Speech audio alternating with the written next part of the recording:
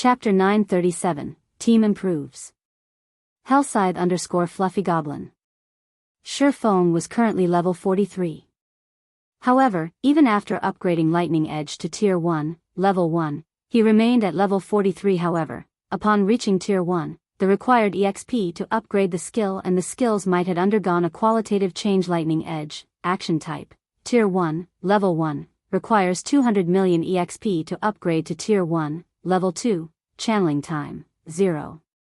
5 seconds deals 700% physical and 700% lightning damage in a cone in front of user. Initial coverage range is 50 yards. Duration, 5 seconds. Cooldown, 10 minutes. Feng had intended to upgrade the skill further. Unfortunately, doing so would drop him to level 42, which would, in turn, decrease his overall attributes and affect his performance when they attempted the entrance trial's final stretch. Hence, he decided to hold off for now. After Feng learned Lightning Edge, Warren transported him out of the library, returning him to the entrance. Everyone else from Zero Wing's team who had entered the library had already learned a skill or spell and already returned to the entrance. They all looked ecstatic. The number of skills and spells the Titan library contained was simply mind-blowing, and their rarity was equally staggering. Despite most of the players only being capable of choosing a skill from the outer area, they had still boosted their combat power significantly. Look at how excited you all are. What kind of powerful skills did you guys learn? Feng asked, a soft chuckle escaping from his lips. Leader, did you know that Sister Aqua reached the inner area? She learned a large-scale destruction spell. Violet did as well and learned an AoE healing spell.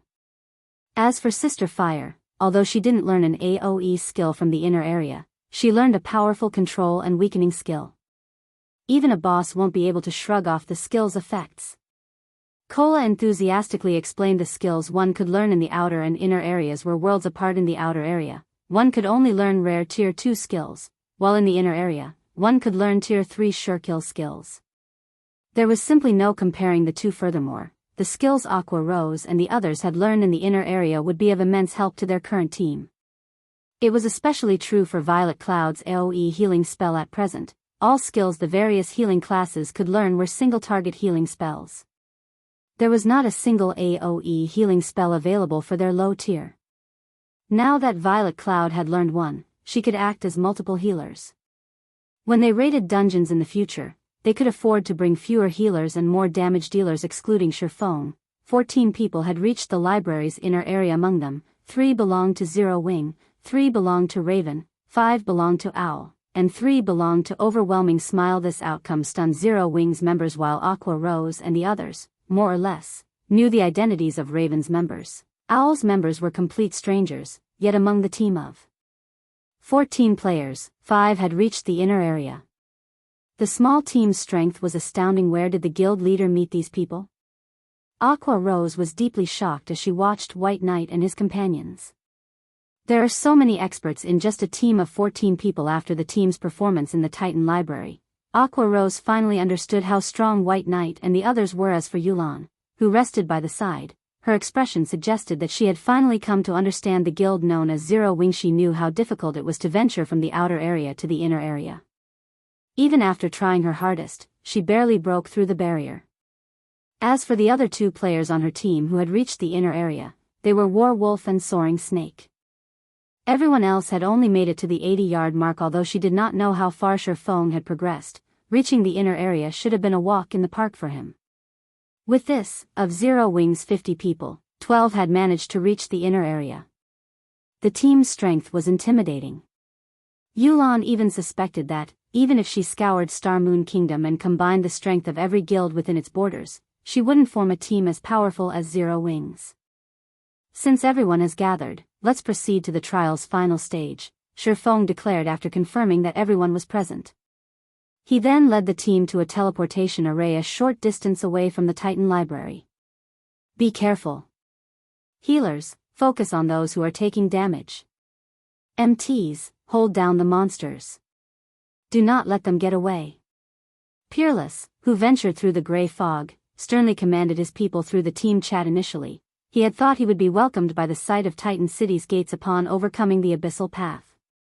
However, He had never imagined that they would escape the wolf's lair only to walk straight into a lion's den inside this gray fog. Their visibility was reduced to 10 yards. In addition, monsters would randomly assault them from time to time to make matters worse. The fog did not affect these monsters. Even with 40 yards between them, these monsters discovered them and attacked immediately. These monsters attacked with bows and arrows, and after firing a volley, they would change their positions. Moreover, the monsters always targeted the cloth armor classes. If they did not defeat these archers as quickly as possible, the noise of battle would attract more enemies. Before realizing this, their team had suffered. Moreover, the players whom these monsters killed could not be revived. Their losses in this gray fog were permanent. They only had 89 players remaining now. If they lost any more members, their hopes of reaching the final goal would be dashed shortly after Peerless issued his orders. Another volley emerged from the fog around them. The arrows were extremely fast. With the low visibility, even the agility-based classes struggled to block or evade the attacks, not to mention the targeted cloth wearers. Immediately, a white-robed cleric transformed into a hedgehog, his HP plummeting to 0 in an instant.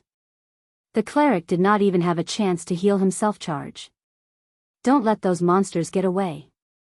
Peerless bellowed in rage. Over a dozen melee classes immediately dashed towards the arrow's origin shortly after these players vanished. However, the others heard a pained scream.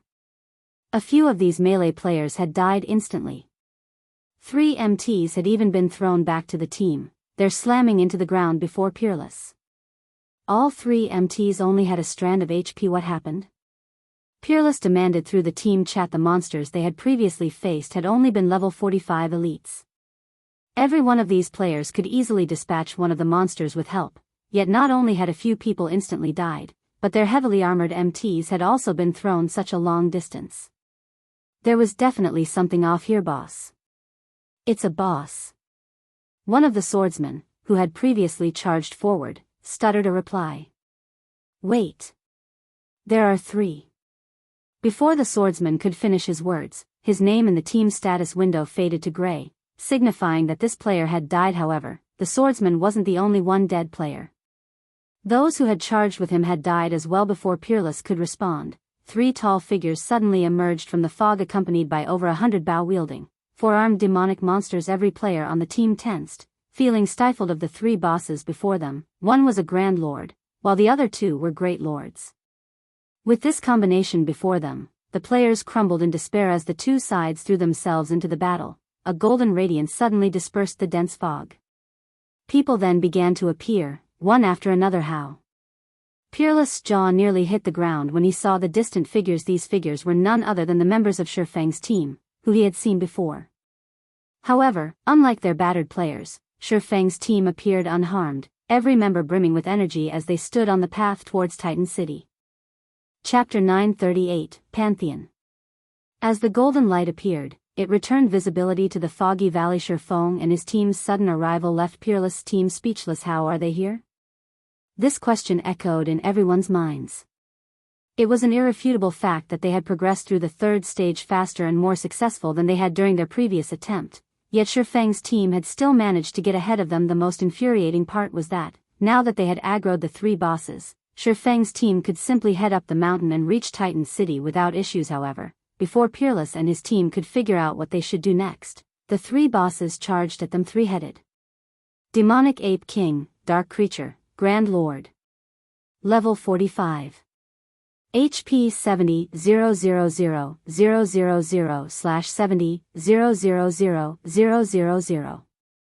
2-headed Demonic Ape, Dark Creature, Great Lord. Level 45.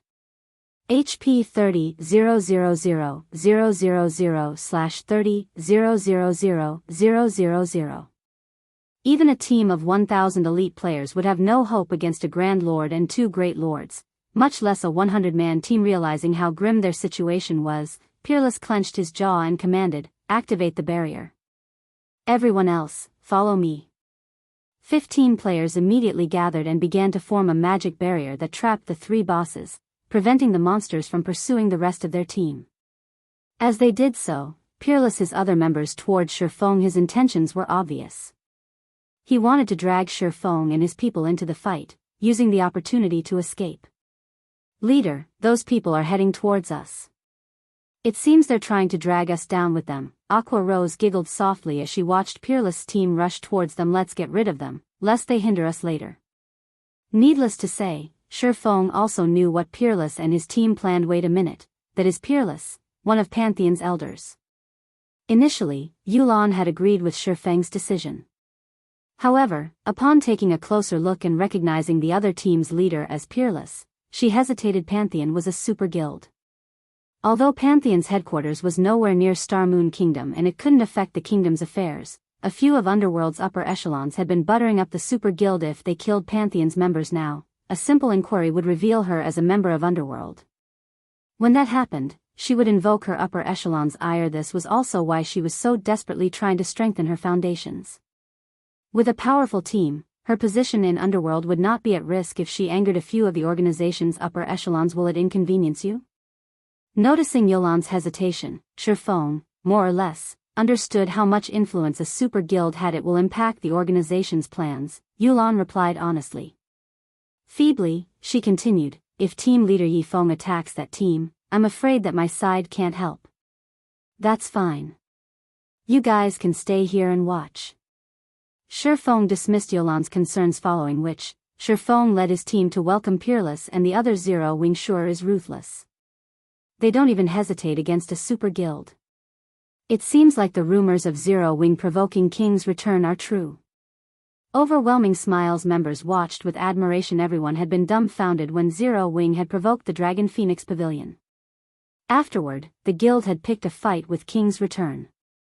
Now, Zero Wing's members had, without hesitation, decided to strike against Pantheon's members. If they were any other first-rate guild, they would have already cowered in fear. The Titan City Pass was extremely valuable. Based on how prepared Peerless and the other Pantheon members appeared to be, it was obvious how much the Super Guild valued the holy city of Titan. If Feng and his players killed Peerless' team, Pantheon would undoubtedly hold a grudge against Zero Wing. Boss Peerless, those people are heading this way. From the looks of it, I think they're trying to block our path. Perfect. They've ruined my plans once already. Now, I'll teach them to fear Pantheon. When the bosses get here, head up the mountain. Joy fluttered in Peerless' eyes as he watched Feng's team approach. Had Feng led his team up the mountain, he would have escaped the looming disaster of the three bosses. However, now that they were coming to him, he could use this chance to relieve some stress. Both teams fell into formation and prepared for battle. Boss Peerless, I think I've seen those players before. The swordsman leading the charge looks like Feng from the Azura battle team. Those are Zero Wing's members. Feng? Didn't he defeat that old monster from the Battle Wolves? When only 100 yards separated the two teams, Pantheon's members realized who they were facing. Tension sang through them as they prepared for a gruesome battle, no longer taking this fight so lightly. They also discovered something shocking. Feng and his team's levels, every player was above level 40. While some had even reached level 43. It was impossible to find such a high-leveled team, even in God's domains empires. As the teams grew closer. Although Peerless' side had the numerical advantage, his team members' expressions were grim. Previously, as both teams had been too far from each other, they hadn't noticed anything special about Zero Wing's team. However, as they closed the distance, fear began to grip their hearts. Feng, White Knight, Fire Dance, and a few others leading the team, in particular, radiated an even stronger pressure than a lord. Why do they have so many experts? Peerless frowned, shock filling his gaze. Among Zero Wing's 50-man team, at least 9 of them felt threatening.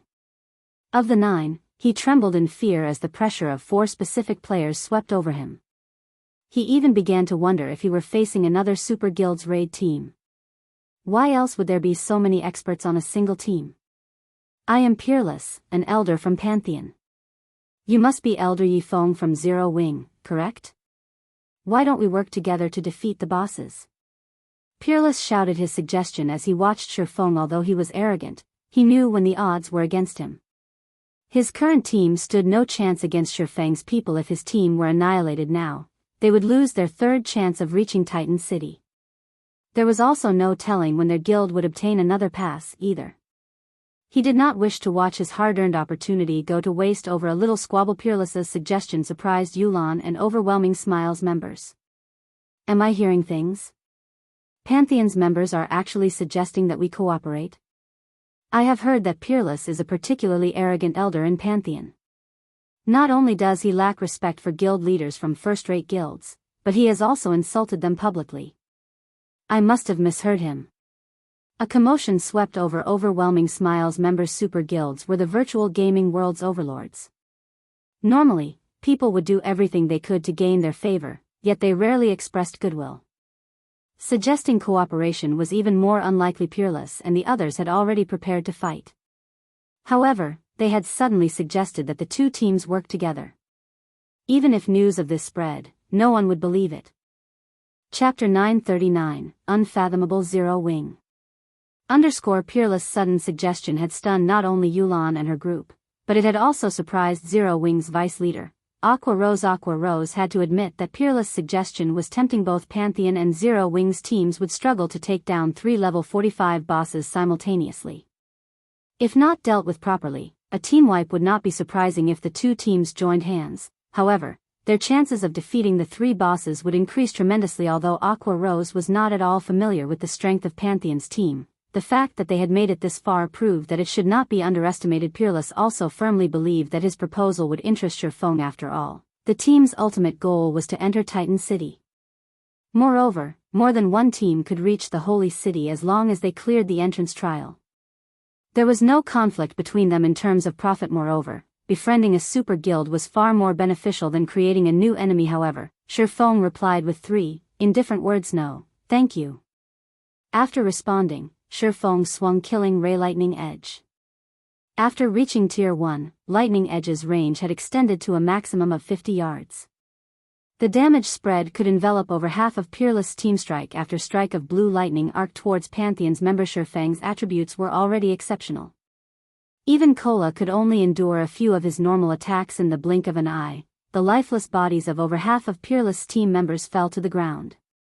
Even the MTs, who had activated their life-saving skills, had lost their lives. Only those who had been outside of Lightning Edge's attack range and those who possessed skills that provided a brief invulnerability had escaped with their lives. However, these players were only a minority of Peerless' team. After Lightning Edge ended, less than 10 players remained standing on Peerless' side. Lightning Edge was in no way weaker than a boss's team wipe skill. What is he doing? Yulan was flabbergasted initially. She had agreed with the proposed cooperation. Not only would this eliminate the possibility of earning Pantheon's ire, but they might also have the chance to form a friendship with the Super Guild. Both she and Zero Wing would benefit greatly from an amicable relationship with Pantheon. Furthermore, their chances of clearing the entrance trial would increase. Yet, Feng had rejected the offer.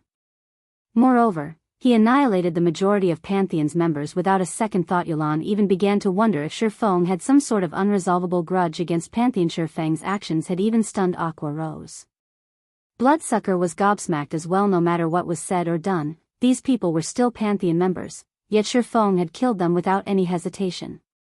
Feng's decisiveness to kill another player even made a dark player like Bloodsucker involuntarily tremble. He was now even more afraid of Feng than he was of a bloodthirsty killer such as himself. However, Feng did not bother to explain his decision. Or rather, he could note only the first team to enter the holy city of Titan would be awarded reputation. He would not give up the guarantee of gaining the holy city's reputation just to gain a dispensable partner, not to mention a partner that had initially planned to use his team to distract the bosses in God's domain. Only one's strength mattered. Everything else was secondary. I'll butcher you. A vein popped in Peerless' eyes when he saw his dead companions.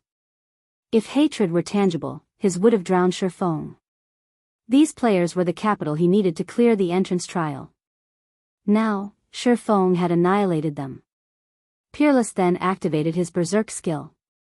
He raised his silver greatsword and charged at Feng. However, before Peerless, whose body had grown slightly, could reach Feng, a figure appeared between them and forcibly stopped the berserker's charge. This person was none other than the Guardian Knight Turtledove Scram. Peerless boiled with rage. He swore to himself that he would fight Feng to the end. Without hesitation, he sent a horizontal slash at the Guardian Knight in his way, intending to take advantage of his enhanced strength to send Turtledove flying in response to the vicious attack. Turtledove swung her long sword to meet the Berserker's blade, activating Steel Impact before the two weapons collided. Peng. The counterattack sent Peerless flying 10 yards away. It had also forced him into a fainted state. His 26,600 HP dropped by more than 3,000 as well. Turtledove's immense strength stunned Pantheon's members. They all knew just how powerful Peerless was. Although he could not compare to the battle wolf Sirius, he was one of Pantheon's apex experts who had reached the Void Realm. He even wore a piece of epic equipment, while the rest of his gear consisted of level 40 dark gold equipment. In terms of basic attributes, few people were capable of matching the Berserker. The Berserk skill Peerless had activated also boosted his strength, agility, and endurance. In this state, he could even stand against a high lord of the same level without giving way, yet a tall, slender female guardian knight had sent him flying. Their shock was indescribable. Boss Peerless, I'll help you. A level 40 burly assassin dashed forward to assist Peerless, who had removed the control effect plaguing him as soon as he had received it. However, before this level 40 assassin could reach the Berserker, numerous arrows flew towards him, forcing him to block the attacks. His actions, however, broke his stealthy ascent. That Pantheon's 3 tigers? Why is he here? Yulan was surprised upon seeing the assassin. It seems Pantheon really wants into Titan City.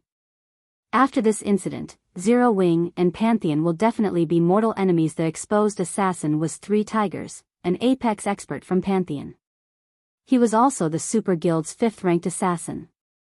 His attacks were famed for their violence. Others often called him the manslaughtering tiger. However, the instant the manslaughtering tiger was exposed, he felt death loom over him. Hastily, he used wind steps and threw himself to the ground. Unknown to him, the sharp blade of a short sword had sliced across his back. If not for the brief invulnerability that his skill provided, the blade would have ripped through his body. What is that style of footwork?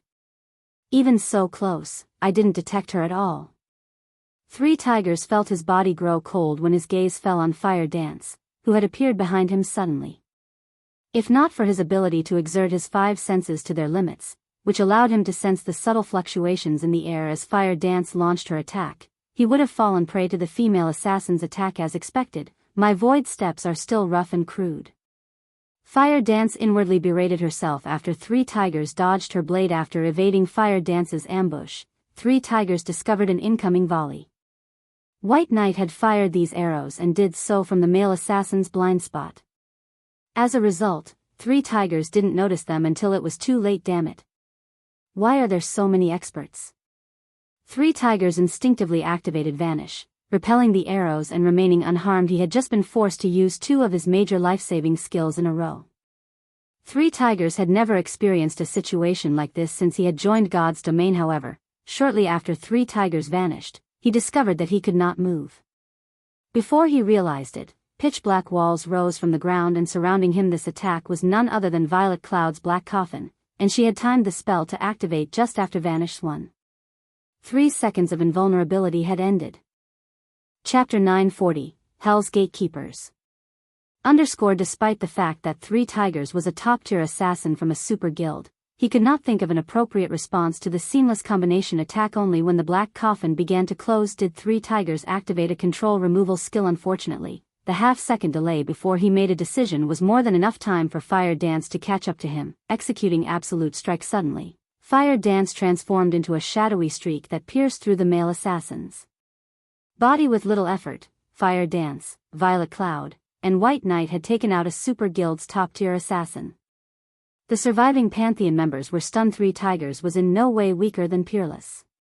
The assassin could move about unhindered even against hundreds of elite players and dozens of experts.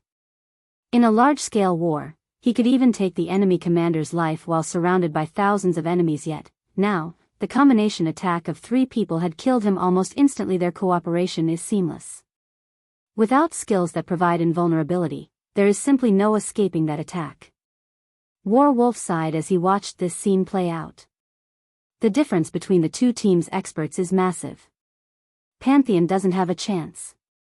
As a matter of fact, Warwolf knew that, even without Violet Cloud and White Knight, Fire Dance alone could render 3 tigers helpless. Although Fire Dance was an assassin, her attributes were outrageous. Moreover, only MTs could block the female assassin's mystifying attacks with their shields. Other classes had no hope of blocking or dodging her attacks. Their only option was to maintain a distance from the assassin. Letting her get close was the equivalent of welcoming death into their homes. Yulan nodded her agreement with Warwolf's evaluation. While it might seem as if Peerless had an advantage after activating his berserk skill, Zero Wings people had many of their own, terrifying skills. After all, they had just come from the Titan library. Yulan also understood just how powerful the skills were in the library's outer and inner areas. Even 5 berserked Peerless clones wouldn't be enough to change this battle's outcome, let alone Oni's. Yulan was lost in her thoughts. Feng joined the battle. The instant Feng stepped forward, he vanished. In the blink of an eye, he appeared before Peerless, arcs of blue electricity coursing around his body. He then slashed his blade down on the Berserker Tier 2 Taboo skill, Instant Strike. Die. The instant Feng appeared before him, Peerless sensed the swordsman's presence. A grin appeared on his face as he executed Whirlwind Slash. After watching 3 tigers die almost instantly, he had worried that Zero Wings experts would pin him down and defeat him before he had the chance to confront Feng. He had never imagined that the detestable swordsman would come to him and without activating a berserk skill. However, before Peerless' greatsword could accelerate, a blue streak of light bloomed from Feng's hand. In the next moment, a critical damage of -27,684 appeared above Peerless' head, the Berserker's HP plummeting to 0. Peerless did not even have a chance to realize what had happened before his vision faded to gray. How is this possible? As Peerless slowly fell to the ground, confusion filled his eyes as he stared at his body. A sword wound had appeared across his chest without his notice. The speed at which Feng had drawn his sword had surpassed his perception. When Peerless' body hit the ground, a piece of level 40 dark gold equipment dropped beside him. Feng's attack had dumbfounded the remaining Pantheon members. His sword strike had been way too fast. Aside from a gradually fading blue glow, they saw nothing. That strike may have even killed someone with an invulnerability skill before they could deploy it. After Peerless died, Feng went after the remaining members, too lazy to pick up the equipment the Berserker had dropped. By the time Pantheon's members realized what was going on, Feng had darted past them all, and they were already falling to the ground, one after another. Without suspense, Feng had killed everyone. Instant Strike was as strong as a Tier 3 skill. Even if they activated berserk skills that doubled their attributes, current players were nothing against this skill. Pick up the loot and prepare to face the monsters. Feng commanded upon noticing the 3 bosses breaking free from their distant imprisonment. Although one could clear the entrance trial without defeating the 3 stage bosses, Feng had decided that defeating them was necessary. Like the second stage's boss, they might earn an unexpected reward for the first kill of these 3 bosses. As for why he had killed Pantheon's members without a second thought, he had worried that these people would run for the city halfway through the boss battle. Should that have happened, all of the regret in the world wouldn't have given him his Titan City reputation back. Moreover, had they cooperated with Pantheon, they would have had to share the boss's loot equally. Since his team was more than capable of defeating the bosses by themselves, why should they share the bounty? After the 3 bosses had annihilated the Pantheon members that had trapped them, they shifted their gaze towards Feng's team. Roaring angrily, the 3 bosses, followed by over 100 4-armed demonic monsters, charged forward. Kola, tank the Ape King. Wumian and Turtledove, separate the other 2 apes. The farther, the better. The rest of the MTs will pin the demonic monsters down. Don't let them get away. Everyone else, kill the demonic monsters first. Feng shouted.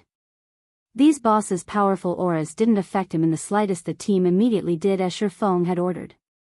Yulan cast Angel's Blessing, increasing everyone's attributes slightly and decreasing the damage they received. Feng also summoned the demonic Flame Tiger and had it cast Battle Roar and Darkness Blessing, increasing everyone's attributes by an additional 10% and reducing the damage they took by another 20%. The team also received a 100-point boost to their magic resistance.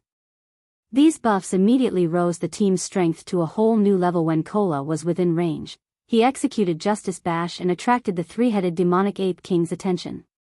Yi Wumian and Turtledove lured the 2-headed demonic apes away from each other as well. However, the demonic apes had absurdly high strength. This was especially true for the Ape King. Although the Grand Lord was not an archaic species, it still dealt over minus 10,000 damage to Kola despite the Guardian Knight's multiple damage reduction buffs. As for Yi Wumian and Turtledove, they each took over minus 6,000 damage when the Great Lords hit them generally. Players who had reached the third stage avoided fighting the three demonic apes. After all, like the second stage's King of Corrosion, killing them wasn't necessary to clear the entrance trial. Teams were simply not willing to take this risk. Moreover, in the past, the three demonic apes had been known as Hell's Gatekeepers. Most teams that had reached this far would avoid them as much as possible. This was due to the three demonic apes' special ability. In reality, the three demonic apes were actually of one body. Although they were neither ferocious beasts nor archaic species, they were still a nightmare for players. When one demonic ape died, its strength would transfer to the remaining demonic apes. When only one demonic ape remained, the gates of hell would truly open. No team could survive the boss's devastating power. Even if Feng activated twofold Berserk, he could do nothing about his impending death. Hence, the only way to defeat the three-stage bosses was to kill them simultaneously. If the last demonic ape even had 1% HP remaining, it would massacre the entire team. However, a team needed powerful MTs, and healers in particular, if they wanted to kill all three demonic apes at the same time. From time to time, the three demonic apes used an AoE skill. Every player on the team would lose HP when they did. These moments would put the team's healers to the test. If too many members died, it would wound their overall damage output. All three demonic apes possessed extremely high HP, so their battle recoveries were not to be trifled with. If the team could not maintain their damage above a certain threshold, a team wipe was inevitable. If not for Violet Cloud's new AoE healing spell, Feng would not have dared to fight the three demonic apes. As the battle raged, time passed quickly. By the time everyone finished dealing with the four-armed demonic monsters, Kola was close to succumbing to the Ape King's might. Although the Guardian Knight could easily deal with the Ape King's ordinary attacks, his roughly 30,000 HP would drop to just over 10,000 when the Grand Lord used its War Stomp. The skill also forced him into a fainted state. If not for a powerful healer like Violet Cloud, the Ape King's next hit would have likely killed him. As Kola wavered, the rest of the team worried. If he died, it would not be long before the rest of them followed him to the grave. As expected, this will be a tough fight without Berserk skills. Feng felt somewhat powerless. Previously, to deal with the King of Corrosion, their team had nearly exhausted their Berserk skills. Now, the skills were still on cooldown. Fire, it's up to you now. Leave it to me, Fire Dance said as she playfully licked her lips. She had long since grown impatient and was incredibly eager to test the new Tier 3 Surekill skill she had learned in the Titan Library. Chapter 941, Complete State. Hellscythe _Fluffy Chapter 941, Complete State. Suddenly, the three-dead demonic ape king roared and stomped the ground violently. Boom. The ground shattered instantly, a shockwave spreading from the Grand Lord. Kola currently had less than 20,000 HP. Not wanting to risk his life, he activated Protection Blessing to reduce the AoE skill's damage. Even so, he still received close to minus 8,000 damage from the attack. Other players who stood within 60 yards of the three bosses also received varying damages, with the farthest players receiving the least amount of damage. Even so, the team's ranged players still received nearly minus 6,000 damage each. Immediately after using the skill, the Ape King slapped at Kola. The Guardian Knight hurriedly raised his shield to block the attack. The impact forced him back 3 steps before he stabilized himself. His HP dropped by almost another 5,000 points in the blink of an eye. Kola had less than 5,000 HP remaining. If not for Protection Blessing, he would have died already. However, after the Ape King's attack, several heals blanketed Kola, one after another, raising his HP to just over 20,000. Meanwhile, Fire Dance had already circled to the Grand Lord's back. She then thrust 1,000 transformations into the dirt. Suddenly, water began to spew from the ground. Fire Dance smoothly swung 1,000 transformations at the demonic Ape King water binding. The water that had pooled around the Ape King's feet transformed into a rope, binding the Grand Lord's limbs and body tightly. No matter how many times the Ape King broke the water rope, the latter always reformed around the Grand Lord's body, slowing the boss so much that it couldn't hit Cola properly. Even when the Ape King's attack struck Cola, it only dealt around 70% of its normal damage due to the watery restrictions. The Ape King was no longer a threat to Cola. What a powerful skill. It can even affect a great lord. Everyone was stunned when they saw the demonic Ape King's combat power decrease significantly. While everyone was still dazed, Fire Dance executed an even more surprising move. As Fire Dance swung her short sword through the air, a water whip emerged from the ground and lashed at the Ape King's fist. Boom. Although the whip shattered upon impact, the Ape King's attack had also stopped, following which, Fire Dance swung again, summoning another water whip that lashed at the Ape King's back. A damage of over -10,000 points immediately appeared above the Grand Lord's head, stupefying her teammates. What skill is that? Yolan's mouth twitched involuntarily as she watched Fire Dance's attacks. Fire Dance stood still as she swung her two blades, yet she had restrained the demonic Ape King without help. Oddly enough, no one on the battlefield was more surprised than Fire Dance. She had never imagined that the skill she had learned in the Titan Library would be this powerful. She had only upgraded water binding to Tier 1, Level 1, yet the skill could already partially subdue a Grand Lord. If the skill were upgraded to Tier 2, it could suppress a Grand Lord completely. Good. Everyone, focus your full power on the Ape King. Feng excitedly ordered after watching Fire Dance's performance with her new skill in God's domain. Skills generally fell into three categories: attack skills, healing skills, and control skills. However, there were also domain skills. However, this type of skill was extremely rare, and players usually only discovered them after reaching Tier 4. This was also one of the reasons that there was such a huge strength gap between Tier 3 and Tier 4 classes. However, the domain skill Fire Dance had learned also had a glaring flaw: the skill's user could not move while using skill. Moreover, the skill's duration wasn't very long. Based on Feng's guess, it would be a miracle if the skill lasted 10 minutes. Hence, they needed to deplete the Ape King's HP while Fire Dance was engaged with her skill. With Fire Dance's assistance, fighting the demonic Ape King became much easier. The Ape King's defense could not compare to the King of Corrosions. It was also a dark creature. As a result, even without activating a Berserk skill, Feng's attacks easily dealt around 20,000 to 30,000 damage. When Fire Dance's water binding ended, the demonic Ape King only had 50% of its HP remaining. As the Grand Lord's HP had dropped to 50%, Feng commanded, "All DPS, distance yourselves from the Ape King and attack the other two-headed apes. Healers, focus on your mana. Use a potion as soon as the cooldown is over. Don't try to conserve them." When the demonic Ape King's HP fell to 50%, it would target a random player, executing charge and forcing the player into a fainted state before launching a barrage of rapid attacks.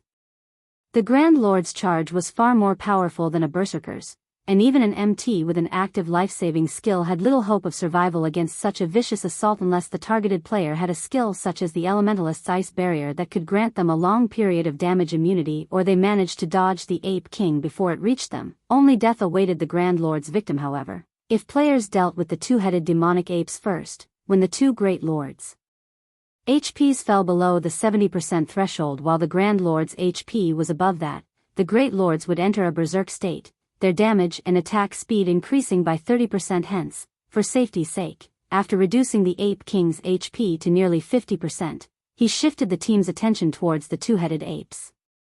Once the two Great Lords were almost dead, they would then return to deal with the Grand Lord. However, to achieve all of this, the team's positioning and coordination needed to be precise.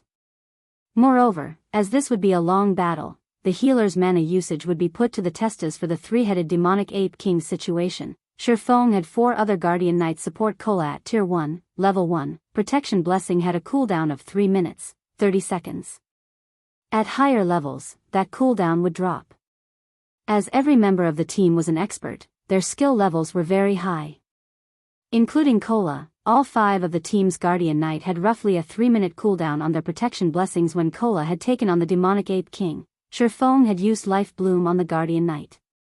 Life Bloom had a duration of 40 seconds and a cooldown of 1 minute, 30 seconds. After including the healing from 3 healers, Cola had been practically invincible during Life Bloom's duration. Once Life Bloom's cooldown ended, the other 4 Guardian Knights would take turns casting Protection Blessing on Cola. Protection Blessing had a duration of 20 seconds, so Cola only needed 3 to tide him over until Life Bloom was ready once more. With Protection Blessing, even without Feng's Life Bloom, Cola would not die. If necessary, Feng was also prepared to activate a life-saving skill to help Cola survive the Ape King's attacks, reducing the pressure on the Guardian Knight. With this, they formed a solid defensive cycle. Time passed quickly. The three-headed demonic Ape King had been pinned down during the entire battle. As for the two level 45 Great Lords, they weren't a challenge for Feng's team in the least. Very quickly, the two Great Lords' HPs had dropped below the 5% threshold. Feng then delegated one party to pin the Great Lords while everyone else attacked the Ape King. When the demonic Ape King's HP fell below 50%, it finally activated its charge despite Feng's warning. The Ape King was simply too fast. In the end, the Ape King's targeted assassin had died instantly. During its charge, the Ape King also collided into 3 others, 2 of which died and 1 had been gravely injured. Unfortunately, the injured player was a shield warrior. Chills ran down the players' spines as they received a blow to their morale. As the Ape King's HP gradually decreased, the team lost members. By the time the Ape King had 10% HP remaining, only 64 team members were standing. Fortunately, the survivors familiarized themselves with the Ape King's charge, decreasing the number of fatalities with each subsequent charge roar. As these players wondered if victory were within sight, the demonic Ape King hammered on its chest as its entire body turned red. It was entering its berserk state. Its fist then slammed into Cola's shield, instantly burying Cola up to his waist in the ground. Even with Protection Blessing, Cola still received close to -9,000 damage. As a healing beam struck Cola from one side, the Ape King's next punch struck from the other. This time, the rest of Cola's body sunk into the ground, his HP instantly falling below 50%. As everyone thought that the Ape King would punch Cola again, the Grand Lord swung its arms at the nearby players. Immediately, several players transformed into streaks of white light and disappeared. The Ape King's strength left the players dumbfounded. The boss doesn't have a lot of HP left. Give it everything you've got. Blackie, cast Guardian of Light on Cola. Feng hurriedly shouted. After saying so, Feng activated Heavenly Dragon's power and Thunder God's descent before attacking the Ape King with everything he had. Fire Dance also used illusory power at this moment. The team went into a frenzy as they desperately fought to kill the demonic Ape King. Mini also began to hurl powerful magic scrolls at the Grand Lord's 7%. 5%. 3%. As the Ape King's HP decreased, the team dwindled. Very quickly, only 40 or so players remained standing. When the Grand Lord's HP fell below 1%, the team finished off the two Great Lords. However, even with less than 300,000 HP, the demonic Ape Kings might rain despair over the team. Even with Dragon Scale body activated, the Ape King still killed Cola. Kill it. Feng used Flame Burst. However, in its complete state, the demonic Ape King's defense was too high. Both Feng and his doppelganger had only managed to deal a total of 120,000 damage when the Ape King only had 100,000 HP remaining. There were less than 20 survivors. However, the most their attacks dealt was around -1,000 damage, with a majority of them only dealing hundreds of damage. The Ape King's last 100,000 HP felt like an insurmountable wall. When the Grand Lord only had 50,000 HP, only 10 players were still alive. Even White Knight was beginning to lose hope. Suddenly, the Ape King's gaze fell onto Feng. Without hesitation, Feng activated the Aura of Earth's activatable skill, Absolute Defense. The Ape King's sudden punch sent Feng flying over 30 yards away. Even Feng shuddered when he felt the Grand Lord's tremendous strength. Fortunately, the Ape King could not penetrate Absolute Defense. Seeing Feng survive its attack, the Ape King grew furious. It charged at Feng before wailing on the swordsman. However, throughout Absolute Defense's 5-second duration, the Ape King could do nothing to Feng.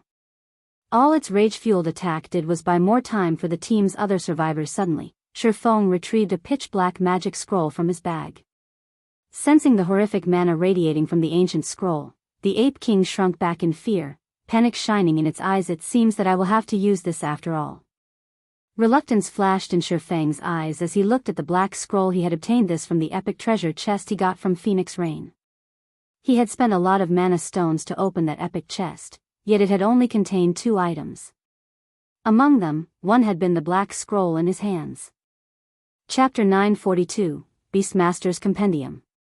Hellscythe_FluffyGoblin Chapter 942, Beastmaster's Compendium. The remaining team members noticed the scroll the moment Feng took it from his bag. What's that? Why is it radiating so much mana? The instant the black scroll appeared, it released a daunting pressure. The flow of mana around them froze under this pressure. If it could display such power before its activation, it was hard to imagine just what kind of magic scroll it was. Even Yu'lon, Bloodsucker, and White Knight, people who knew a lot about God's domain, had never seen anything like this. In the end, we still have to use it. Aqua Rose sighed, clearly reluctant when she saw the scroll in Zero Wing. Only she and Feng knew what items he had obtained from the epic treasure chest in God's domain. Even fine gold treasure chests were extremely rare. Generally, they were only found in special, hidden locations. As for dark gold treasure chests, it was unlikely for a player to stumble across one even in the most resource-rich hidden locations or ruins. Hence, one could just imagine how precious an epic treasure chest was. A magic scroll from an epic treasure chest would be just as extraordinary. Currently, the strongest known magic scrolls in God's domain were Tier 3 magic scrolls. However, the scroll in Feng's hands was a Tier 4 magic scroll. However, this scroll was not why Feng kept the epic treasure chest and the items he had obtained from it a secret.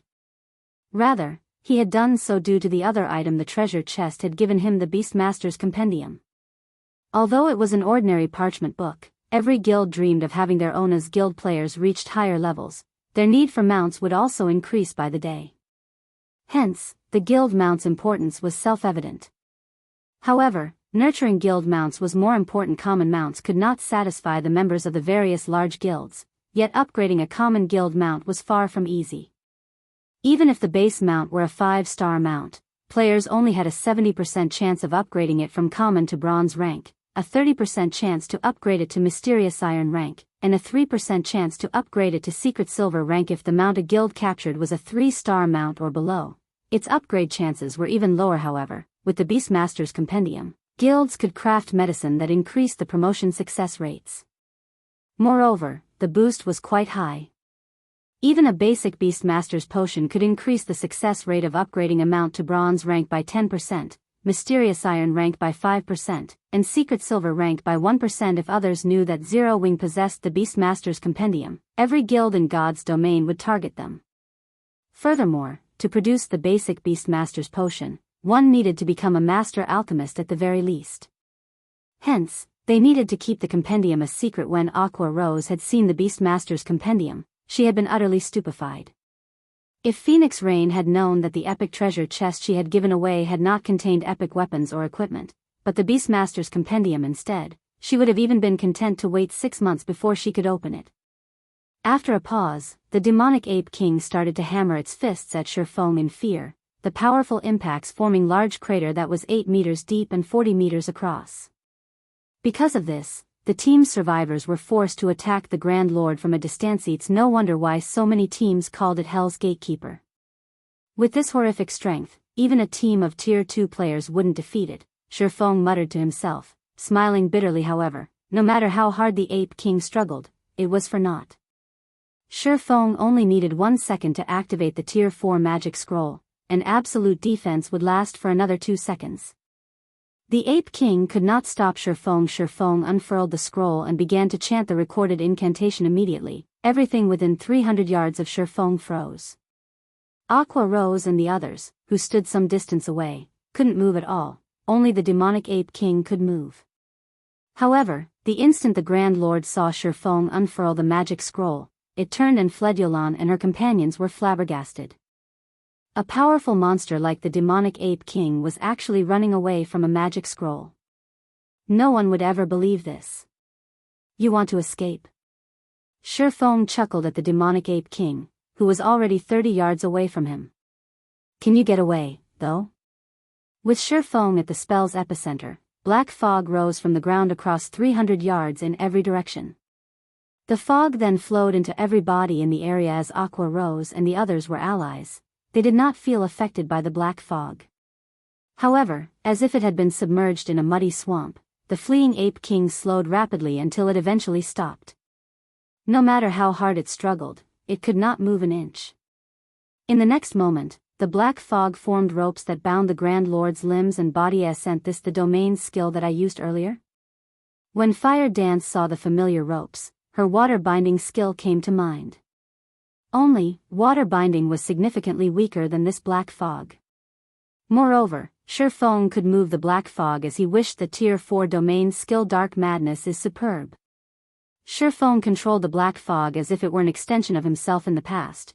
One such Tier 4 domain skill had been precisely the reason he had been forced to let a Tier 4 NPC rob him. Of course, not every Tier 4 class had a domain skill.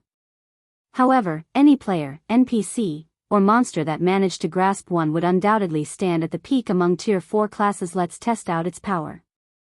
After activating Divine Providence, Feng waved his hand at the Demonic Ape King suddenly, for black whips appeared around the Demonic Ape King. The whips then proceeded to batter the Ape King. The restrained Grand Lord couldn't defend itself against these whips at all. When the first whip struck the Ape King's tough hide, the Grand Lord's skin split, revealing flesh. The Ape King cried in agony as a damage of over -30,000 appeared above its head. Before the third whip landed, the Demonic Ape King's HP dropped to 0, its body falling lifelessly to the ground. So strong. That skill is terrifying. Yulan and the others gaped at the fallen Ape King. Even Bloodsucker and White Knight, who had fought through many large battles, were shocked. Their attacks had only dealt around -1,000 damage. Moreover, that was the damage of a critical hit. However, one Black Fog Whip had dealt over -30,000 damage with a single strike. After the Demonic Ape King died, the survivors' levels soared. Feng and his companions rose to level 44 on the spot, with some even closing in on level 45. The Demonic Ape King had provided far more EXP than the King of Corrosion. However, the remaining team members were far more interested in the Demonic Ape King's loot. Despite Feng's divine providence, the Demonic Ape King had dropped fewer items than the King of Corrosion. In total, the Grand Lord had only dropped 5 items and some gold coins.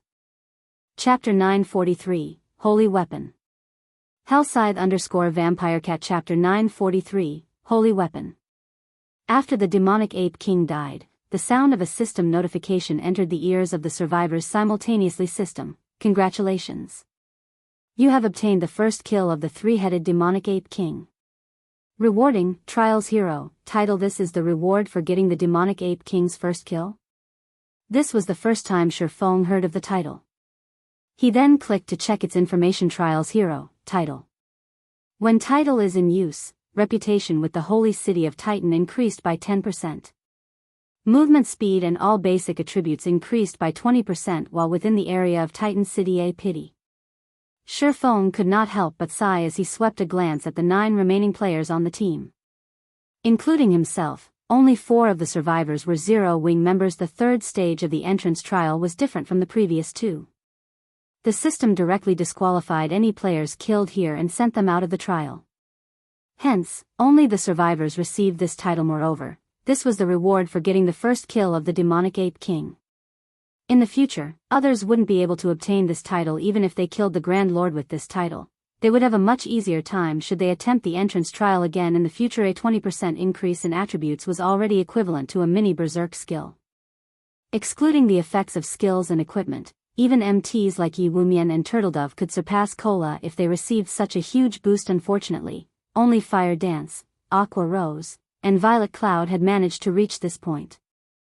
There were no MTs among the survivors of Zero-Wing. Even so, this was still a good outcome.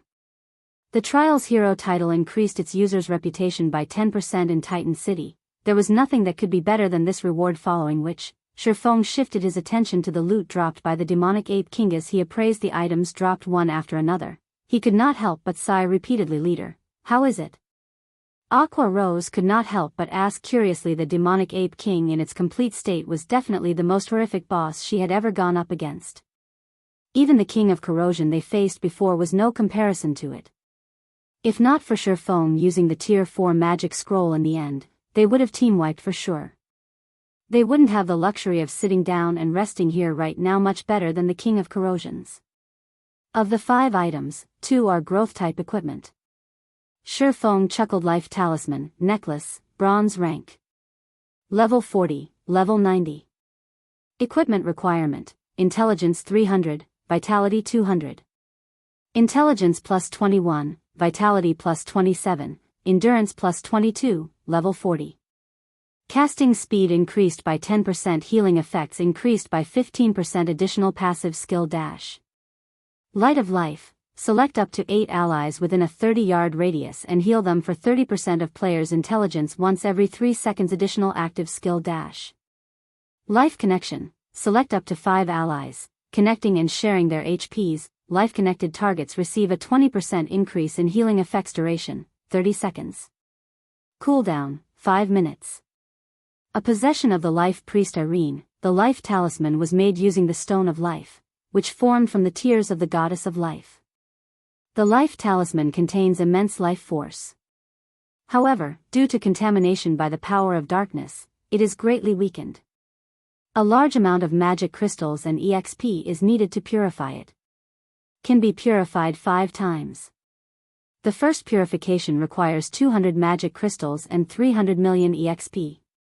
Crimson Moon, Great Sword, Bronze rank. Level 40, Level 100. Equipment requirement, Strength 600, Agility 400.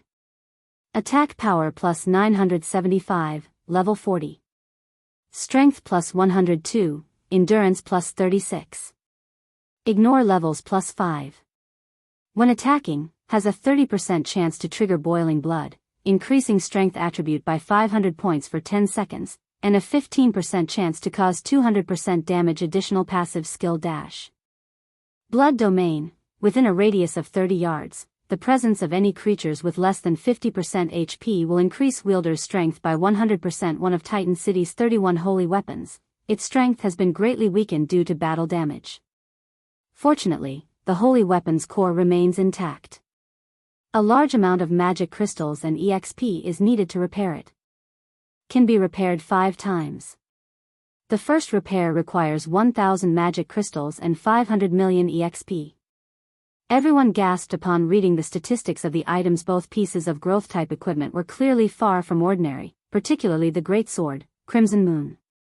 Despite being only bronze rank, the strength attribute it provided surpassed even that of epic weapons. Crimson Moon was an entirely strength-oriented weapon made purely with destruction in mind. Strength-wise, not even Feng's killing ray could compete with Crimson Moon. Most likely, only Fire Dance's 1,000 transformations was superior to it. However, the former was a fragmented legendary weapon, while the latter was currently still a bronze weapon. While these two items were indeed shocking, what truly grabbed Feng's attention was a dilapidated crimson crystal ball.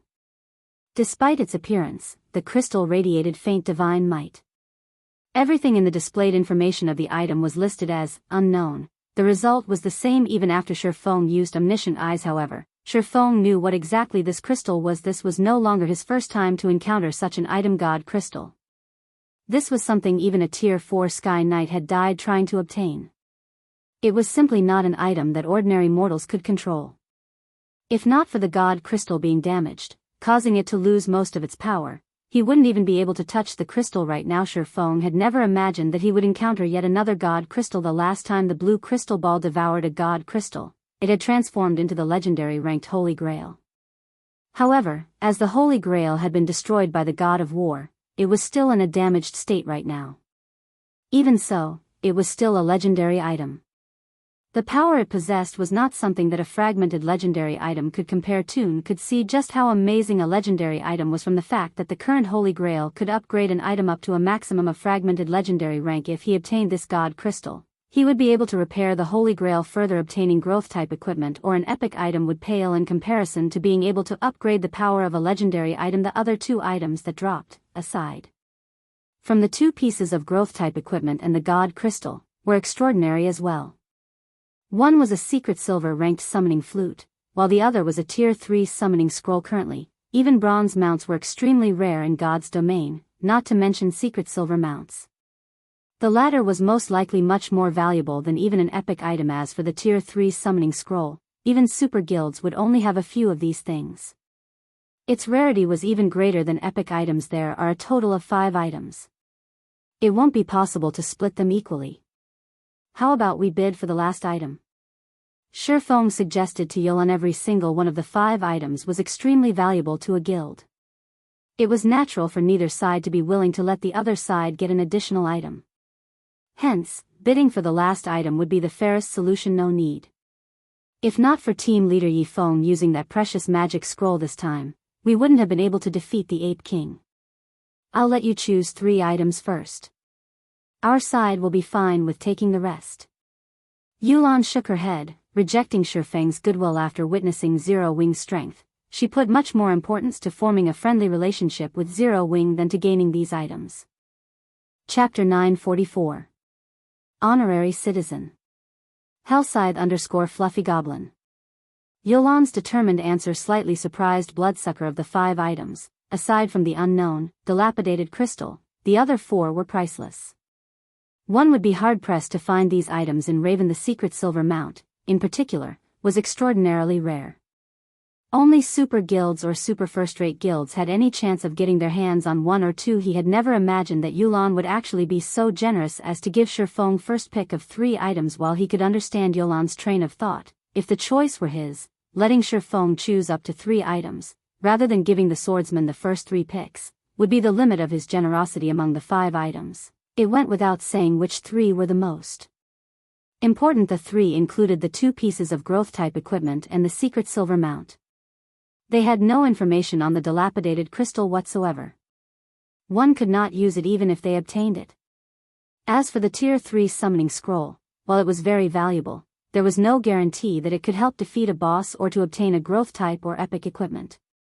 At best, it could aid in team battles between guilds or when raiding a town. However, Yulan's decision had not surprised Warwolf, who had also survived the tough battle. Outsiders had no idea about Underworld's internal situation or Yulan's current position within it.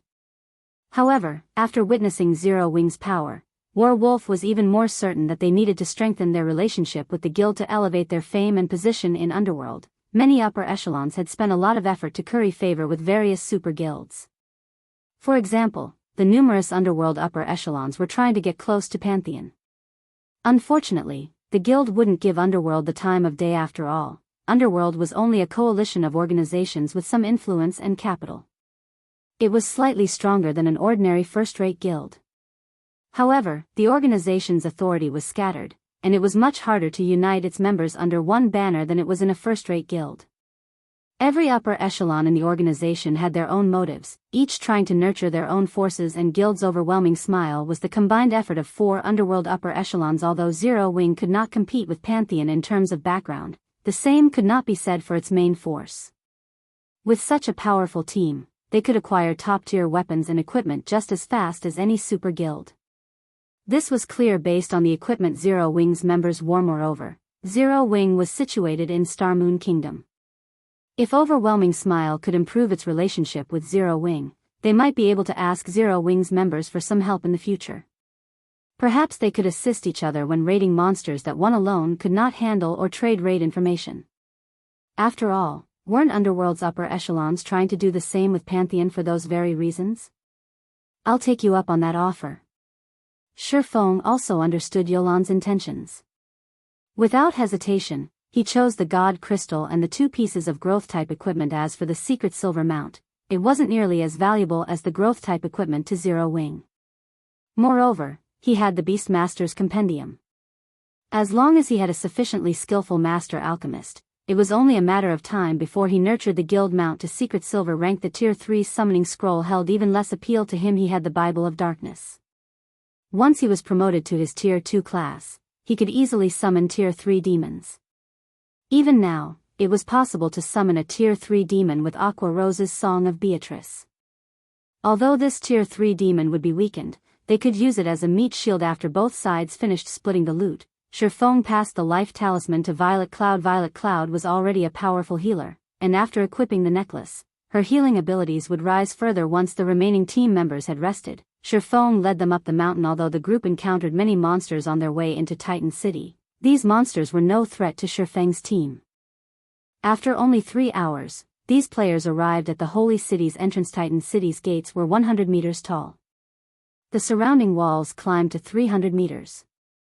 When Feng's group arrived before the city's entrance, they looked like ants. Many divine runes had been engraved into the massive steel gates.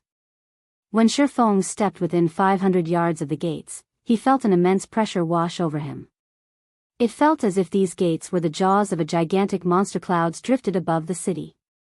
However, these clouds were not ordinary, rather, they consisted of mana. One could imagine just how dense the mana was in the holy city of Titan the instant Feng's group arrived before the gates. One of the two 200-meter-tall Titan statues standing guard on either side moved. Outsiders, congratulations on reaching the holy city of Titan. For clearing the entrance trial, you will be awarded 100 entrance tokens.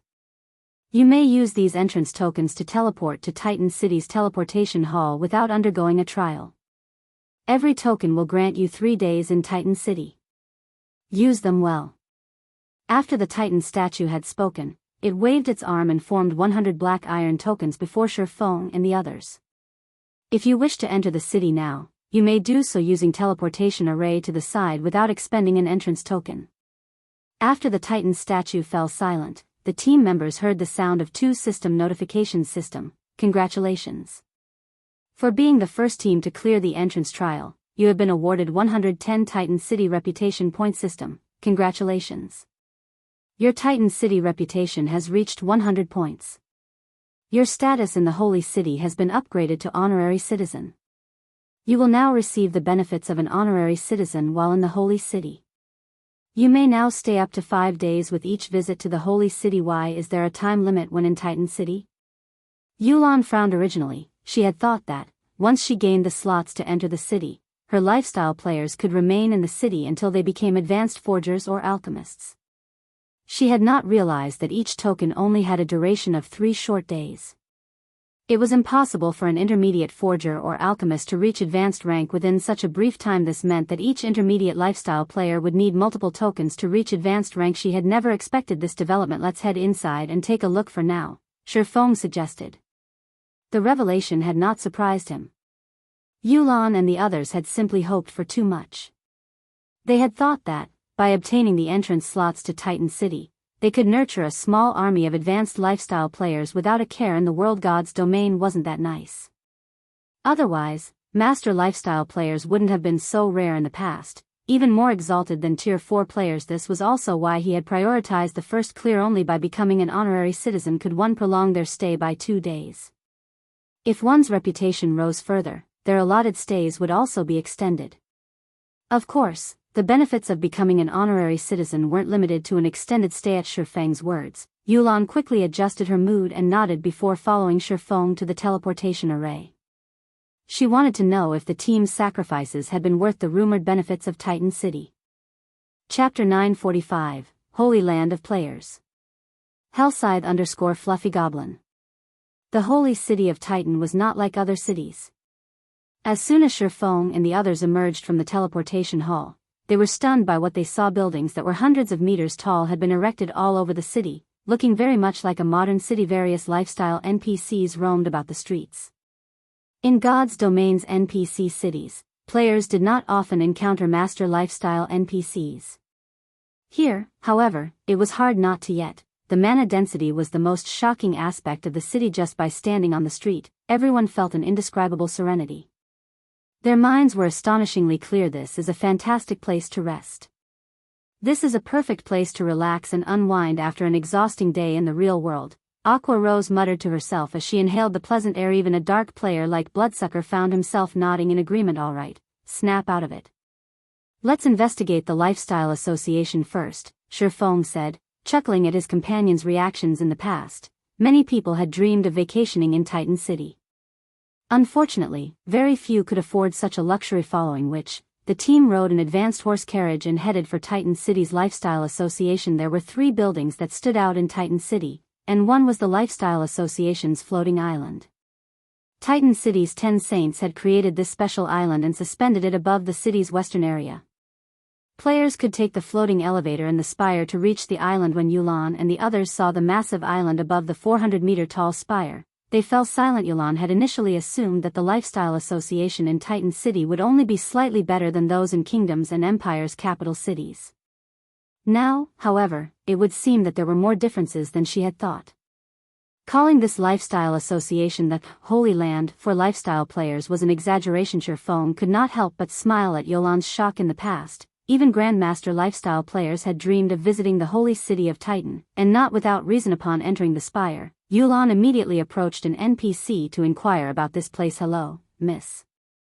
How may I help you today?" The metal robot, which stood over 3 meters tall, asked from behind the front desk. "I wish to rent a workshop. Can you give me an introduction?"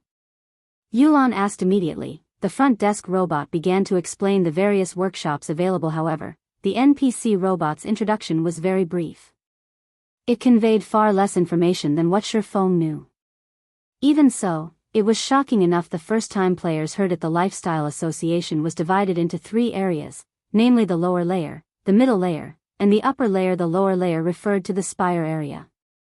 Workshops ranging from basic to special rank were found there. However, unlike the workshops in other NPC cities, the mana density in these was much higher. The special workshop here was even superior to the basic meditation room and 3-star shops. Of course, its rental was very expensive. Renting an advanced workshop for 1 day cost 10 gold, while special workshops cost 25 gold per day. This was an astronomical amount to ordinary lifestyle players. Meanwhile, the middle layer referred to the ordinary buildings on the floating island.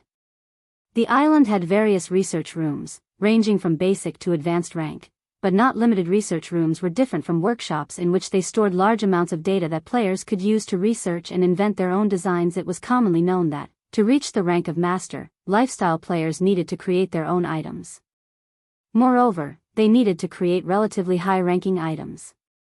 This was far more difficult than producing an item from an existing design. With these research room, advanced lifestyle players would have a much higher chance of becoming a master lifestyle player. It was also precisely this reason that the holy city of Titan had been known as the Holy Land for lifestyle players.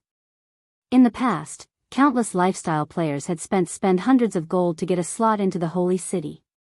However, no guild would be foolish enough to sell their slots.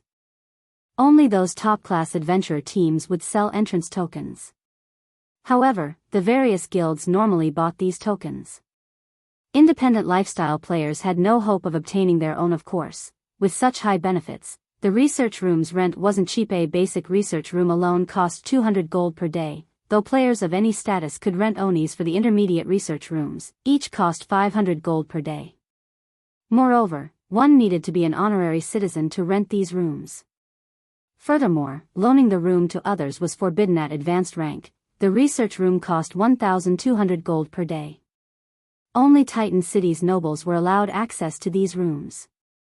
This was one of the reasons that Feng had been desperate for the holy city's reputation points.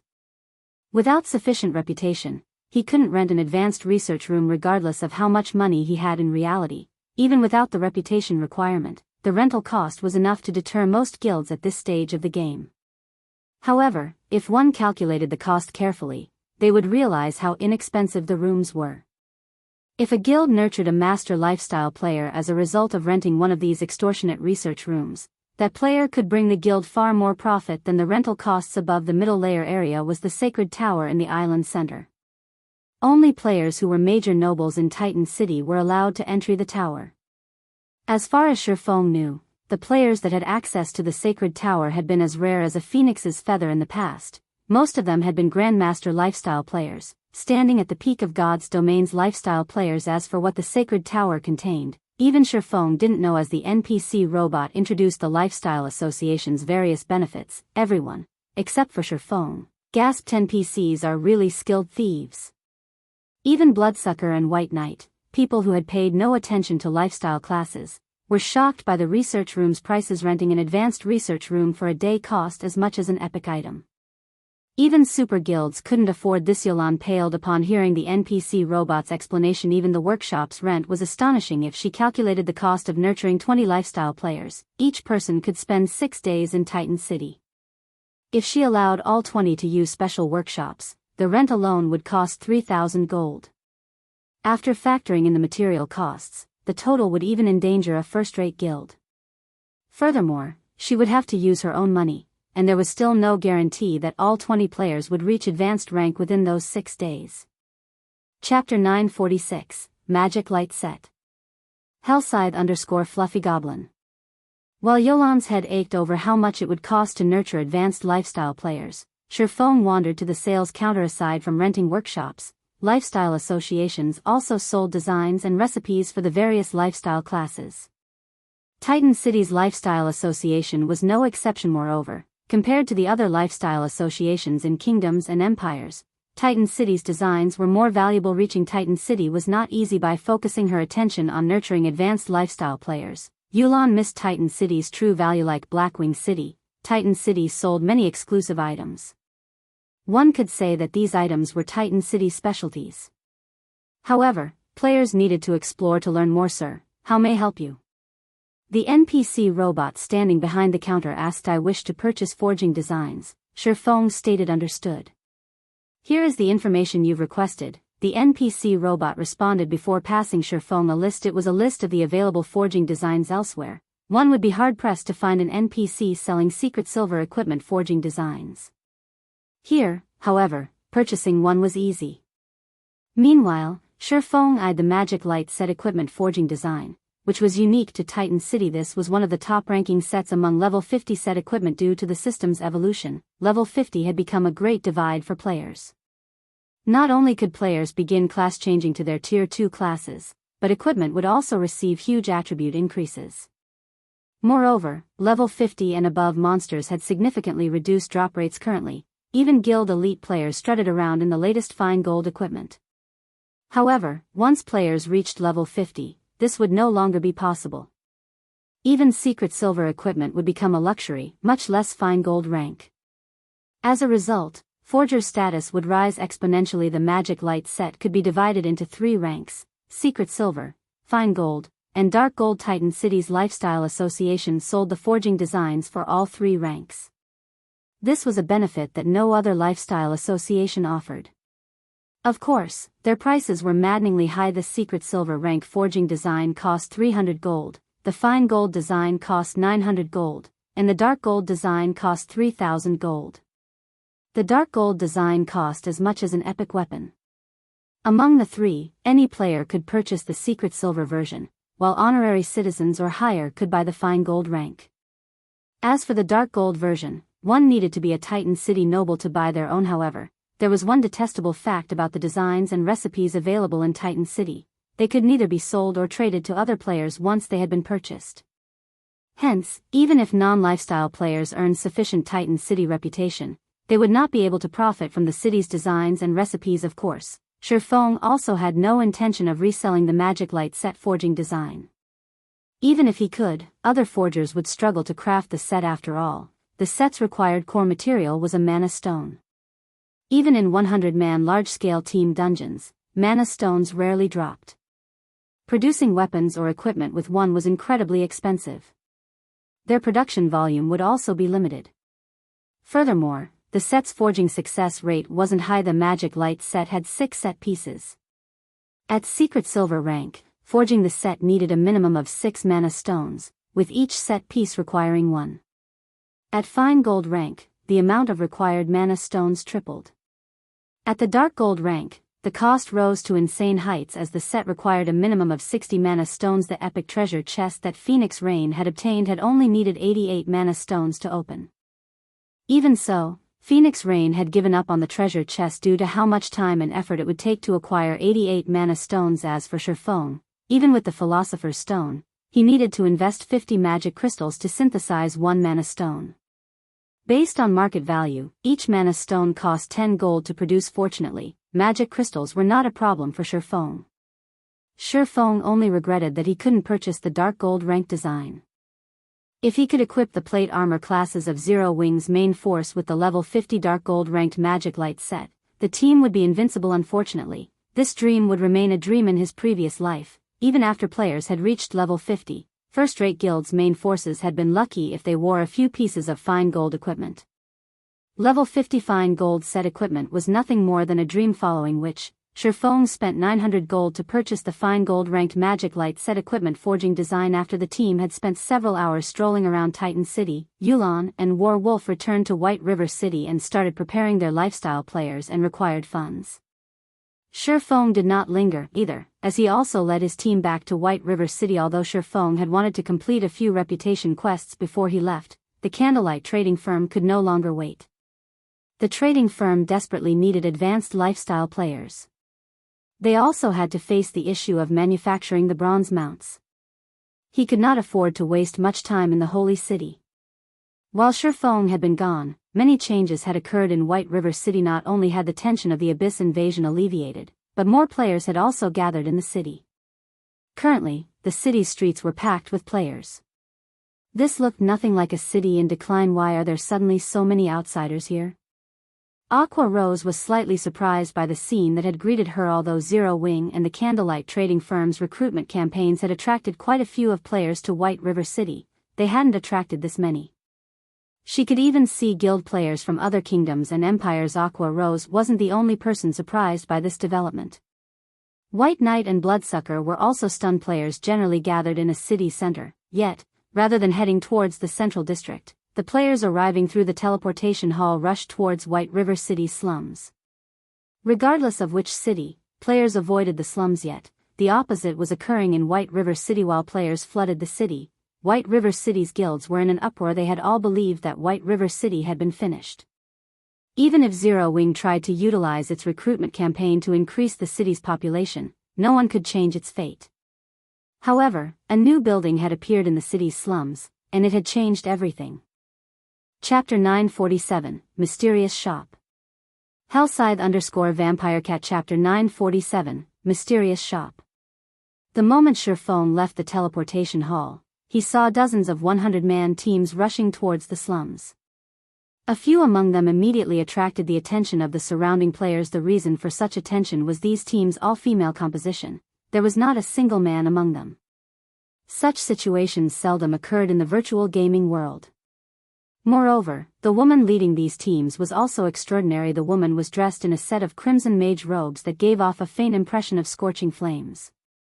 In her hand, she held a silvery white crystal staff that constantly drew the ambient mana, causing illusions to appear around it. She was even level 40, a level which could rank her at the very top even in empires. However, compared to her dazzling equipment and level, her appearance and bearing held an even greater attraction for the surrounding players. She carried herself as if she was the empress of this space. One could not help but want to submit oneself to her rule. Huh? Doesn't that guild emblem belong to the 100 Flowers Palace of the Dark Knight Empire? Lucky. I actually got to see the Frostflame goddess Cleansed Rue. This trip to White River City was definitely worth the money. When the male players on the streets saw Cleansed Rue, they all fell into a reverie. The title of Frostflame goddess was not one that Cleansed Rue had long possessed. Cleansed Rue herself was a female player who had become famous in God's domain just recently. However, due to her superb combat power and beautiful appearance, many male players treated her as a goddess. The reason why Cleansed Rue was known as the Frostflame goddess was her extreme skill in fire and ice spells, which she had used to defeat over a dozen well-known experts in the virtual gaming world. Recently, she had even triumphed over the guild leader of a first-rate guild, her victory instantly solidifying her guild's rule over Silver Pine City, the 7th most populous city in the Dark Knight Empire. After that famous battle, she received the rank of 173rd in the latest update of the God's Domain experts list. Meanwhile, aside from the 100 Flowers Palace, Feng also spotted many teams belonging to other first-rate guilds. With just a single glance, he already noted 4 first-rate guilds, an impossible sight even in Starmoon City. Guild leader, I'll carry out an investigation right away, Aqua Rose hurriedly whispered to Feng. She, too, found this situation perplexing. She was prepared to head to the slums personally to find out just what was capable of attracting the interest of so many large guilds. No need, Feng said, shaking his head, but there are so many guilds coming here. Aqua Rose was somewhat surprised that Feng would actually have so little interest in such a huge incident. All of this is part of my plan. Zero Wing's members just need to watch from the sidelines, Feng explained secretly. Don't let others know of this matter. Before he headed to Titan City, he had sent Melancholic Smile to purchase some lands in the slums on the sly. The guilds and players in White River City paid practically no attention to the city's slums, and nearly all of the lands there were still ownerless. Hence, these lands were very cheap and easy to purchase. After purchasing the lands, he had constructed a shop there. He then had Melancholic Smile set up the teleportation magic array inside the shop. The location tied to the magic array was the teleportation point he had previously set up at the Twin Towers Kingdom. After that was done, he had hired a group of high-intelligence NPCs to manage the shop as well as ordered them to keep any information regarding the shop an absolute secret. To outsiders, all information regarding the shop would only appear as unknown, preventing players from finding out if an NPC or a player owned the shop afterwards. He had Melancholic Smile spread rumors of a shop that had appeared in the slums of White River City. A shop with a teleportation array that could send players directly to the Twin Towers Kingdom where players could freely kill low-level abyssal monsters to earn honor points. After that was done, he just needed to wait patiently for things to develop on their own. The ancient abyssal book was simply too dangerous. He absolutely could not allow others to find out he possessed the book. It would be very easy for others to make a connection between the teleportation array and the ancient abyssal book. Although not many should know about the secret of the abyssal book at the moment, Feng did not wish to take any risks. Keeping his identity hidden while earning money through the collection of teleportation fees would be much safer as an extra precaution. He didn't set up a teleportation shop in just White River City. Cities in the Black Dragon Empire and the Purple Thorns Kingdom also had them. All countries affected by the Abyss invasion had such shops set up in them, only the teleportation fees charged in these two countries were much higher than White River cities.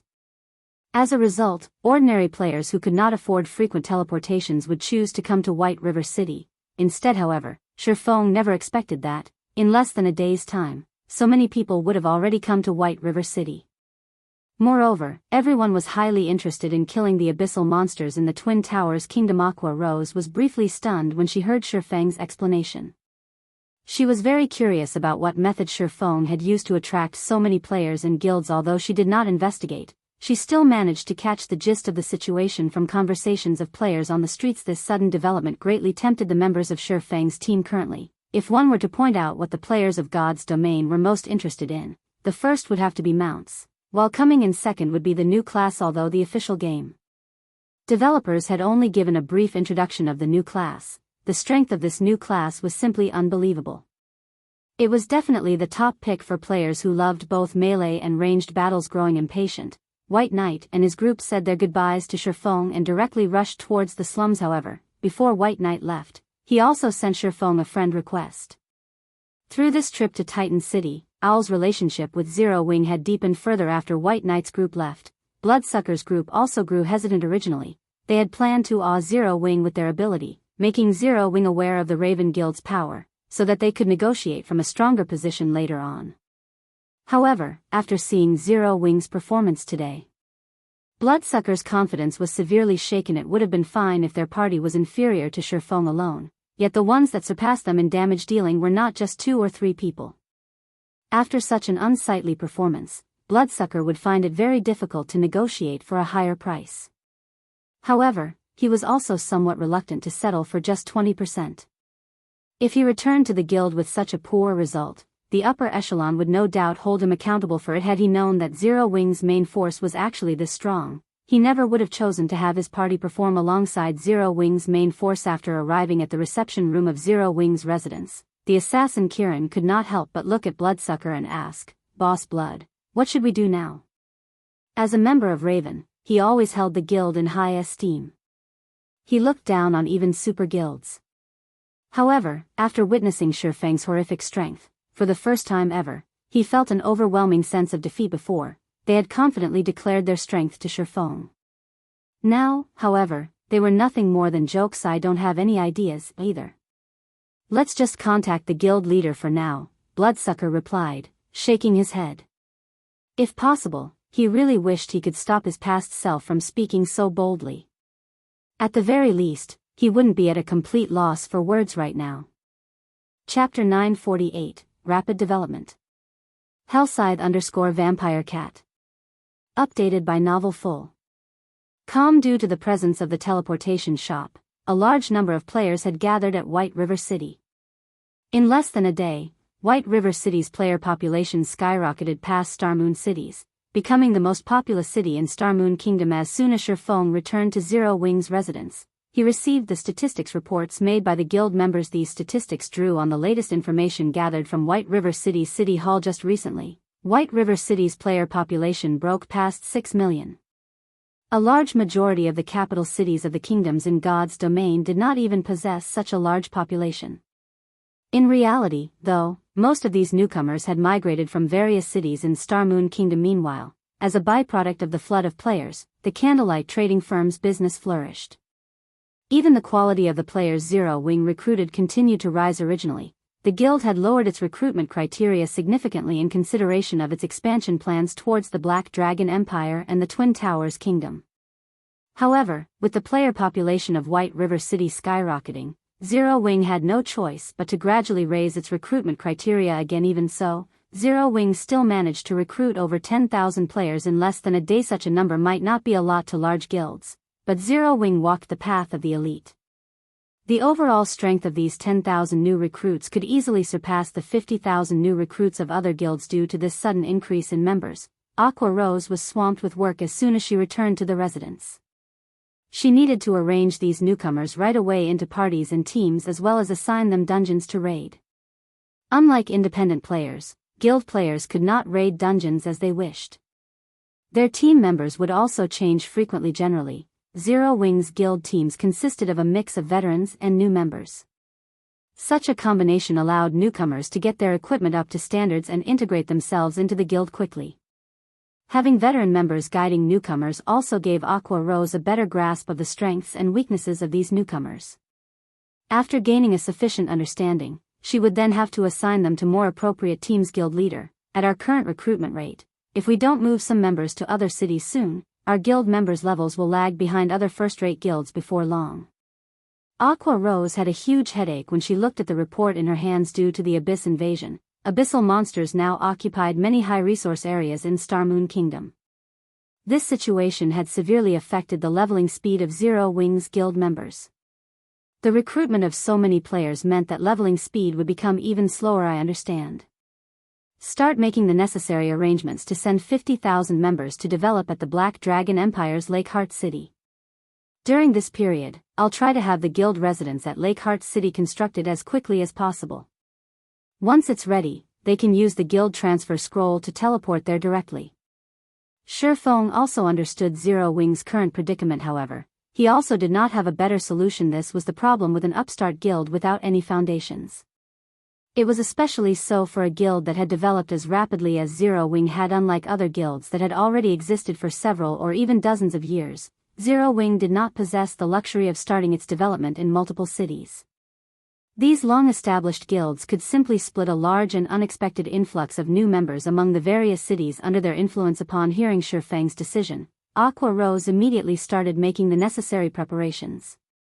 It was going to be a huge job to decide which teams they would send over to the new branch guild. Seeing how busy Aqua Rose was, Feng suddenly felt a little embarrassed. Although Zero Wing was gradually moving towards the top of God's domain, management of the entire guild depended mainly on Aqua Rose alone.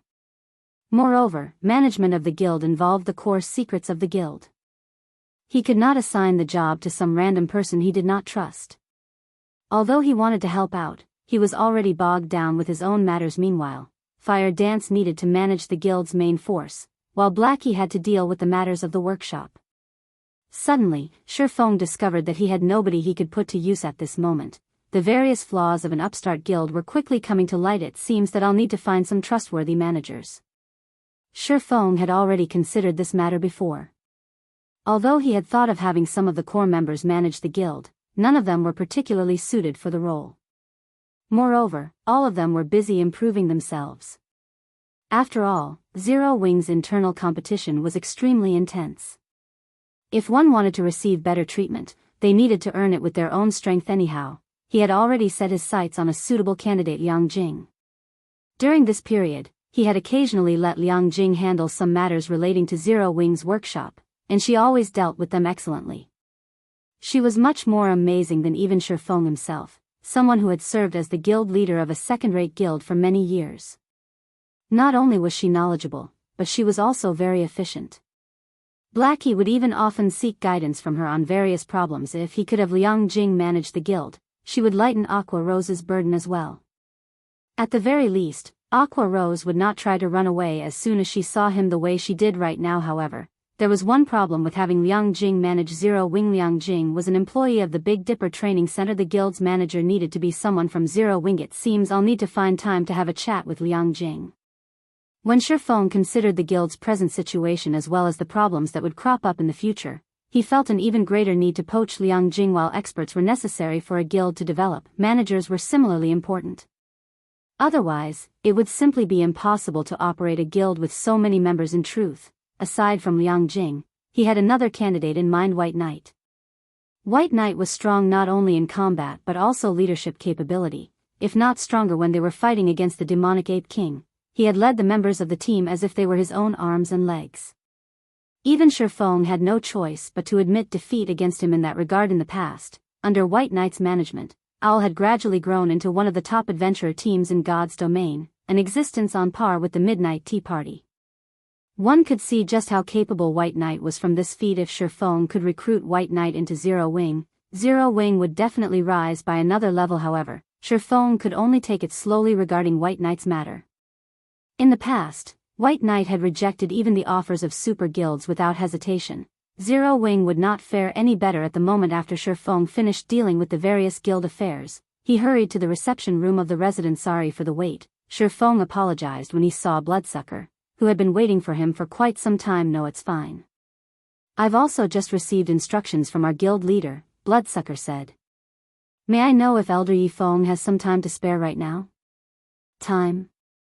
Feng stared at him, somewhat confused by this question. Before giving a reply, Bloodsucker took in a deep breath. In a very serious tone, he then said, our guild leader wishes to have a personal chat with you and hopes that you can come meet him. After reporting Zero Wing's information back to the guild, he had been shocked to hear that Raven's guild leader wanted to meet with Feng. Kieran had also been surprised by this news. Less than 10 people in the entire Raven guild had ever seen the guild leader's appearance before. Even Kieran himself had never personally met the guild leader, his conversations with the man limited to voice calls. However, just the means displayed by the guild leader so far had already inspired a worshipful mentality towards him and everyone in the guild.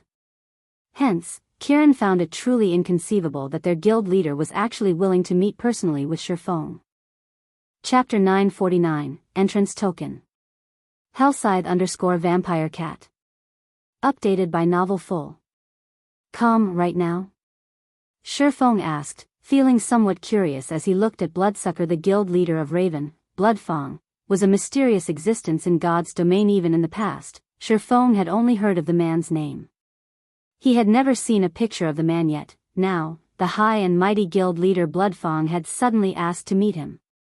If this situation had happened in the past, it would definitely trigger a huge commotion. Yes.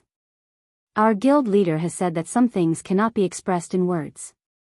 It will be more convincing if you see them with your own eyes, Bloodsucker explained, nodding back when Bloodsucker heard guild leader Bloodfang's request to meet. He himself had been shocked. As a top-tier expert of the Raven Guild as well as an upper manager of Raven, he had only ever spoken with the mysterious guild leader of Raven through voice calls.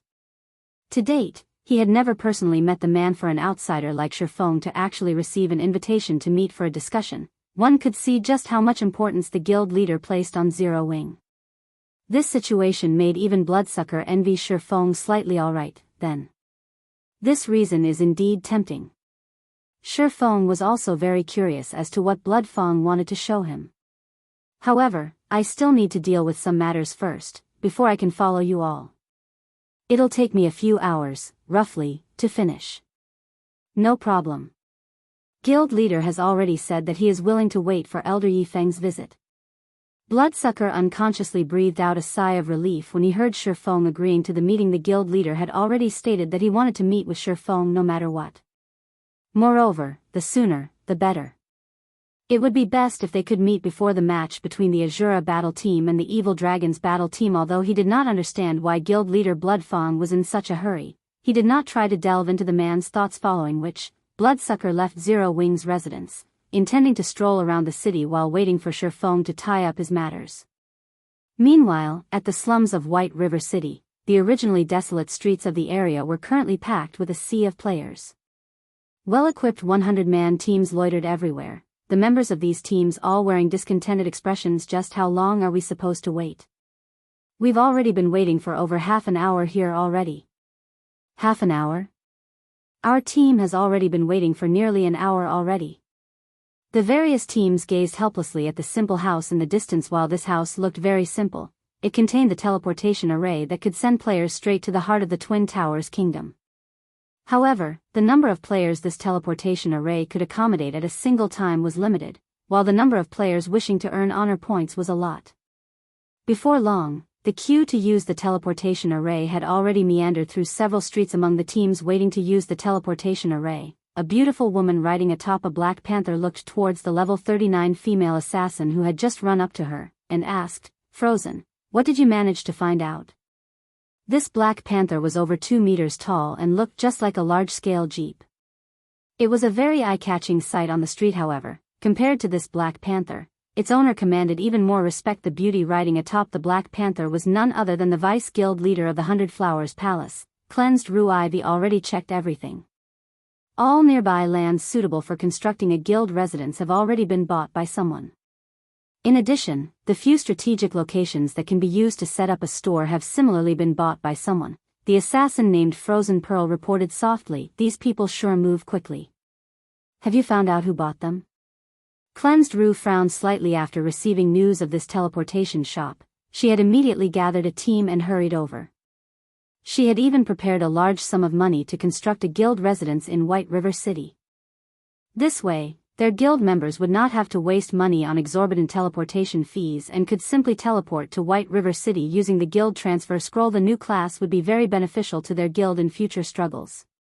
Hence, they need to nurture a large number of this new class. Moreover, aside from exchanging for a new class, honor points also had other uses. There were only benefits to be had from grinding abyssal monsters. The only problem was the teleportation fee. The Dark Knight Empire, where their guild was based, was somewhat distant from Star Moon Kingdom. They had spent several hundred gold just to transport 300 players to White River City. If their guild were to send thousands of players over, the expenditure would definitely reach frightening proportions. Nevertheless, if their guild wished to have an advantage at the Twin Towers Kingdom, it was naturally better to send as many members over as possible. Hence, it was imperative for them to establish a guild residence in White River City. I have yet to find out. The buyers have all kept their identities hidden, Frozen Pearl replied, shaking her head. They've hidden their identities? Cleansed Rue smiled. Send some people to these locations to leave a message saying that our 100 Flowers Palace sincerely wishes to purchase guild residence land and that we hope they can contact us. If there are any movements from those landowners, notify me immediately. Generally speaking, any guild that managed to secure these lands would be more than eager to boast about their successful acquisitions. They definitely would not conceal it. Since the owners of these lands chose to keep their identities a secret, that meant that they had purchased these lands not for personal use but for resale. Their silence also showed that they were still waiting for the right price. Although Cleansed Rue did not know who would possess such great insight to actually discern the value of these lands so quickly, she had no intention of wasting time waiting for these landowners to sell these lands currently. The sooner they obtained nearby guild land, the sooner they would be able to dispatch more guild members to the Twin Towers Kingdom. Even if the price was astronomical, she needed to purchase the land as expeditiously as possible. Understood? Frozen Pearl nodded. She then led her subordinates to the nearby lands that were suitable for constructing a guild residence. Inside one of the basic meditation rooms of the Candlelight trading firm, all intermediate and advanced lifestyle players of the firm were currently gathered. Several hundred players were present in the room. These players made up a large portion of the intermediate and advanced lifestyle players in the entire Star Moon Kingdom. This was especially true for the advanced lifestyle players nowadays. The various large guilds throughout God's domain were placing more and more importance on lifestyle players. Currently, the treatment an advanced lifestyle player received was already on the level of core members at this moment. However, all these advanced lifestyle players were quietly seated at one side, all of them unconsciously holding their breaths as they looked with yearning at the black iron tokens placed on the table. These tokens were none other than the entrance tokens Feng had obtained from Titan City. Chapter 950, Competition Between Trading Firms. Hellscythe_VampireCat Chapter 950, Competition Between Trading Firms. I've already explained the purpose of these Titan City entrance tokens, Feng said as he toyed with the entrance token in his hand. He then took a look at the crowd before him, feeling very satisfied with the eagerness they all displayed. So, what will your decisions be? He had sacrificed plenty in order to obtain these entrance tokens. He had used even his most treasured Tier 4 magic scroll in the past. Each Titan City entrance token had sold for over 300 gold at auction, the token's price sometimes reaching even 600 gold. It was not something ordinary players could afford. Moreover, even if they managed to obtain it, they still needed sufficient funds for expenditures in Titan City. Otherwise, there would be no point in visiting the Holy City generally. Large guilds were willing to purchase the entrance tokens for a high price only if they were trying to get an advanced lifestyle player to the master rank or have some lifestyle master produce a new creation.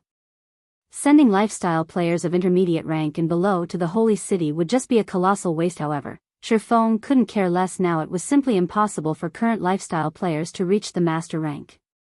Even with the aid of the research room, there was no way a forging genius like Cream Coco could become a master forger within a short time. Achieving the master rank required all lifestyle classes to produce original creations. To do so, one needed extensive knowledge of all sorts of materials. The glimmer chestplate Feng had managed to create early on was merely the result of dumb luck. If he had to create a new piece of equipment right now, the likelihood of success was practically nil. Just creating the bronze-ranked glimmer chestplate was already a miracle. Not to mention, the quality of the items one needed to produce to become a master was much higher. To become a master forger, aside from needing a ton of forging proficiency, one also needed to create 3 mysterious iron items and 1 secret silver item. Hence, the number of players who could successfully become a lifestyle master was extremely low, less than 1 out of 100 advanced lifestyle players. It was precisely because of this reason that the Holy City of Titan had become holy ground for lifestyle players in the past. Countless advanced lifestyle players dreamed of entering the Holy City to further their careers. The various large guilds also tried to purchase the entrance tokens at all costs. Anyone who managed to become a lifestyle master would become a core component of the trading firm they belonged to. After all, lifestyle masters could produce items unique to themselves. Moreover, one's success at becoming a master also proved that their research into the various materials related to their class had already reached a certain level. In the future, they would have a much easier time producing new items and thus plenty of opportunities to make money. Hence, the various large guilds had treated master-ranked players with great respect. Well, melancholic smile urged in a stern tone as she looked at the lifestyle players before her. Tapping the contract placed on the table, she continued, "If you wish to improve yourselves further, you'll have to sign this contract. Otherwise, the trading firm definitely will not give this precious opportunity to you. But if we sign this contract, it'll be equivalent to us selling ourselves to Candlelight. We won't have any chances to leave Candlelight at all in the future. Moreover, you are even requiring us to go full-time. We need some time to consider this matter properly." A few intermediate lifestyle players voiced their opinions. In their eyes, God's domain was only a game. If they fully dedicated their lives to God's domain, who would guarantee that they wouldn't starve to death in the future? In addition, the conditions listed in the contract were extremely demanding. The contract barred its signatories from working elsewhere within the next decade. They wouldn't even be able to delete their accounts and start all over again. As this was a system-enforced contract, unless they decided to stop playing God's domain altogether, there was no escaping these conditions. Moreover, even if they chose to work elsewhere a decade later, they needed to first delete their accounts before doing so. I won't force you. However, you all must understand that it was extremely difficult to obtain these tokens. If you spend only half a day's time in God's domain, you will simply be wasting these tokens. Not to mention, if you suddenly decide to just up and leave later on, wouldn't all those resources I have invested into you go to waste? You all should know that any resource capable of helping you further advance your skills is priceless in God's domain.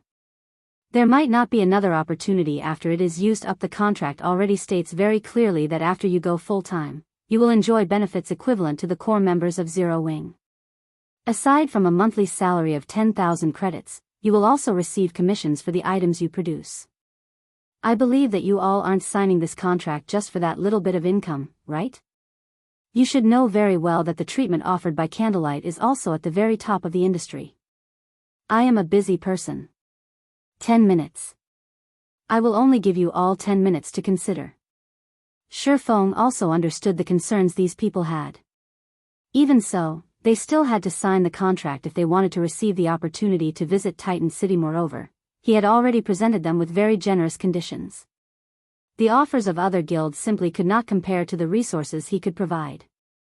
If the advanced lifestyle players of other guilds had a 1% chance of becoming a master, then those on his side had a 5% chance at the very least. In the past, as Shadow was a small guild, it had not placed a lot of restrictive conditions on the advanced lifestyle players it hired. In the end, after investing a large quantity of resources into these people, those who managed to become masters simply up and left for other guilds, and there was nothing Shadow could do to stop them from leaving. There were just too many headhunters in God's domain. As the importance of lifestyle players grew, the conditions offered by these poachers would likewise improve. Nobody could guarantee that these lifestyle players would not fall prey to the temptations. Moreover, based on the investigations he had asked Aqua Rose to carry out, quite a few advanced lifestyle players of the Candlelight trading firm had already received overtures from headhunters. He did not wish to risk such an important matter on the morality of these lifestyle players. Right. I forgot to mention this before, but not everyone present will be qualified to sign the contract. You'll have to look for melancholic and take a test first, Feng said as he looked at the silent advanced lifestyle players. Also, you lot aren't the only ones allowed to take the test. Melancholic, notify everyone in the trading firm. Tell them that, as long as they pass the test and sign the contract, they will have the qualifications to use the meditation room in the future. Other guilds might have difficulty nurturing advanced lifestyle players, but to the Candlelight trading firm, this was an easy feat to accomplish. Other guilds might find advanced lifestyle players rare, but not him. The intermediate lifestyle players of other guilds would have long since reached the advanced rank had they joined the Candlelight trading firm. After all, the Candlelight trading firm was the first to possess special workshops. The trading firm also had a large number of rare designs. If these people weren't willing to sign the contract, he would rather place his resources on lower-ranked lifestyle players. Chapter 951, Super First-Rate Forger. Hellscythe _Vampirecat. Chapter 951, Super First-Rate Forger. While Feng was holding a meeting with the lifestyle players of the Candlelight trading firm, Heaven's Burial was also having a meeting at Starmoon City. Among the participants of the meeting were several middle-aged people dressed in plain clothing, aside from a large group of well-equipped expert players. The levels of these middle-aged people were only in the low 30s. The aura that combat experts usually exuded was also absent from these people. On the contrary, they gave off a dull and strict feeling. However, nobody present in the venue looked down on these people. Rather, everyone looked at them with deep reverence. Uncle Seven, you are simply too amazing. I never thought that you would actually manage to recruit these people, the cleric Flame Blood said in admiration as he looked at the middle-aged man named Seven Treasures. With this, our guild will definitely rise rapidly. You're giving me too much credit. I simply followed the guild leader's orders to bring them here. Seven Treasures chuckled as he waved his hand. It was guild leader who managed to persuade them. I heard that these people had rejected even the invitations of super guilds, Flame Blood said, a look of surprise appearing on his face. While he had known that Singular Burial had been secretly trying to poach the advanced lifestyle players of various guilds before, he had considered it a futile effort. Currently, advanced lifestyle players were like treasures to any guild. Not only did they receive excellent benefits, but they were also subject to a series of restrictive conditions binding them to their respective guilds. These players would not easily defect to Heaven's Burial. However, after seeing these few middle-aged men and women sitting before him, he now realized he had assumed wrong. The virtual gaming world had developed for over 100 years already. Aside from well-known experts and super guilds leaving their names behind in the annals of history, there were also plenty of amazing lifestyle players. These people had relied on lifestyle classes to become famous in the virtual gaming world, and their fame was not one bit inferior to that of top-tier experts. Although there would be some differences between the lifestyle classes of different virtual reality games, those capable of domination in a virtual reality game would perform mainly the same even if they switched to a different game. Aside from that, the middle-aged men and women present were among the best lifestyle players in multiple virtual reality games, and any professional gamer who walked the path of lifestyle classes would know of them. Now that lifestyle classes were becoming increasingly important in God's domain, these several masters had become even more difficult to hire than top-tier experts, yet Heaven's Burial had managed to recruit these people with them aboard. Flame Blood was certain of one thing. From today onwards, things were going to change in Starmoon Kingdom. The Candlelight trading firm, which had remained the dominant trading firm within the kingdom all this time, would soon be history. Heaven's Burial had an abundance of capital. In addition, they also had a steady source of magic crystals. Just the number of cities the heavenly trading firm covered right now already surpassed the Candlelight trading firms greatly. Currently, it was only lacking in advanced lifestyle players and popular exclusive products when compared to Candlelight. Once the heavenly trading firm dealt with these problems, becoming the #1 trading firm in Star Moon Kingdom would be a piece of cake. Daybreak, how is the progress of the quest on your side? Asked Singular Burial, who was seated on the guild leader's throne. We're almost done. At most, we'll need another 2 days' time to obtain the shop promotion order, Daybreak Fog said confidently. Good. As long as we obtain this promotion order, the heavenly trading firm will be able to secure its foothold in Star Moon Kingdom. When the time comes, we'll be relying on you several masters, Singular Burial said, turning to look at the middle-aged men and women seated at a corner. As long as you accomplish what you've promised, we naturally won't disappoint you, the bespectacled middle-aged man seated in the lead of the group said very casually. At that time, not only will the heavenly trading firm become the #1 trading firm in Star Moon Kingdom, but it will also become the #1 in the Black Dragon Empire and the surrounding countries. Although the words of the man sounded very arrogant, nobody present doubted his words. After all, this man was the super first-rate forger, Lava Heart, someone known as the forging lecturer in the virtual gaming world. In the real world, he was even a famous blacksmith who specialized in producing all sorts of weapons and defensive equipment for bigwigs and martial arts masters. Please rest assured on this point. I am a man of my word, Singular Burial laughed. Inside the Candlelight trading firm. After Feng was done stating his demands, the intermediate lifestyle players, who had initially been hesitant to make a decision, started applying to take the test one after another. The basic meditation room was simply too tempting. Despite having entered the meditation room for only a short time, they could already clearly feel the benefits it provided. The mana released into the room allowed them to maintain their calm. Their concentration while inside this room was significantly better. Any player that produced items would know just how important concentration was. After the 4th evolution of God's domain, the procedures to manufacture items had become increasingly complex. The lack of fine control over one's movements when producing an item would easily result in failure. Meanwhile, having high concentration could allow players to carry out these fine movements with ease. The meditation room would definitely be able to help them further improve themselves. Are you guys really going to agree to these conditions? An advanced alchemist named Flying Fish could not help but ask as he looked at his fellow advanced lifestyle players. I believe that you guys should have received invitations from Heaven's Burial as well. The conditions they are offering are triple those of Candlelight's. Moreover, they've also promised to assign an exclusive special workshop to each of us in the future. We'll even get priority over choosing rare designs and recipes. We'll have a much better time there than at Candlelight. Why don't we all just move to Heaven's Burial's heavenly trading firm? Although the treatment Heaven's Burial is offering is indeed good, we get to learn extremely rare designs at the Candlelight trading firm. Moreover, there's even the basic meditation room available now. Not to mention, if we move to the heavenly trading firm, we'll have to start over from scratch, an advanced lifestyle player replied worriedly. What's there to worry about?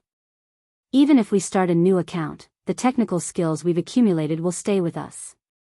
Moreover, rare designs and recipes are becoming increasingly abundant. We'll be able to regain our lost development very quickly.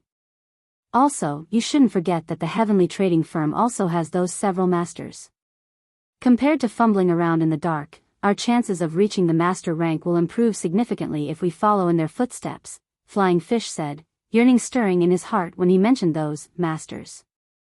The only reason the Candlelight trading firm could become as strong as it was now was the rare designs it had managed to obtain early on. However, after the 4th evolution of God's domain, the difficulty of making items had increased significantly.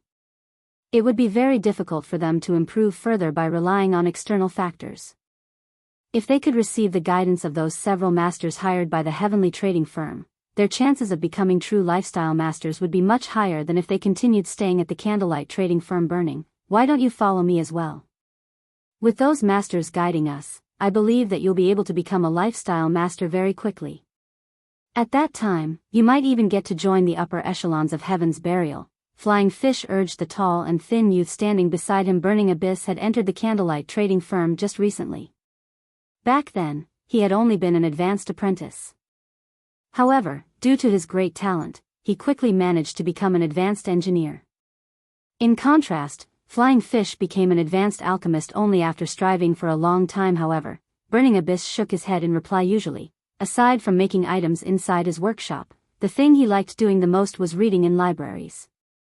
In addition, he would also take a look at the information gathered by Zero Wing. From reading the gathered information, he had obtained many secrets that others did not know about, which was also one of the reasons why he had managed to improve so quickly in engineering previously. When he saw Feng take out the Titan City entrance tokens, his legs had nearly gone limp from shock. Although Feng had kept his explanation of the function of the entrance tokens brief, only stating that those who use it would get to train in special workshops as well as learn some rare designs and recipes. Burning Abyss knew exactly what kind of place the Holy City of Titan was. That was a place known as the Holy Land. Titan City even had the research rooms that all lifestyle masters dreamed of entering.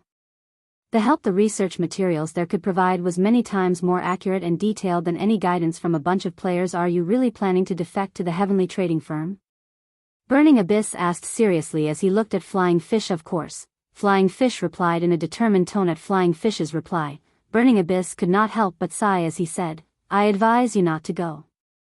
If you defect to the Heavenly Trading Firm, you will definitely regret your decision today. Chapter 952, Immense Wealth.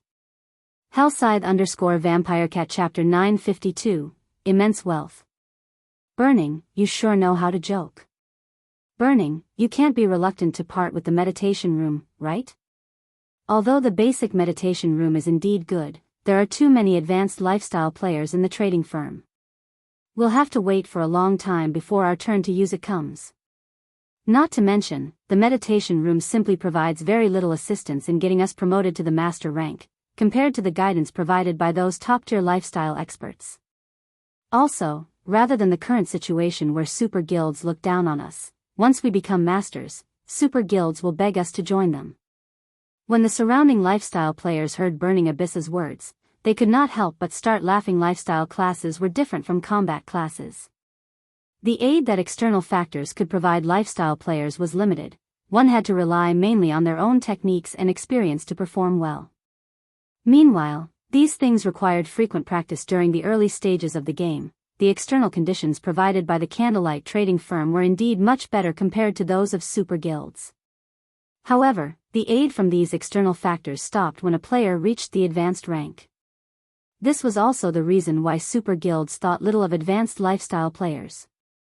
After all, players relied on an abundance of resources to obtain that rank. It was a different story for lifestyle players who had reached the master rank, which was not achievable through resources alone. Burning, if you don't want to leave, so be it. Is there a need to try and scare us into staying as well? Flying Fish's expression darkened. Although he did not think that Burning Abyss's words would come true, he still felt displeased after hearing them regret leaving the Candlelight trading firm. He refused to believe that the basic meditation room could compete with guidance from those several masters. Moreover, he would receive much more attention and better treatment at the Heavenly Trading Firm with those several masters present. It was only a matter of time before the Heavenly Trading Firm became the #1 trading firm in Star Moon Kingdom. Suit yourself. After saying so, Burning Abyss walked towards Melancholic Smile to apply for the test. The only reason he had cautioned Flying Fish was the good relationship they usually had. The Titan City entrance tokens were extremely limited. In order to nurture talents, the guild would no doubt prioritize sending intermediate lifestyle players to Titan City. The number of slots reserved for advanced lifestyle players would definitely be very few. If Flying Fish and the other advanced lifestyle players left, he would have a much better chance of getting selected to visit the Holy City. Guild leader, just like you've speculated, for advanced classes and over 20 intermediate classes are requesting the termination of their contracts with us, Melancholic Smile said as she handed a stack of withdrawal applications to Feng.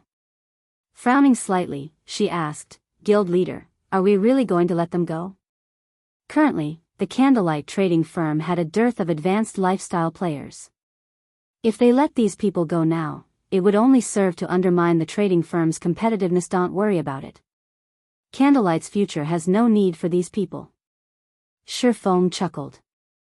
If they wish to terminate their contracts and gift us money, I very much welcome them to do so. Zero Wing's workshop had recently recruited a large number of people and required money urgently. Since other guilds were willing to pay to poach these lifestyle players, he was more than happy to oblige them. Upon hearing Feng's words, Melancholic Smile could not help but fall speechless. Other trading firms were selling products to earn money, yet Feng was actually selling lifestyle players to earn money. However, this was also a good outcome. To begin with, those lifestyle players never had any intention of staying at Candlelight over the long run.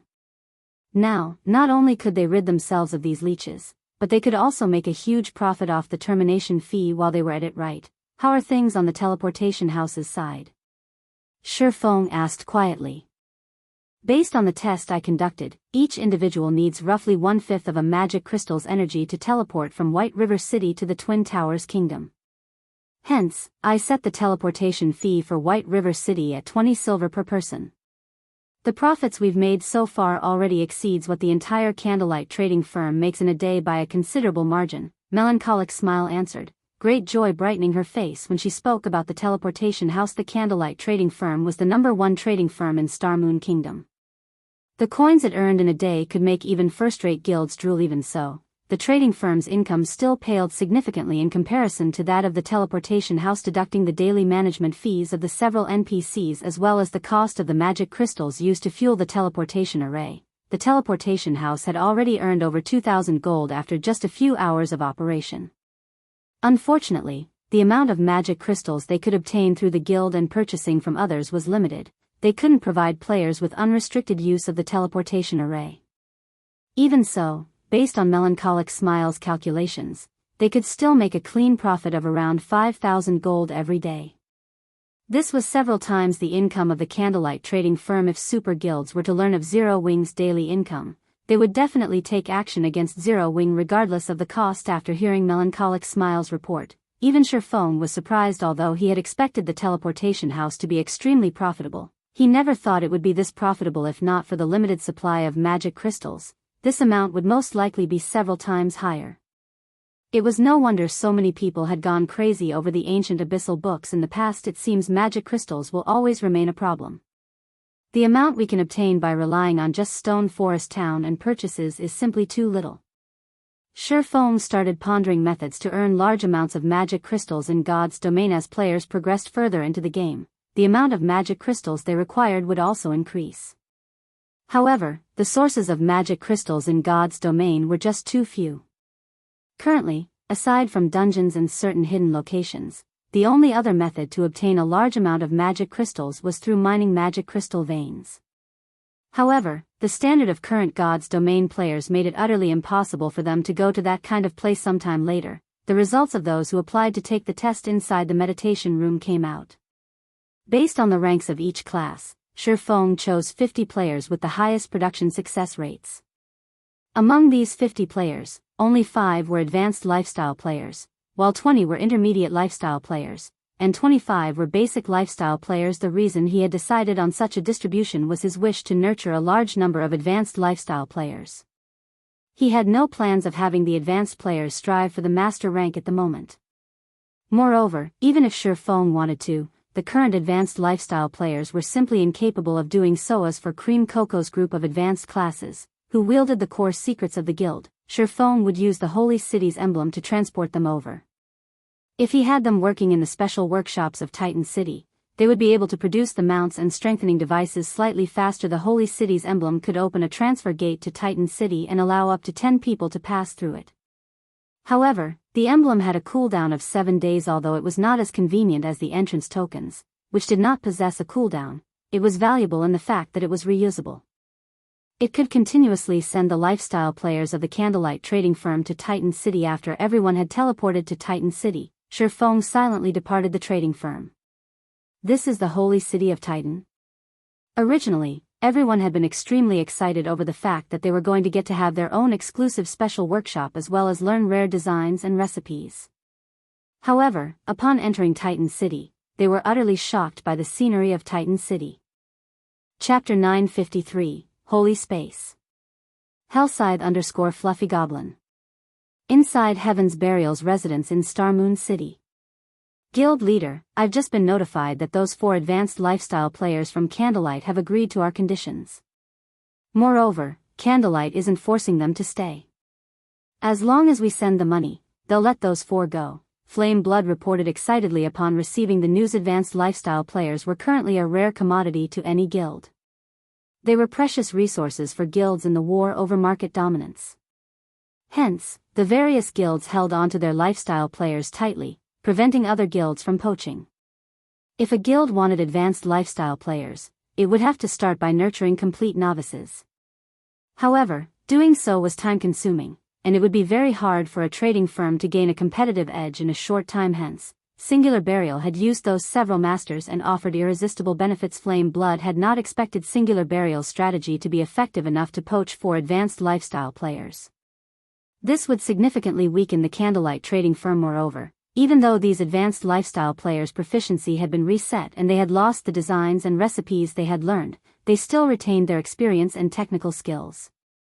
With Heaven's Burial's resources, it would not take long for these players to recover the losses. This was far more cost-efficient than simply nurturing advanced lifestyle players from scratch. Black Flame really is quite interesting. While other guilds are keeping a tight leash on their advanced lifestyle players, he generously allowed 4 to walk away. It seems he is relatively confident in the Candlelight trading firm. The corners of Singular Burial's mouth twitched when he heard this news, and he could not help but admire Feng. They were talking about 4 advanced lifestyle players. After investing plenty of resources into its trading firm, Heaven's Burial had only nurtured 5 advanced lifestyle players thus far. Among them, 3 had only recently achieved their promotion. Yet the Candlelight trading firm had abandoned 4 such individuals without hesitation. Guild leader, will these players be a problem? Daybreak Fog asked worriedly from the side. They shouldn't be. I spoke with all of them in secret earlier. Their item production techniques and success rates are genuine, Singular Burial said, shaking his head. Chuckling, he continued, since Candlelight is so generous, we don't need to be courteous with them. Uncle 7, deal with this matter right away. We can't let another guild steal these people from us. With these 4 advanced lifestyle players and the 5 masters in the heavenly trading firm, it wouldn't be long before the position of Star Moon Kingdom's top trading firm switched owners. Once the heavenly trading firm surpassed the Candlelight trading firm, Heaven's Burial would have a stable source of income. At that time, Heaven's Burial could officially begin its conquest of Star Moon Kingdom. Guild leader, rest assured, I'll head over right away, 7 Treasures said. He immediately departed the meeting room and dashed towards Star Moon City's teleportation hall. On the streets of Titan City, the city's dense mana-intoxicated Melancholic Smile and her companions. The mana density in this city is even higher than the basic meditation room.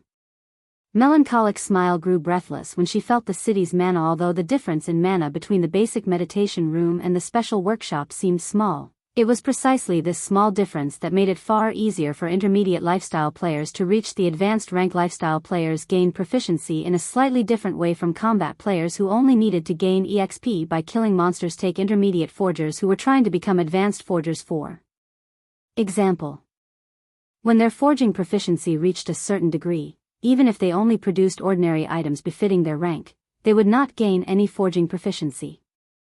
They would have to produce rare items befitting their rank to raise their proficiency. Soon, even rare items would not provide any proficiency, at which point, intermediate forgers would have to produce items that were 1 rank higher to improve. One could just imagine how abysmal an intermediate forger's success rate with producing advanced items would be. If one could not complete the forging procedures flawlessly, they would waste an astonishing amount of materials. Moreover, intermediate forgers would be producing advanced merchandise, which required rare materials.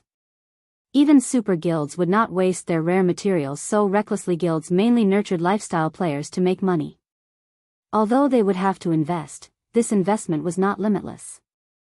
There was definitely a cap in the Candlelight trading firm. Rare materials were extremely limited. The trading firm did not have the leeway for everyone to produce higher rank merchandise limitlessly. Hence, the trading firm would conduct a quality check every now and then, using the opportunity to determine how many rare materials to allocate to each person. Those with high production success rates received a larger supply of rare materials. This way, they could gain more proficiency each day, increasing their promotion speed. This was precisely the reason that The basic meditation room's mana density was extremely important. The dense mana in the air could allow players to maintain a calm mind and high concentration. This way, they wouldn't make errors as easily when crafting. If they could cut down on unnecessary mistakes, their production success rate would increase. Their promotion speed would also increase. This was why the various large guilds were more willing to pay a huge price to poach advanced lifestyle players rather than nurture their own following, which, Melancholic Smile led everyone to the Titan Lifestyle Association as Feng had requested. She rented special workshops for everyone for 3 days. Including the cost to purchase designs and recipes, she had spent over 4,000 gold. This expenditure dumbfounded Cream Cocoa and the others. Even first-rate guilds would be hard-pressed to collect more than 4,000 gold. None of them had ever imagined that the trading firm would spend so much on them. They finally understood why the trading firm had required them to sign such a strict contract. In fact, if not for the money earned through the teleportation house, even Melancholic Smile's heart would have stopped by now. Coming here to raise one's proficiency and techniques was the epitome of luxury. However, upon entering the Lifestyle Association's special workshop, her opinion changed. Although the workshop here was only half the size of the Candlelight trading firm's special workshops, the mana density was 3 times that of the outside world. Inside this room, she experienced a mental clarity like never before, updated by novel full calm. Moreover, aside from its high mana density, there was a large amount of research materials available inside this special workshop. After a cursory search for information on the strengthening device, Melancholic Smile compiled a few dozen pages of information. Among them were production videos from master forgers and key crafting points. Master ranked production videos? Melancholic Smile clicked on the video out of curiosity. Chapter 954, New World. Hellscythe_Fluffy Goblin. The moment Melancholic Smile clicked on one of the master's production videos, a tall, robust figure appeared inside the room, which was the size of a basketball court. The man had tan skin and a long beard. What? This is a hologram? Melancholic Smile was shocked when she saw the bearded man. While there were production videos of many capable individuals on God's Domain's official forums, one could only watch them on a flat screen. At the end of the day, one could not experience their production process. Moreover, compared to this holographic master forger's techniques, every forging player throughout God's Domain was practically garbage. A master forger is impressive. So, I can use this method to forge the strengthening devices as well. After watching the holographic video once, Melancholic Smile was aware of her flaws. Particularly, her rune drawing techniques needed work. The bearded man's rune looked natural on the strengthening device. Moreover, he completed the rune with one smooth motion. The original strengthening device design only offered a simple introduction and a few basic demonstrations. It did not contain any forging techniques to speak of. Melancholic Smile had no choice but to experiment. After watching the master forger's video, Melancholic Smile felt as if doors to a whole new world had opened for her. If this is what the videos are like, what are the key production points? After calming herself, Melancholic Smile shifted her attention towards the key points of production, clicking on one of the several available links. As soon as Melancholic Smile clicked on it, she heard a system notification. System production annotation mode activated. Energy is required to activate this mode. Magic crystals. 1 magic crystal will last 1 hour. Do you wish to continue? It even needs magic crystals? Melancholic Smile could not help her surprise. The master forger's holographic video had not required any payment. Seeing as energy was required to annotate the key points of production, this function should be far more valuable than the videos. Melancholic Smile did not take long to consider her options. As she had come to produce strengthening devices, she had plenty of magic crystals on hand. Wasting one wouldn't matter. Following which, Melancholic Smile clicked accept, and a single magic crystal disappeared from her bag. System production annotation mode activated. Loading strengthening device template number 017. You may now produce the strengthening device. That's it. Melancholic Smile had not noticed anything different about herself, and nothing new had appeared in the room. However, since the system had said as much, she decided to start forging the strengthening device. In any case, Feng had stated that they needed to produce a large quantity of strengthening devices as quickly as possible. As Melancholic Smile took out the necessary materials and prepared to smelt them, various images and data appeared before her. The information consisted of semi-transparent holograms and wouldn't affect her production directly. When Melancholic Smile looked through the images and data, she was shocked after all. This information guided her through producing the strengthening device. All she needed to do was overlay her actions with the holographic images and observe the smelting process. The data displayed also provided specific hints for carrying out these actions. The production annotation mode was like a copybook that provided ideal forging procedures, and all she needed to do was familiarize herself with these procedures. Learning how to forge the strengthening device this way was many times more effective than simply watching a master forger at work. As Melancholic Smile forged the strengthening devices according to the hints provided, her forging success rate and speed steadily rose. Originally, Melancholic Smile's success rate with the strengthening device had been around 40%. After using the intermediate mana source ore, her success rate increased to roughly 50%. However, she rarely achieved a 50% success rate when actually crafting them. Before arriving in Titan City, she usually succeeded 4 of 10 tries, and sometimes less. After an hour inside the special workshop, however, she could now stabilize her output to 4 or more out of 10 tries. Many of her uncertainties when forging the strengthening device had also vanished, and now, her actions were more decisive. This resulted in a faster forging speed. She was practically as fast as she had been before God's Domain's 4th evolution. She was overjoyed with the videos of the master forgers and the key production points. Her forging techniques improved with each second she spent in the room. Her growth was at least 10 times faster than when she had been in the Candlelight trading firm's basic meditation room. Melancholic Smile felt that the 4,000 plus gold they spent was worth it. After such a short time here, she was confident of trying for the master rank. As for the firm's other lifestyle players, rising from basic or intermediate rank to advanced would be a piece of cake. Melancholic Smile wasn't the only one excited about Titan City's special workshops. All those who experienced the special workshops instantly fell in love. Everyone felt that, if they could stay here, they could easily become masters. Unfortunately, this was only a misconception. After all, techniques and high success rates were not the only requirements to become a master. One also needed extensive knowledge of materials. Without sufficient knowledge, creating an item of their own would be impossible. If Flying Fish and the others knew about this, they'd go mad. Burning Abyss, who resided in his own special workshop, could not help but sigh when he thought of Flying Fish and the other advanced lifestyle players before coming to Titan City. Although he had known that the city was the holy land for lifestyle players, he had not expected it to be this amazing. Titan City definitely deserved to be called a holy land. It now seemed that, in his search of a shortcut to become a master, Flying Fish had suffered a huge setback. Even if those several masters were extremely skilled in other virtual reality games, at the end of the day, those games were not God's domain. How could those masters' guidance possibly compare to God's domain's true masters? Furthermore, there were the research rooms. Star Moon Kingdom, White River City's teleportation hall. Due to the new teleportation house, large groups of players flooded into White River City. Among them, a majority consisted of guild players. Only a small minority were independent players. After Feng finished sorting out his matters, he arranged to meet with Bloodsucker and the others at the teleportation hall. When Feng discovered Bloodsucker among the crowd, he also noticed an unfamiliar man beside Bloodsucker.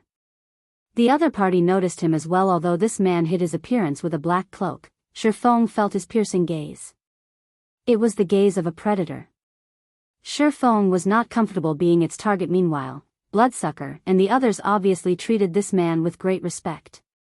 Kirin and Masked Angel, who stood beside the man, did not even dare to breathe loudly. Updated by Novel Full. Calm. You must be Feng, right? The unfamiliar man said after looking at Feng. Coldly, he continued, before you meet our guild leader, the guild leader has said that he wants to show you something. Show me what? Feng asked curiously. Strength. The man laughed. Chapter 955, Raven's Background. Hellscythe _ Fluffy Goblin.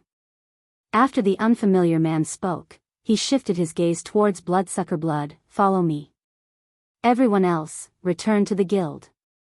Kirin and the others nodded to the man's commanding tone, reverence filling their eyes when looked at him. This surprised Feng. During the entrance trial, Feng had discovered that Kirin was a Void Realm expert. Throughout Zero Wing, only he could trump over the assassin. Both Fire Dance and Violet Cloud were still weaker than him in terms of combat standards. Though, if it came to an actual fight, Fire Dance would defeat Kieran easily as the difference between their equipment was massive regardless. With Kieran's combat standards, he would be an apex expert in any guild yet. The unfamiliar man had clearly expressed that they were heading somewhere where an expert of Kieran's caliber wasn't qualified to be. Among the party, only Bloodsucker was allowed to accompany them. Brother Blood, where are we going? Feng sent Bloodsucker a private message. He was very curious about their destination. I don't know.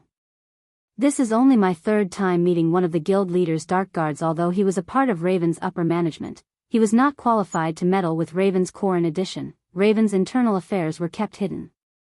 As a dark guild, Raven did not prioritize killing monsters or developing cities. Instead, dark guilds killed players and plundered cities for a living, and everything they did demanded secrecy. After all, NPCs desperately wanted to eliminate them. Hence, even an upper manager like Bloodsucker knew very little about the Raven Guild.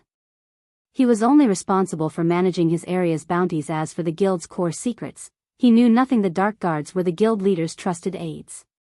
Everyone possessed extremely high combat standards, even he admired them. The guild leader almost never revealed himself during his various tasks. He even left crucial matters for his Dark Guards to handle. A Dark Guard? Feng glanced at the cloaked man, shocked. He had heard about Raven's Dark Guards before Raven had become one of the 6 great dark guilds in God's domain due to its Dark Guards. These Dark Guards possessed inhuman combat standards. There were also many of them. Moreover, as they constantly covered themselves with black cloaks, nobody outside of Raven knew of their identities initially. Many people had wondered if a super guild had established Raven. However, facts had proven that Raven was not related to any super guild in God's domain. Every super guild in God's domain had been under the care of Raven's Dark Guards at some point. Despite the Dark Guards robbing them of many riches, none of these super guilds had any real method of dealing with the Dark Guild. This was because Raven had no fewer top-tier experts than a super guild. Meanwhile, Feng could clearly feel that the Dark Guard before him was even more impressive than Bloodsucker. Of course, impressive did not refer to combat techniques. Rather, it was the Dark Guard's aura that impressed him. He felt more like a machine, cold and emotionless, than a human. Bloodsucker was a dark player. He could build a mountain with the corpses of the players he had killed, yet he could not feel as intimidating as this Dark Guard. Like a soulless robot, this Dark Guard revealed neither joy nor sadness. After Kieran and the others had departed, this indifferent Dark Guard led Feng and Bloodsucker through numerous teleportations, traveling far from Starmoon Kingdom and arriving in a remote town in the Dawn Empire. Following which, the trio rode their mounts for several hours before finally arriving in a seemingly uninhabited town. Unlike NPC towns, this town had plenty of NPC guards patrolling its borders. A captured town? After seeing the town's situation, Feng could not help but admire Raven. Various large guilds hungered to capture their own town. However, capturing a town was easier said than done. He had only managed to capture Stone Forest Town because the town was slightly unique. He had also been able to use hundreds of thousands of players as bait. Although players had reached higher levels and their attributes had increased significantly, capturing a town was still very difficult. Even super guilds needed to plan long-term to do so. They couldn't afford any mistakes. Otherwise, the consequences would be extremely dire. There was even less need to mention other guilds on his way here. Feng had noticed that the surrounding monsters were all above level 40. With this, the town's original NPCs should have been level 60 at least. It was no longer possible to capture a town by relying on players' strength.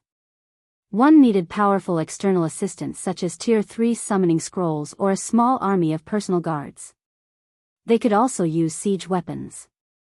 However, without any of that, capturing a town of this level was impossible. As for Bloodsucker, who was a member of Raven, he wore a dumbfounded expression.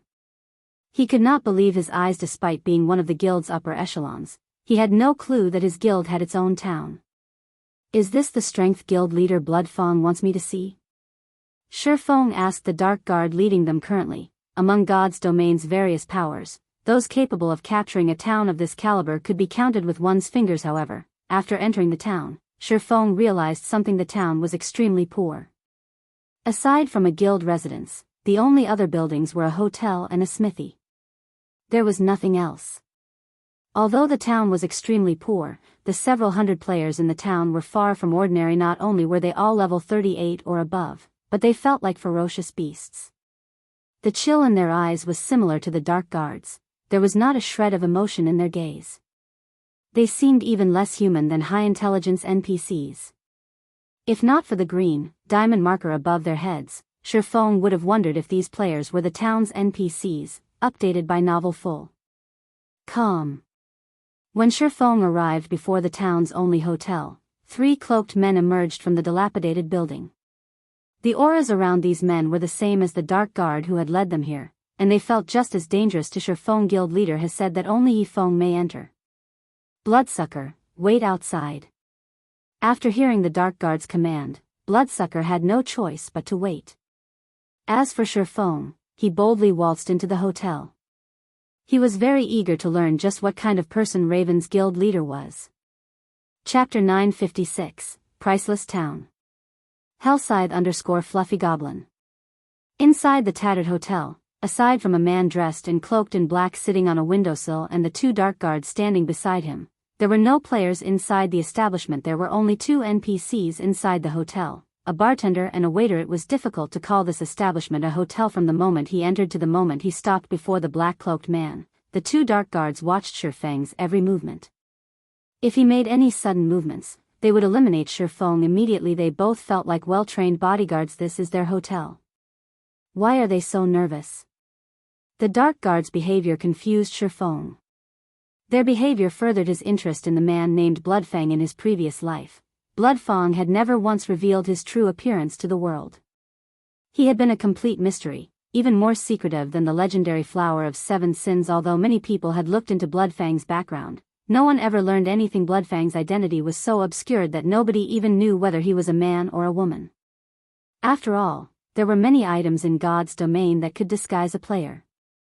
Moreover, Bloodfang wore a black cloak constantly. Even if one used an advanced identification skill, they would learn nothing. The only thing everyone knew was that Raven's members referred to their guild leader as Bloodfang. Care for a drink? Bloodfang asked after Feng's Saturday. The beverages here are very good. Unlike the dark guards, Bloodfang's voice was not void of emotion. Only, his tone was somewhat gravely. No need.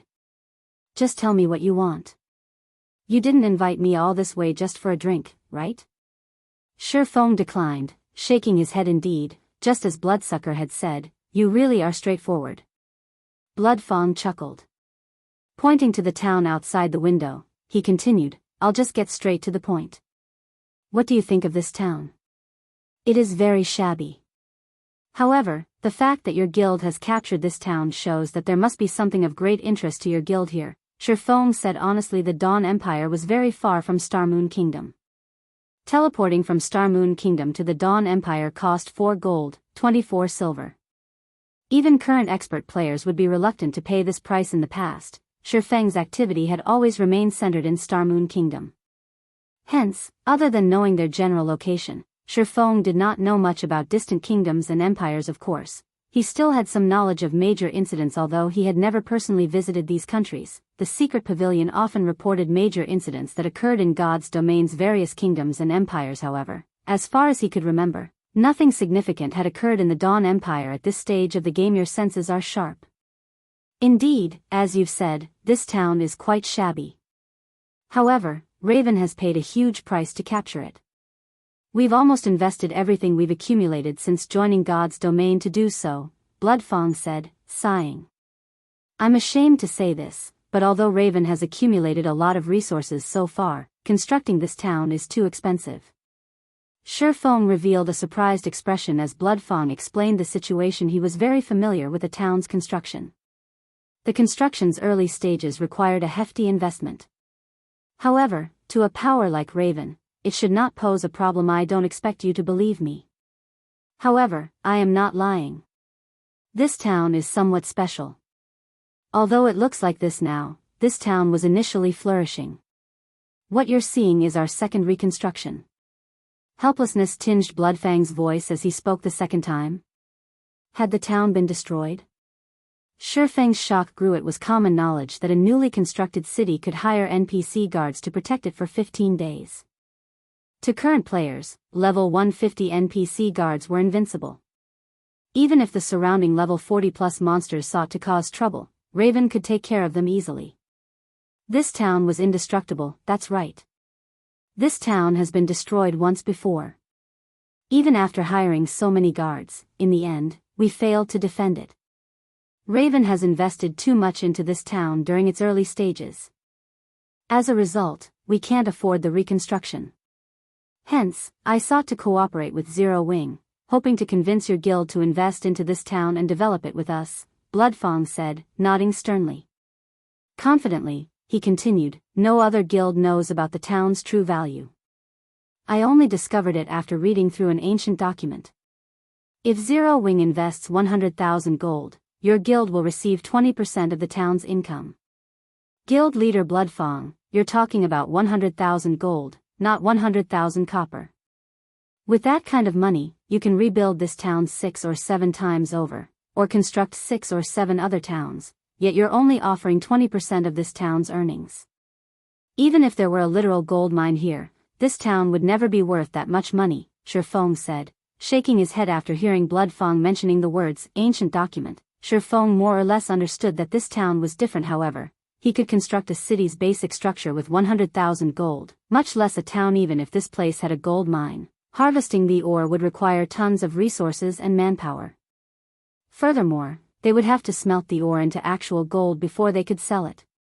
Even if the harvest were high, if he only got 20% of the profits, who knew how long he would have to wait just to earn back his initial investment? He could not afford to throw what coins he currently possessed at this town. Elder Yi Feng, don't reject the offer so quickly. I have yet to explain why this town is so special. Feng's refusal did not seem to surprise Bloodfang. Special? What's special about this place? Feng asked. There is a manatite vein here. One can also obtain magic crystals alongside the manatite organ. Although the vein does not yield much, I believe that it does yield more than Stone Forest Town's daily income. This could certainly benefit the Candlelight trading firm, Bloodfang said, chuckling. How about it? Do you think my offer is worth consideration now? It's no wonder why guild leader Bloodfang is so confident. However, why Zero Wing? Wouldn't it be better to work with super guilds? With the financial strength and manpower of a super guild, you would have more than enough to develop the town, Feng said. He had to admit that the offer was tempting. Manatite was one of God's domain's particularly rare minerals. As manatite ore contained dense mana, magic crystals formed as a byproduct in a manatite vein. Although one could collect more mana crystals by grinding monsters in the Stoneclaw Mountains, there was one benefit to harvesting magic crystals from a mine: the absence of danger. As long as they had a sufficient mining level, any player could mine magic crystals. Moreover, the higher their mining level was, the greater their chances were of obtaining magic crystals. Chapter 957, Defense Turret. Hellscythe_FluffyGoblin. Chapter 957, Defense Turret. In God's domain, many players used mining and herb gathering to get rich. Ordinary players had very few income options. Generally, players relied on quest rewards, as common monsters rarely dropped coins. Only elite rank and higher monsters had any chance of dropping money. Even so, the chances were only around 2 or 3%. Moreover, they dropped copper coins. As for monsters dropping materials, the chances were even lower. After first joining God's domain, players could mostly afford their repair fees with their earnings from grinding common monsters. However, as their levels increased and the quality of their equipment rose, the money they earned from common monsters wouldn't be enough to maintain their items. Usually, they had to grind elite monsters to cover their costs. If they were lucky and obtained a bronze weapon or piece of equipment, not only could they afford a day's worth of repair fees, but they might also have something to save. Unfortunately, that had only been the case after God's domain had first launched. Every time God's domain evolved, the main God system lowered weapon and equipment drop rates. Now that the game had undergone its 4th evolution, even elite monsters rarely dropped bronze weapons and equipment. One usually had to obtain such items from field bosses or dungeons. It was precisely this reason that lifestyle classes had become popular. Meanwhile, the lifestyle classes' development relied on various materials. As players moved through maps, they usually paid attention to their surroundings. However, they were not only doing so to avoid player or monster ambushes, but to find ores and herbs. A gathering player who was familiar with the environment could earn more money by selling the raw materials they gathered than what guild elite members could earn from fighting monsters in the past. Feng had frequently heard about gathering players obtaining excellent weapons and equipment solely by gathering ores and herbs. Many guilds and trading firms had signed contracts with expert gathering players. As long as these players fulfilled their monthly quota, not only could they sell their materials at market price, but they would also gain bonus credits. Hence, for players in God's domain, both mining and herb gathering were usually very high-leveled. If there truly were a manatite vein beneath this town, they only needed to hire players with high-level mining skills. They could certainly earn far more magic crystals than Stone Forest Town. After all, Stone Forest Town only earned magic crystals from players' repair and hotel fees. The town didn't earn nearly as much as players did in the Stoneclaw Mountains. My initial plan was to earn a large sum in the Dark Arena. However, Zero Wing's abilities have surpassed my expectations. While I have considered cooperating with super guilds before, they are simply too powerful. They might just take the town from Raven. Moreover, even if we form a partnership, with super guilds' appetite, Raven won't obtain much. Although there are a few more powers aside from super guilds that we could approach, these powers cannot provide as many coins as Zero Wing. How about it? By cooperating with Raven, not only would Zero Wing not lack magic crystals, but the Candlelight trading firm would also have plenty of manatite. Oregon. You will certainly earn more than 100,000 gold. Feng believed that the conditions he had proposed were quite generous. There was simply no reason for an upstart guild like Zero Wing to reject his offer. Currently, Zero Wing did not have many assets in God's domain. However, it was extremely difficult to invest in the real estate in other kingdoms and empires. The local guilds had long since claimed the available lands. As for kingdom and empire's main cities, although some golden lands were still available, without sufficient reputation in those cities, purchasing those lands was impossible. By the time someone from Zero Wing obtained the required reputation, others would have claimed those lands. In other words, Zero Wing should have a lot of money lying around right now, yet it could not effectively utilize the coins. Spending money to make money. However, this could not be helped. After all, Zero Wing was merely an upstart guild.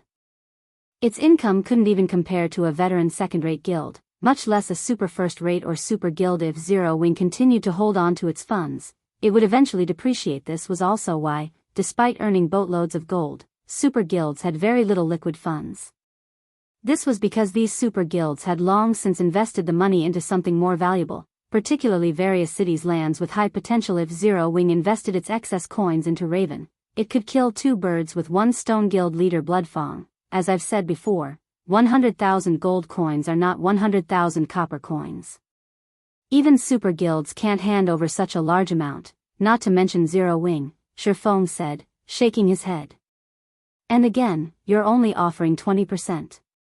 It will take ages to earn back our initial investment. God's domain changes each day. Zero Wing cannot make such a huge gamble. Why don't we change our method of cooperation? Feng shook his head, responding, if you wish to invest manpower, forget it. Current players cannot defend this town. With the number and level of monsters attacking this town, we can only rely on NPCs to defend it. In fact, we need a small army. We also need to construct extremely powerful magical arrays and defense turrets before the 15-day protection period is over, all of which requires a large sum of coins. If not for his urgent need for money, he wouldn't have considered cooperating with Zero Wing at all. He very much preferred to have the town's profits to himself. There was not a single power in God's domain that would complain about having too much money, not to mention an essential item like the magic crystal. As expected, these monsters must be unusual.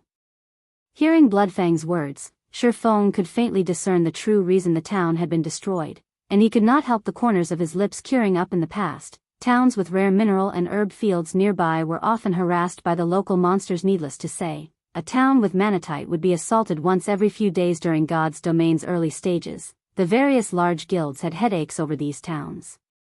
After all, most of the money they earned had to be spent on the town's defense, with some towns needing additional investment. As Feng had said, constructing one Tier 3 defensive magic array to defend a town would cost 32,000 gold. Although the magic array would block any monsters below Tier 4, level 200, it required a lot of mana to operate. As for the defense turret, each one costs 7,000 gold to construct. Generally, monsters would come from all directions when raiding a town. Even if they placed only one defense turret at each of the 4 cardinal points, they needed at least 4 defense turrets. Moreover, the turret's artillery shells were very expensive. At market price, each shell cost 5 gold, with higher quality ones costing dozens. Furthermore, a single defense turret at each corner wasn't nearly enough.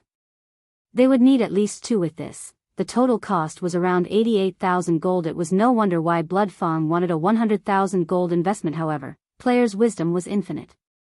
In the past, after the various large guilds had experimented countless times, they had finally found a method to not only save on the high construction cost, but also resist against the swarms of invading monsters.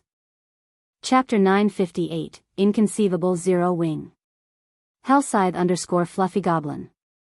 If you can't make a decision right now, you can return after discussing it with your guild leader. However, I can only give you a day to consider. Blood Feng did not believe that there was another option for cooperation. He believed that Zero Wing could not afford to hand over that much money in such a short time. 100,000 gold is no small amount. I do not believe that Zero Wing can collect that much money in so little time either. You can pay 40,000 gold up front and the remaining 60,000 in the next 5 days. Raven was currently broke. They had used almost all of their money to reconstruct the town and hire the necessary NPC guards. However, these NPC guards were still not capable of standing against all those monsters. If they wanted to defend the town, they needed to construct the defensive magic array. With the magic array and the NPC guards, they should survive through the 15-day protection period. As long as they constructed the defense turrets during the protection period, they could begin mining the manatite vein without issues. Guild leader Blood Feng, 100,000 gold is just too much. Even Zero Wing can't spend that much money. Feng again rejected Blood Fang's offer. Why don't we try a different method of cooperation? Zero Wing will be responsible for protecting the town. However, you will pay us 30% of the vein's income. He still needed a large sum to construct his own city. How could he possibly give Raven his coins? Moreover, even without the defensive magic array and NPC guards, it was possible to prevent monsters from trampling the town. He could simply head to Blackwing City and purchase a monster repellent scroll. The monster repellent scroll was an item that could disperse monsters within a certain area, preventing low-intelligence monsters from actively approaching. Although the effect was temporary, the scroll was very cheap. Each scroll only cost 5 gold. It was much more cost-effective than constructing a defensive magic array or defense turrets in God's domain. The defensive magic array and defense turrets were mainly used during monster raids. When dealing with players, however, they were not as effective as NPC guards, yet they cost far more. Rather than wasting money on that particular plan, Feng would be better off investing his money into his own guild or somewhere else. Generally, the monsters that raided towns and cities possessed very low intelligence, so the monster repellent scroll could chase them away. As for using the scroll against the Abyss invasion, very few abyssal monsters possessed low intelligence. Hence, the scroll wouldn't be as effective. Let Zero Wing defend the town? Blood Feng could not help but laugh at Feng's proposal. It's not that I am looking down on Zero Wing, but rather, these monsters are over level 100. There are thousands of them. With players' current strength, it is impossible to defend against such an onslaught. And even if you succeed, why should I give you 30% for defending the town when I can ensure its safety for 100,000 gold? Wouldn't that be more of a loss? If this is your offer, I would rather contact several other major powers. I believe that they will be more than willing to cooperate. Zero Wing was not Blood Fang's only option. The only problem was that none of the major powers could afford a 100,000 gold investment. However, he did not necessarily need 100,000 gold. As long as he had the initial 40,000 gold, he could construct a sufficient number of hotels during the 15-day protection period. With a place to replenish their stamina in, his subordinates could mine for magic crystals continuously. He could earn enough money to construct the required defense turrets before the protection period ended. However, Raven would have to be particularly frugal during this period. If so, I have another suggestion. For each monster raid Zero Wing stops, Raven will pay 6,000 magic crystals. What do you think of that? Feng casually suggested, are you serious? Blood Feng asked in surprise if they utilized this method, the town's income would belong to Raven fully. As long as they could begin their mining operation, Raven wouldn't have any financial problems. They could quickly construct a powerful defense. Only, the initial period would be the most difficult. He hadn't expected Feng to be interested in such an exchange. Had Feng simply handed over 100,000 gold, he could have received 20% of the town's income. As time passed, he would earn far more than 100,000 gold, yet for short-term profit, he had given up on a future gold mine. Blood Feng found it hard to believe that a large guild's upper echelon would make such a rash decision. Of course, I'm serious. I've already discussed this with my guild leader, and he has approved. Now, it is up to you whether or not to accept this condition.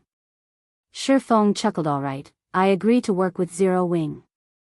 I just hope that you don't regret this decision, Blood Feng said. Even after watching Feng for a long time, he did not understand the man's thoughts. He could not figure out what Black Flame, Zero Wing's guild leader, was thinking. Either the only reason he had agreed to offer Zero Wing a share of the town was because he had worried the guild would not be willing to fork over the money. That Zero Wing had refused the shares, only asking for some magic crystals, was good news for Raven. The monster raids did not occur every day. Generally, they only attacked every other night. Even if Zero Wing defended the town from 10 attacks, he would only spend 60,000 magic crystals. When the town's defenses were complete, he would not need Zero Wing's assistance. Based on the current market price, each magic crystal was worth 25 silver. Even if Zero Wing defended the town for 20 days, he would only spend 15,000 gold. No matter how he looked at it, he would profit from this trade, following which, Feng signed a contract with Blood Feng. As long as Zero Wing helped Raven defend against a monster raid, Raven would pay 6,000 magic crystals. Moreover, the payment could only be made in magic crystals. If Raven could not pay up, it would have to pay 5 times the value of the magic crystals with coins or other products.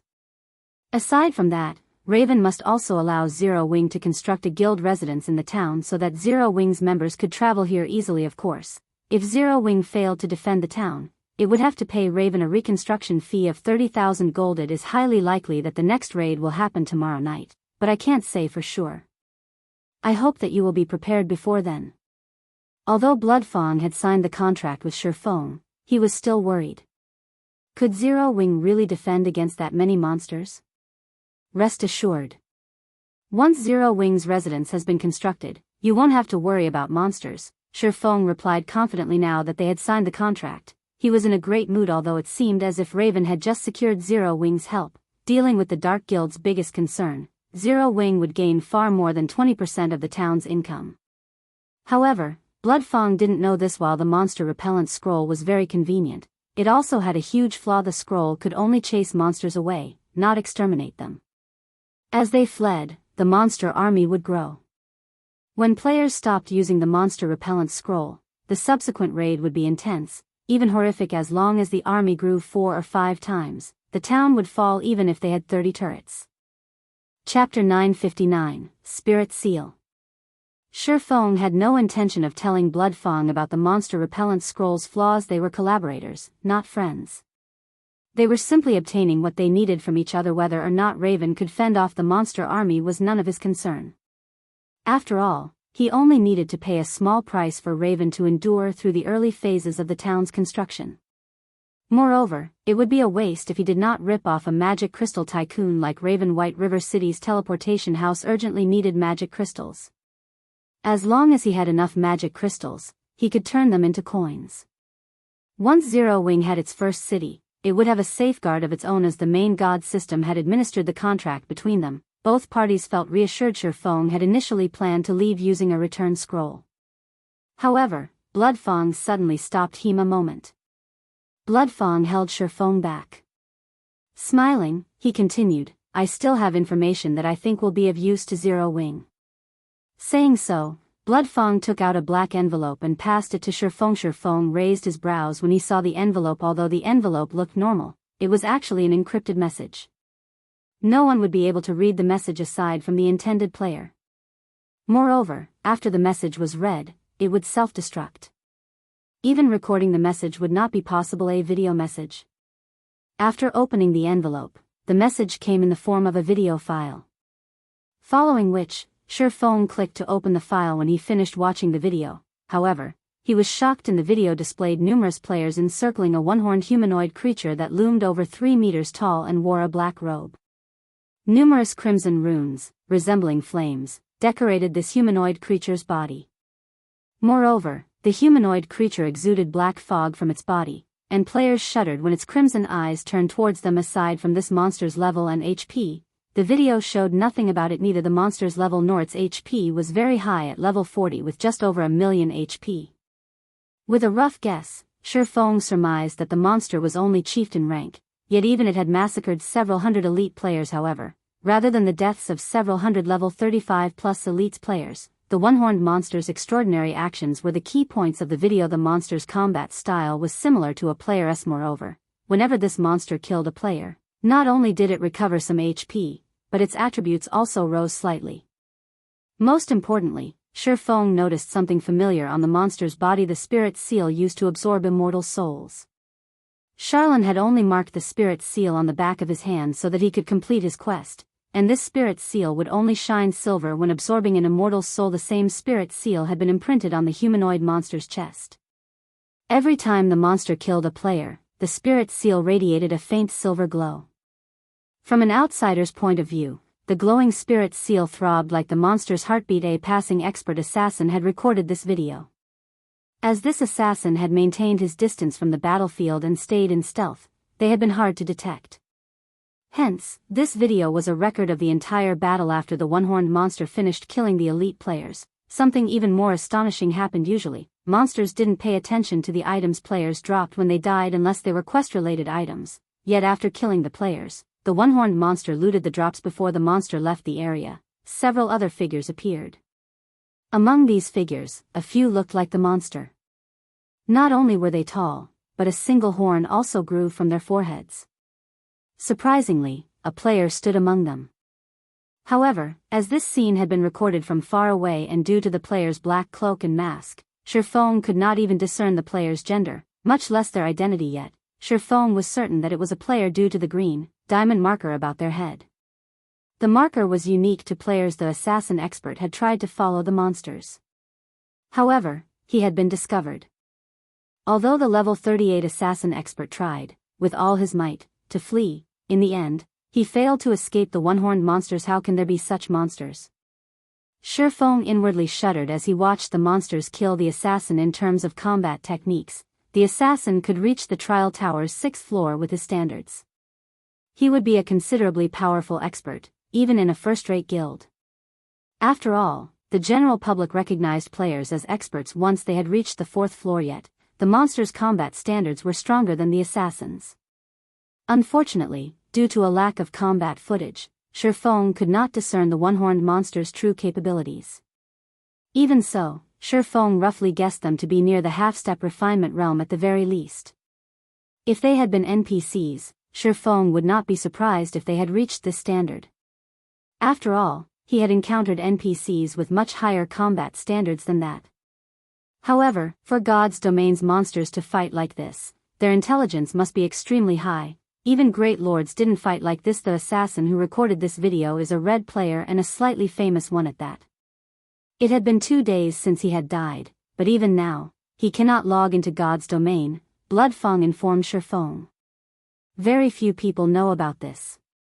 From what this player has said, these monsters are extremely powerful. Before these monsters dealt with that elite team, they were roaming the area, killing field bosses. These monsters were also capable of increasing their attributes by killing both monsters and players. Moreover, their intelligence is very high. The assassin reported that, when he had faced those one-horned monsters, it had felt as if he had been fighting expert players. They were so intelligent that they could easily predict his movements and implement the appropriate countermeasures. What does this have to do with Zero Wing? Feng asked. Although he agreed that these monsters were extraordinary, there were many bizarre situations in God's domain. It might be some sort of in-game event. Furthermore, he was already swamped with his own matters. He did not have the time to concern himself with someone else's business. This video was taken in Starmoon Kingdom, only a short distance from Stone Forest Town. Although these monsters are not yet a threat to the NPCs protecting the town, I believe that the town's safety will be a problem once the protection period ends. After all, nobody can say for sure just how powerful those monsters can become, Bloodfang said, chuckling. Chapter 960, Evil God Appears. They are near Stone Forest Town. Feng fell quiet as he pondered the situation. He could not remember such monsters in Star Moon Kingdom in his previous life. This was the first time he had ever seen such a thing. If they were mutants, they wouldn't let any creature live. And they might allow a payer to tag along. They were somewhat similar to mutants in that they could grow stronger by killing other monsters and players. Indeed, just as Bloodfang had said, while there was nothing to worry about right now, as the monsters grew stronger, they would become very dangerous. Before I sent Bloodsucker to negotiate with you, I sent him to investigate. Based on Bloodsucker's report, not only was every field boss in the area dead, but he couldn't find a single common monster either. Moreover, he discovered a similar situation in the nearby level 60 map, Bloodfang said. He then shared several pictures with Feng. Bloodsucker took these images in the level 60 area. With the monster's growth rate, it won't be long before they're a threat to Stone Forest Town or NPC towns. When Feng saw one of the pictures, he could not believe his eyes. The originally lush forest had become a scorched land pocketed with craters. Bloodsucker had also captured the corpse of a level 63 Great Lord that had been over 30 meters tall. The corpse had withered like a mummy. What was more frightening was that common monsters stopped spawning in the locations the one-horned monsters had visited. This was the equivalent of crippling an entire map. Although the effects were barely noticeable right now, if this continued, there wouldn't be any leveling spots left in Star Moon Kingdom. Thank you for your information, Guild Leader Bloodfang. I have some matters to deal with, so I'll be leaving. Feng frowned deeply as he finished looking through the pictures. After saying his goodbyes, he retrieved a return scroll and activated it. After Feng transformed into a streak of white light and disappeared, Bloodfang turned towards one of the dark guards beside him and commanded, "Tell Bloodsucker to pull out our men from Star Moon Kingdom and relocate them in the Black Dragon Empire temporarily." Guild Leader, our business is doing relatively well in Star Moon Kingdom. If we pull out of the kingdom now, we will lose a significant amount of income. Moreover, those monsters are only around Star Moon City right now. Do we need to be this cautious? The Dark Guard asked in surprise. Do you really think those monsters are that simple? Bloodfang eyed the Dark Guard.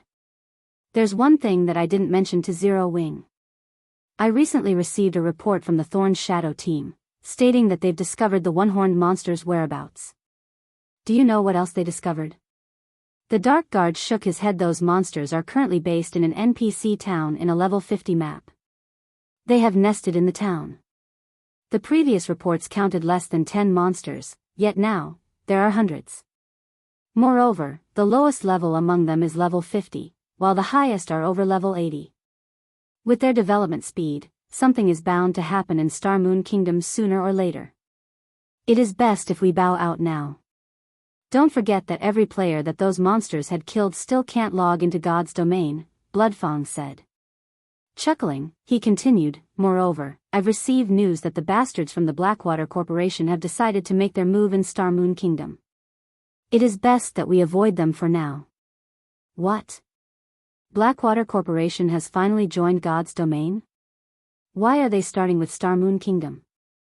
When the Dark Guard heard Bloodfang mention the Blackwater Corporation, his indifferent expression changed as fear flashed in his eyes. I am not sure. However, my guess is that it is likely due to this new class. After all, throughout God's domain, it is the easiest for players to obtain the new class through Star Moon Kingdom. A batch of players with this new class would benefit their development in the game, Bloodfang said, shaking his head. Among the many major corporations, I hate Blackwater the most. They always use unscrupulous means to achieve their goals, and they never follow the rules. Zero Wing will have to rely on its own power to weather this coming storm. Shortly after Bloodfang issued his command, although the command confused Bloodsucker, he began to move the several hundred Raven members hidden throughout Star Moon Kingdom, shifting their operations to the Black Dragon Empire. As for Feng, rather than traveling to Blackwing City to purchase the monster repellent scrolls, he visited Star Moon City instead. Star Moon City had visibly changed over the past few days. Many of the players roaming the streets were from other kingdoms and empires, all hawking their weapons and equipment. The city had also experienced an increase of their non-combat players. These players were relatively low-leveled, with some even below level 20. However, they were all very rich. These people were merchant players in cities. It was extremely difficult for ordinary players to obtain their own shops. There were also fixed times when players could set up stalls in the free market. As for using the auction house, the handling fees were too high for ordinary merchant players. Hence, these players generally peddled their items on the streets. If they found an interested buyer, they would conduct a trade, although doing so was somewhat time-consuming and strenuous. Every coin an ordinary player earned counted. Merchant players who dealt weapons and equipment, in particular, could earn a nice income after reaching level 10. Merchant players roamed between various cities and countries, purchasing items from players in one city and reselling those items elsewhere. After all, every city and country's prices were different. Merchants could earn a lot of money due to this difference, as these players had chosen the merchant class. They received a discount on teleportation fees as they traveled across God's domain. Moreover, like lifestyle classes, merchants were divided into ranks. The higher their rank, the higher their discounts were on teleportation fees. In the past, many players had earned enough capital from their travels to construct shops in NPC cities. Otherwise, if one relied on an ordinary combat player's income, they could never afford a plot of land, even after a lifetime of saving, following which, Feng followed the main street to Grand Duke Hartfield's mansion. The NPCs guarding the mansion didn't stop Feng, allowing him to enter the Grand Duke's home. However, Feng had not come here for the Twilight treasure chests this time, but for the one-horned monster. Feng had not initially recognized the one-horned monster's origin. However, from what he had learned from the pictures and blood Feng, he was certain of one thing: those one-horned monsters were somehow related to the evil god's temple across the continent of God's domain. Abyssal monsters weren't the only threat to humans. There were other dark powers at play. Among these dark powers, the most dangerous was the evil god's temple. Unlike the war god's temple, which specialized in resisting abyss invasions, the evil god's temple focused on destroying God's domain. Moreover, the temple thirsted for the destruction of all life, unlike the abyssal monsters, who only aimed to conquer. Chapter 961, Sword Emperor Ryan. Hellscythe_Fluffygoblin. Chapter 961, Sword Emperor Ryan. In the garden-like mansion, Feng followed the level 150 NPC steward to the mansion's observation deck. As Starmoon Kingdom's only Grand Duke, Hartfield's status was only beneath the king's. Naturally, his mansion was astonishing. The observation deck was awe-inspiring. Not only did it float high in the air, but its floating elevator had also been crafted from 7 luminaries crystals. Even Starmoon Restaurant's rooftop view could not compare to the view from this observation deck. Furthermore, only the palace and Starmoon auction house were higher up than the Grand Duke's observation deck. Feng felt as if he were standing atop the clouds as he looked out. He had an unobstructed view of Starmoon City. The gentle breeze touching his face relaxed him. Despite the relatively normal mana density, he felt utterly carefree. Enjoying a meal here would be the epitome of luxury. In the past, many major guilds had attempted to construct similar observation decks in their own cities, not excluding Shadow. However, only after the attempt did people realize how expensive it was. The floating deck required incomparably precious materials. Although they were not as rare as the 7 luminaries crystals, the floating stones were rare throughout God's domain. On the market, a fist-sized floating stone would sell for dozens of gold. One could imagine just how much it would cost to construct an observation deck the size of a basketball court. Crafting the necessary floating elevator also required 7 luminaries crystals. Those crystals were the core components of mind spaces, and players were more than reluctant to part with them. Very few people could afford to use them to craft a floating elevator. Moreover, the moment the floating elevator was complete, other players would likely attempt to steal it. Next to the level 200, Tier 3 Grand Duke Hartfield stood a middle-aged man in silver armor. A white mantle had been draped over the man's back, and a sword with a gem-encrusted hilt hung from his waist. Golden, divine runes had been engraved on the sword's scabbard, giving it both a sacred and magnificent appearance. Seeing this treasured sword, Feng had no doubt that, when this man walked down the street with that blade, he attracted a lot of attention. Countless female players and sword enthusiasts would hover around him like flies. Oddly enough, Feng recognized this man. The man's name was Reincarnation, and he was the captain of Star Moon Kingdom's Royal Guard. He was also a level 200, Tier 4 Sword Emperor. He was even stronger than White River City's powerhouse, Weissman, and was known for being the closest person to becoming a Sword Saint in Star Moon Kingdom. Although there were Tier 5 NPCs in Star Moon Kingdom, none of these NPCs were affiliated with the kingdom. They originated from the several major NPC organizations in God's domain. Eucharis, the Temple Lord of Star Moon Kingdom's War God's Temple, was one such example. Even the king had to show Eucharis respect. There was also the incomparably mysterious Charlene. Although Feng did not know which NPC organization Charlene belonged to, he was certain that she did not belong to Star Moon Kingdom. Hence, aside from the Grand Marshal Adolphe Serret, one could say that Reincarnation was the strongest NPC in Star Moon Kingdom. In front of the Grand Duke and the Royal Guard captain standing side by side, any ordinary player would be petrified. Surprisingly, Feng approached them casually. The NPC steward respectfully moved to the side. Two of Star Moon Kingdom's VIPs are here together. It seems that something serious is really happening in the kingdom. Seeing the two NPCs before him, Feng was more confident of his assumptions. The appearance of the evil god's temple hinted that something major would happen soon. This was practically a natural law in God's domain. Feng could remember that nearly half of Lion's Heart Empire had been destroyed in the past due to the evil god's temple's appearance. Even the ruling super guild in the Lion's Heart Empire had suffered severe losses, not to mention the empire's smaller guilds. This incident had shocked all of God's domain. No one had expected an NPC dark organization to be so powerful. After that incident, players exploded into action to remove the evil god's temple the moment any related issues occurred. Even so, every country in which the temple appeared suffered heavy damages. After all, when the evil god's temple appeared, all life and land were forfeit. Even after the threat was eliminated, the area took a long time to recover. Such situations' impact on local players and guilds was massive. Hence, Feng had hurried here. It was very difficult to gain entry into Star Moon Palace. Meeting with Grand Duke Hartfield, however, was easier. Everything would be fine as long as he reported the matter regarding the evil god's temple to Hartfield. The Grand Duke could then travel to the palace and inform the king. With the power of the kingdom's army, eliminating the one-horned monsters should be easy. Young adventurer, we meet again, Grand Duke Hartfield greeted Feng as he approached. Caressing his goatee, Hartfield chuckled lightly before continuing, Weissman has told me much about you. I would never have imagined that, despite being so young, you were capable of helping Lady Charlene with various matters. If my two sons were as outstanding as you, I could retire without worry. As Hartfield finished his praise, Reincarnation could not help but look at Feng. This made Feng feel somewhat strange. He had not expected his fame to spread to NPCs. Moreover, these two influential characters in Star Moon Kingdom had heard of him. Lord Hartfield, I have come with an urgent message that must reach His Majesty the King. However, I cannot enter the palace, so I was hoping that you might transmit the message for me, Feng requested respectfully. All right, then. If your news is as important as you say, I will pass on the message. Hartfield nodded, sternly agreeing to Feng's request. I have found traces of the evil god's temple in the Starfield Forest.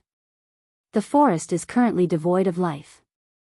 If we don't stop the evil god's temple in time, it will quickly become a threat to the capital, Feng said after considering his words. As for the validity of my claim, Lord Hartfield simply needs to send someone to investigate Starfield Forest. High-ranking NPCs in God's domain were incredibly intelligent. Oftentimes, players were not required to present proof when reporting an incident. The NPC would take action as long as they reported the facts, initiating their own investigations. Once the report was verified, players would receive a reward. If the report were proven false, players would be punished. However, players needed to earn these NPCs' trust before they could report various issues. If a player lacked credibility, NPCs wouldn't bother to investigate the situations even if the player told the truth previously. Feng had gained some favorability with the Grand Duke. His words alone could prompt an investigation. If he were dealing with any other NPC, however, they wouldn't even give him the light of day. The evil god's temple? The evil god's temple has appeared so close to the capital. When Hartfield heard evil god's temple, he tensed. The energy around him also changed. Captain Ryan, like the report you've recently received, it seems that those damnable evil cultists are on the move again, Hartfield said, anger filling his eyes. After their failed attempt 15 years ago, they are going after that item again. This time, I will erase them from Star Moon Kingdom. After the Grand Duke's statement, the sound of a system notification reached Feng's ears, with Star Moon Kingdom system announcement following closely. Chapter 962, Legendary Necromancer. System, congratulations. You have accepted the epic ranked main storyline quest, Evil God's Birth. Quest content, exterminate the evil gods believers in the Star Moon Kingdom. If you fail to exterminate the evil gods believers before they summon the evil god, Star Moon Kingdom will fall into ruin. As the system was notification repeated 3 times, Feng was momentarily stunned. He had only been the messenger, yet he had triggered an epic ranked main storyline quest in Star Moon Kingdom. This was not good news for Zero Wing. Shortly after the system notifications, the system announcements followed Star Moon Kingdom's system announcement. New expansion pack, Disaster of the Evil God, has been activated. Star Moon Kingdom system announcement, ruins of the Evil God's temple has been discovered in the Undead Gorge. Azura Mode Regional Dungeon, the Undead Gorge, has been activated. Players level 35 and above may enter the dungeon. The system announcement also repeated 3 times, creating a stir in Star Moon Kingdom. Awesome. Who triggered the new expansion pack? An Azura Mode Regional Dungeon? The loot will be amazing. It's actually an Azura Mode Regional Dungeon. I bet the dungeon's monsters will drop magic crystals. I won't have to continue fighting for kills in the Stoneclaw Mountains. The majority of the kingdom's players were incredibly interested in the new regional dungeon. Originally, the only regional dungeon that offered magic crystals was the Stoneclaw Mountains. However, it had become a haunt for Star Moon Kingdom's various large guilds. Even though the area provided abundant resources, ordinary players' share was very small. Moreover, the competition for those resources grew with each day. The new Azura Mode Regional Dungeon's appearance was definitely a cause to celebrate for the majority of Star Moon Kingdom's players. At the very least, there was now another area in which they could obtain magic crystals. Moreover, the Undead Gorge was much closer to Star Moon City than the Stoneclaw Mountains. Only a single map separated the gorge and the capital. The only problem was that the monsters in said map were somewhat high-leveled, all above level 50. If one crossed the map without being strong enough, the risk of death would be quite high. However, this could also help disqualify some players, reducing the competition in the regional dungeon. The only downside was equipment repairs. Unlike in the Stoneclaw Mountains, none of the Undead Gorge's adjacent maps had a town. It would take 4 hours to run there from the nearest teleportation point. While this was a huge problem for independent players, the various large guilds found this acceptable. At the very least, they wouldn't have to pay Zero Wing with magic crystals if they grinded in the Undead Gorge. Moreover, once their guild members obtained mounts, they could save time when traveling. For a time, Star Moon Kingdom's various large guilds began to prepare to garrison troops in the Undead Gorge. A new regional dungeon hinted that there would be undiscovered resources. If they entered the Undead Gorge immediately, they could obtain more than their competition. Young adventurer, I would like you to help me with something, Hartfield sternly told Feng. Now that the evil gods believers have appeared, I suspect that Byrne, the legendary necromancer from 15 years ago, is up to something new. I want you to locate him for me. If Byrne is trying to hold a summoning ritual, he will need to slaughter many to gather enough power to summon the evil god's doppelganger. I have a tracking crystal that has recorded the evil god's power. It will help you search for the evil god's power within an area. If Byrne is absorbing the power of the area's creatures, the tracking crystal will detect him. Once you discover their nest, all you need to do is report back. However, be careful in your search. Byrne is a legendary necromancer, and with the aid of the evil god's power, he can summon extremely powerful monsters. Summoning the evil god's doppelganger will require a lot of power, so he will have certainly nurtured many powerful monsters to help him gather what he needs. If you want to deal with these monsters, you should head to the remains of the evil god's temple in the Undead Gorge. You might find some method of dealing with them. Once Hartfield finished speaking, he passed Feng a blue crystal block tracking crystal. When activated, will scan 5,000 yards in every direction for the evil god's power. Each use consumes 1 magic crystal cooldown, 30 minutes. What an inconvenient item. Feng said nothing as he stared at the crystal block in his hand. Fortunately, it would require time to gather the necessary power to summon the evil god. The one-horned monsters would continue to massacre everything in their path. He would, soon or later, find them. Then, he only needed to follow them back to their nest, following which, Feng left the Grand Duke's mansion with the tracking crystal in hand. He notified Aqua Rose to send some men to search the maps near Stone Forest Town for clues about the one-horned monsters. After completing that task, he teleported to Blackwing City. Meanwhile, inside Ouroboros's guild residence in Star Moon Kingdom, a meeting was being held. Usually, only the guild's upper echelons were invited to such meetings.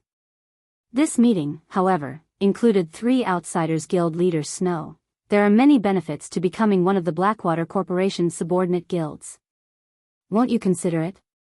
The gloomy, short-haired youth, who headed the group of outsiders, asked, smiling at Gentle Snow. Many benefits?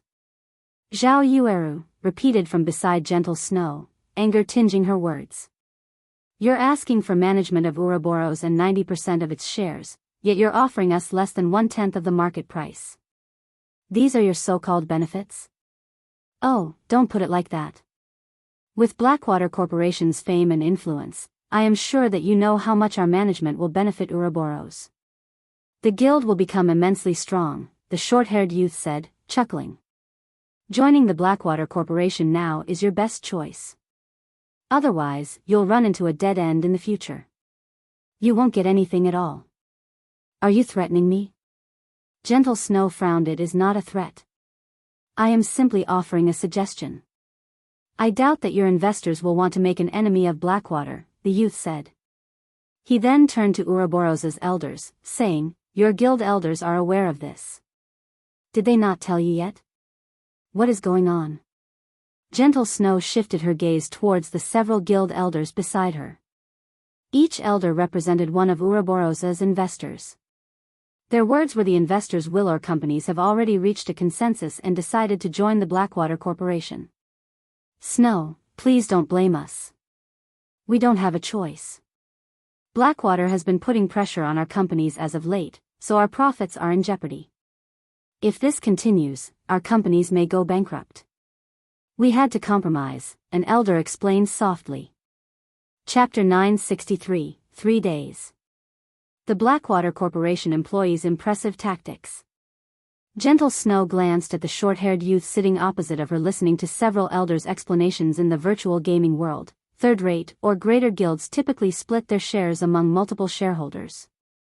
Zero Wing was unique in this, as guilds were rarely under the control of a single entity, much less first-rate guilds. Although a first-rate guild was the equivalent of a corporation and capable of earning its own money, when a guild of such caliber joined a large-scale virtual reality game, it needed a lot of capital to begin developing. God's domain was peculiar among large-scale virtual reality games. Even with a first-rate guild's financial strength, investments from various companies were needed for a guild to spread its influence throughout God's domain as it attempted to dominate one, or multiple, kingdoms. This was precisely the reason that multiple companies held the majority of Ouroboros's shares. If these companies came to an agreement, even she, the guild leader, was forced to accept the decision. However, Gentle Snow had never imagined Blackwater to be despicable enough to force Ouroboros into submission. Generally, major international corporations disdain such tactics, as doing so would only make them a laughingstock. Guild leader Snow, what is your decision? The short-haired youth ignored the snow goddess's ridicule. On the contrary, he sneered and said, I know this is a very difficult decision to make. How about this? We'll give you 3 days to consider your options. If you insist on rejecting our offer in 3 days, we'll be forced to put someone else in the guild leader's seat. After making his threat, the short-haired youth left the meeting room. The 2 level 39 expert players followed him closely. Big brother wave, why don't we just get rid of Gentle Snow? It would make it easier to take over Ouroboros. Now that you've given her 3 more days, she might persuade those on the fence or purchase their shares. If she does, it'll be harder to occupy the guild. The 2 robust men asked the gloomy, short-haired youth. The Blackwater Corporation's goal from the very beginning was to take control of Star Moon Kingdom. After turning Star Moon Kingdom into the corporation's playground, they would use it as a stepping stone to dominate the Black Dragon Empire. Even if Gentle Snow agreed to their conditions, they would not let Ouroboros survive. Rather, Blackwater would establish its own guild and absorb Ouroboros, gaining complete control. Hence, they did not need Gentle Snow's consent. Do you really think I will give her 3 days to make a decision? The short-haired youth clicked his tongue. Sneering, he continued, I am just giving Ouroboros' members time to adapt. If I remove Gentle Snow from her positions suddenly, it will cause quite a stir in the guild. Not only will it decrease the guild's morale, but I will also have a lot of trouble rectifying the problem. Now that I am giving Gentle Snow 3 days, however, news of this matter will spread throughout the guild. We'll encounter less resistance when we take over the guild's management. Most importantly, young Master Jing has not yet sent me enough experts to take Ouroboros over. In 3 days, we should have enough personnel to assume control. At that time, we will gain control of Starmoon City, and it won't be long before we possess all of Starmoon Kingdom. Big Brother Wave, what about Starmoon Kingdom's #1 guild, Zero Wing? Are we not negotiating with them? I've heard that Zero Wing is particularly stubborn, and the guild leader alone controls the guild. It will be more difficult to take over. We won't need to worry about that. Young Master Jing has other plans for Zero Wing, the youth named Abandoned Wave responded nonchalantly. How are the people that young Master Jing sent adapting? Big Brother Wave, rest assured, with our guidance, they're improving each day. I believe they will adapt to God's Domain's combat style very quickly with the help of the battle videos we procured and the Trail Tower. As long as their levels are brought up to speed, they will be the guild's greatest trump card. One of the robust men reported excitedly. The Blackwater Corporation was not like other corporations. It could actually fit quite well in God's Domain. After all, Blackwater was an international corporation that dealt with fighting competitions.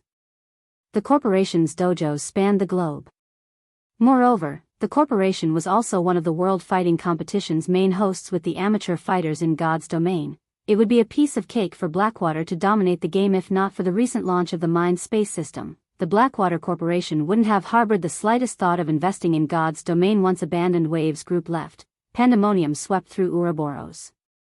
The guild was no longer focused on the new regional dungeon.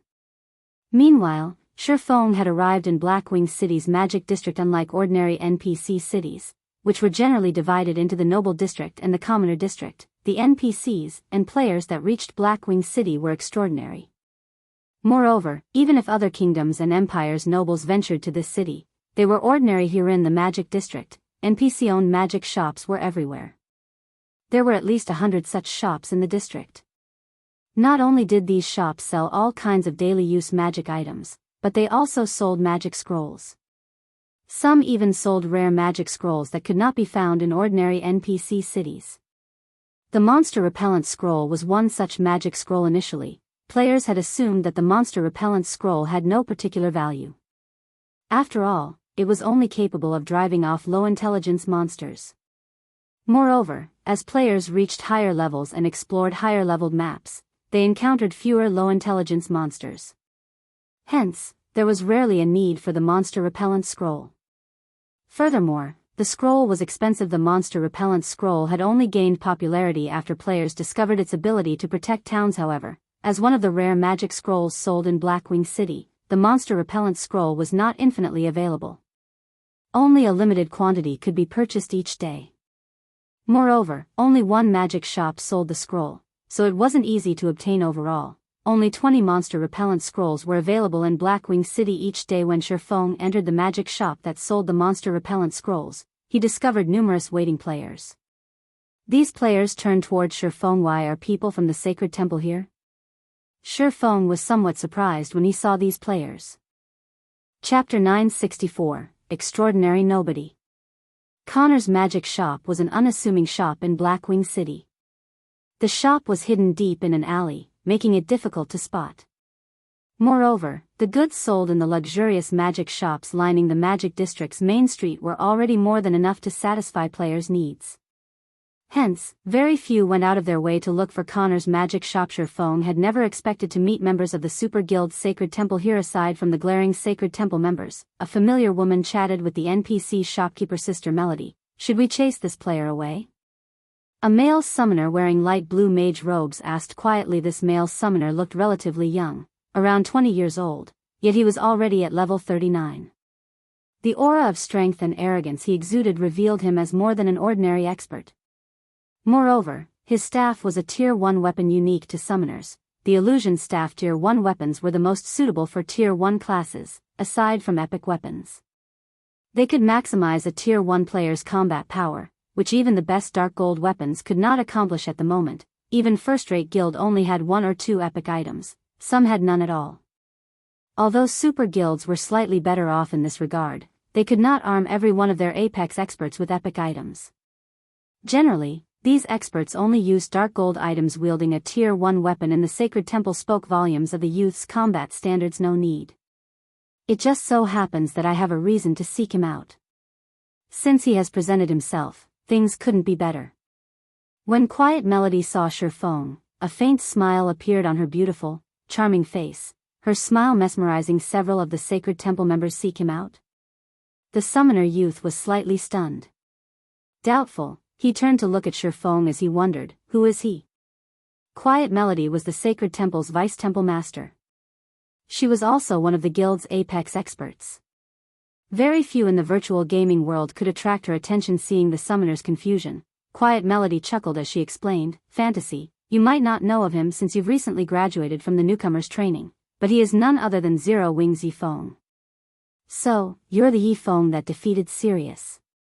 The youth named Lonely Fantasy addressed Feng, envy blooming in his heart. However, rather than envying Feng's strength, he was jealous of the attention Quiet Melody gave Feng. He was a genius that had been nurtured by the Sacred Temple.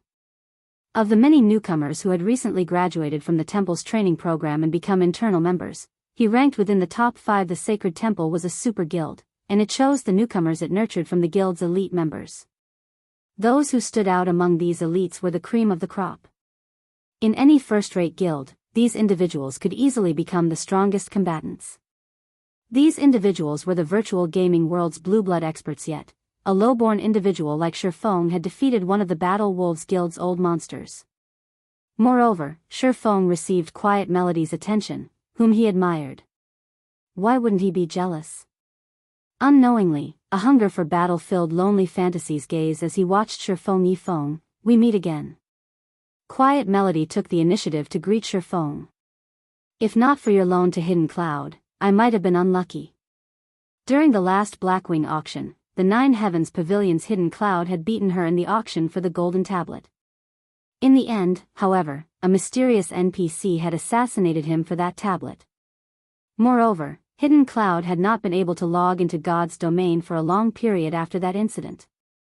He had become a laughingstock among the super guilds. Even now, Quiet Melody broke out in a cold sweat whenever she thought back to how she had fought so hard for the secret technique tablet. Losing money was one thing.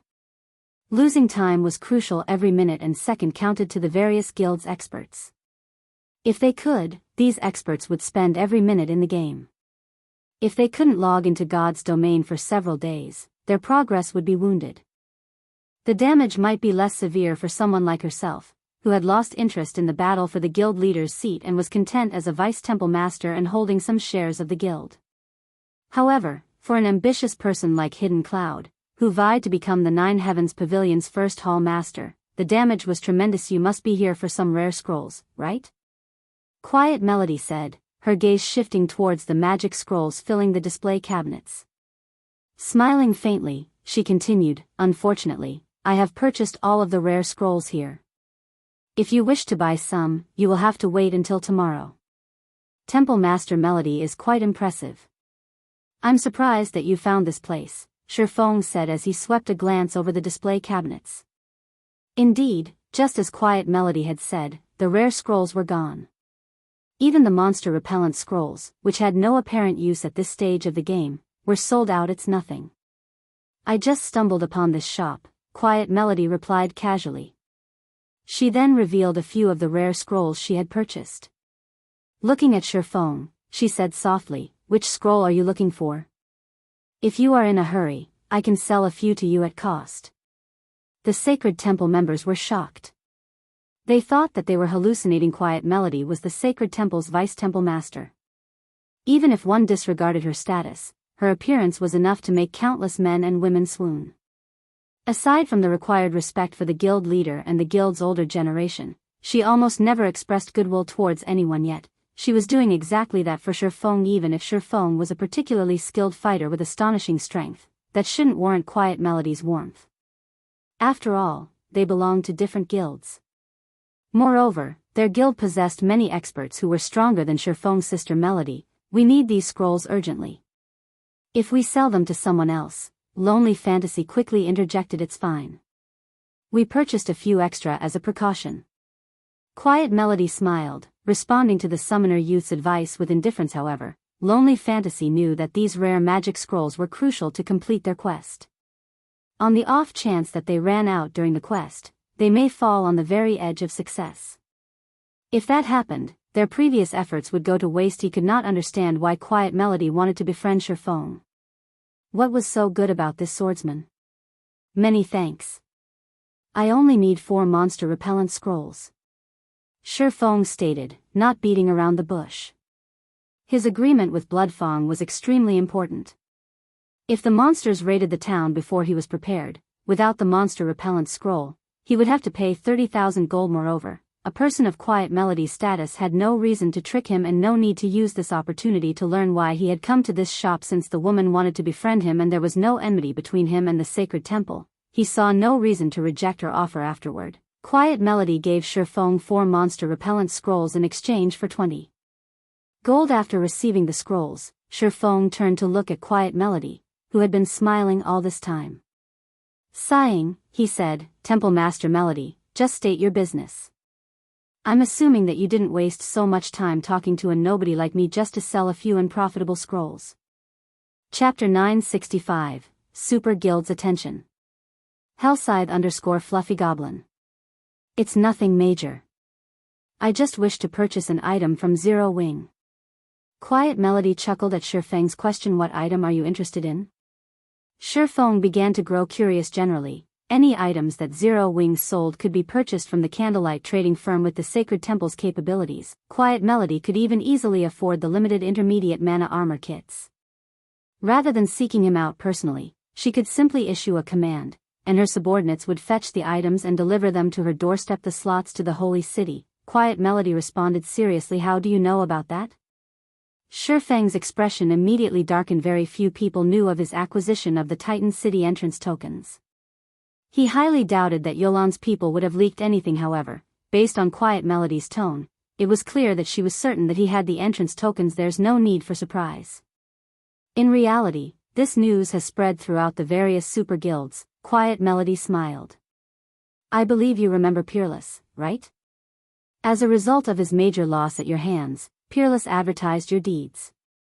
He even revealed the secret about Titan City. Moreover, he is very certain that you obtained slots to the Holy City before this incident. I never knew that God's domain had such a holy land. Many super guilds are now watching Zero Wing. It is only a matter of time before they contact your guild. I had intended to visit White River City after I had finished shopping here. However, it seems that won't be necessary. Hearing Quiet Melody's explanation, the Sacred Temple members were stunned. Even Lonely Fantasy wondered if he had heard wrong. They had never imagined that Feng was actually responsible for the Pantheon elders' suffering. Even newbies knew about Pantheon's Peerless. He was a big shot on the same level as Quiet Melody, yet Feng had killed such a powerful character. It was unbelievable. Field battles were different from the PvP battles in the Dark Arena. Although Peerless was not as powerful as Sirius, one could use various tools in a field battle.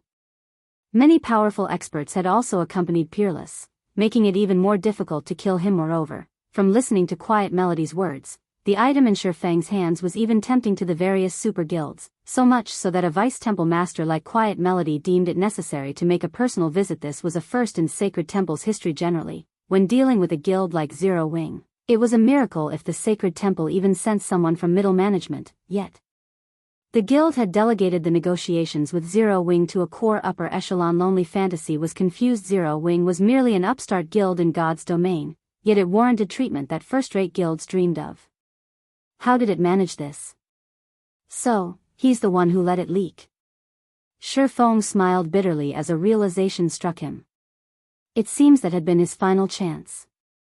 He now, more or less, understood Peerless' actions during the entrance trial. It was no wonder why the high and mighty Peerless of Pantheon had tried to negotiate halfway through the battle. Without a doubt, that had been his last chance to challenge the entrance trial. After losing that chance, he would have to wait a long time before he could try to enter the Holy City again. He might not even get another chance since he had lost this opportunity. He wouldn't let the culprit behind his failure get off scot-free. Hence, he had spread the news and pointed the various super guilds towards Zero Wing. Our sacred temple also knows how valuable the slots are, so we won't ask for too many. 10 will be enough.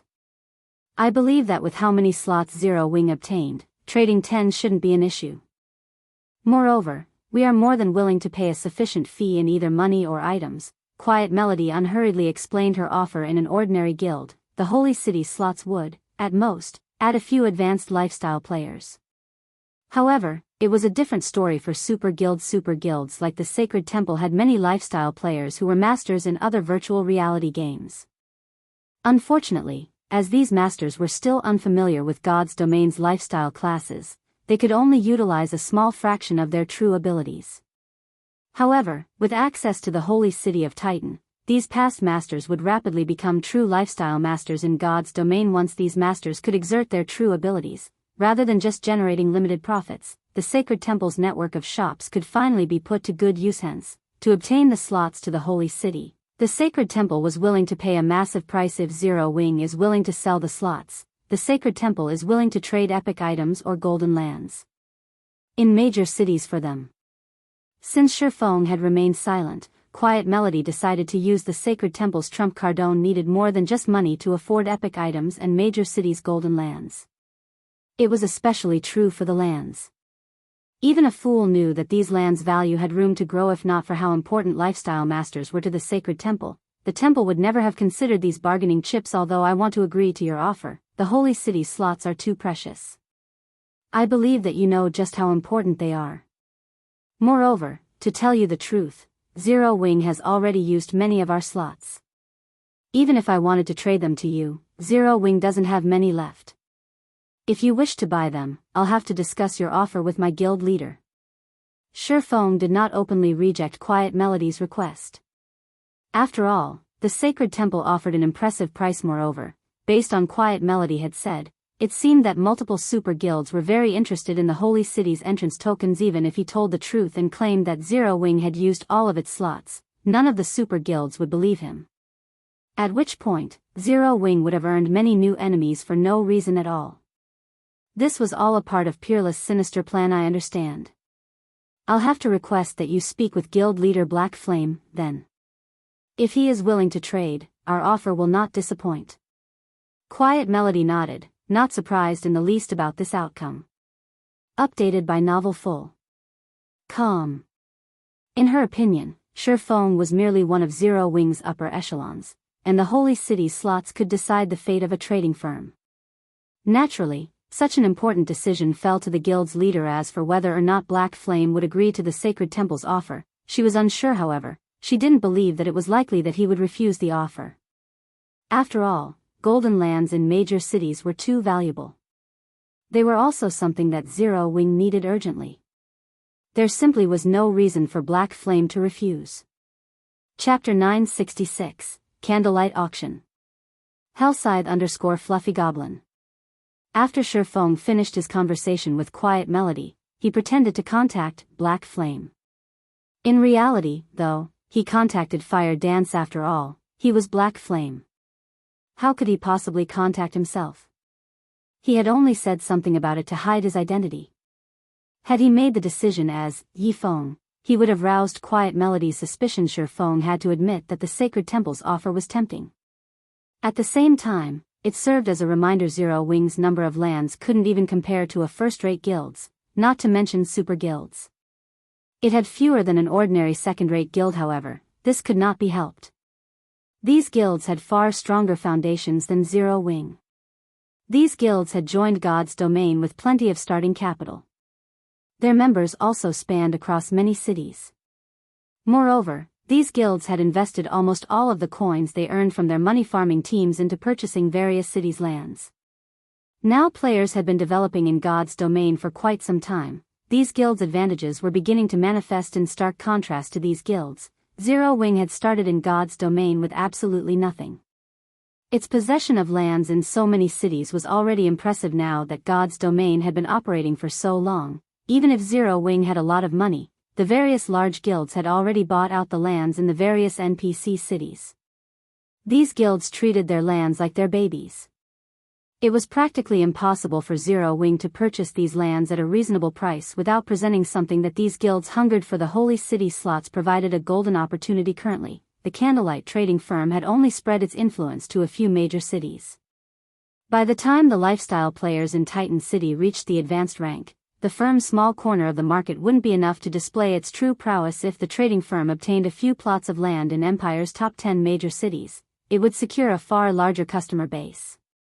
If he took into account the strengthening device and the designs unique to Titan City, Candlelight trading firm's profits would make the income from Stone Forest Town look pitiful at the moment. However, Feng did not have any Titan City entrance tokens on hand. Even if he did, he had no intentions of selling them to Quiet Melody right now.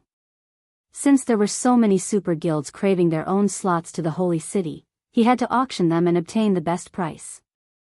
Moreover, by doing so, he wouldn't invoke these super guilds' ire, preventing Peerless' plans from coming to fruition. Currently, his only method of entering Titan City was the Holy City's emblem. However, the emblem had a 7-day cooldown.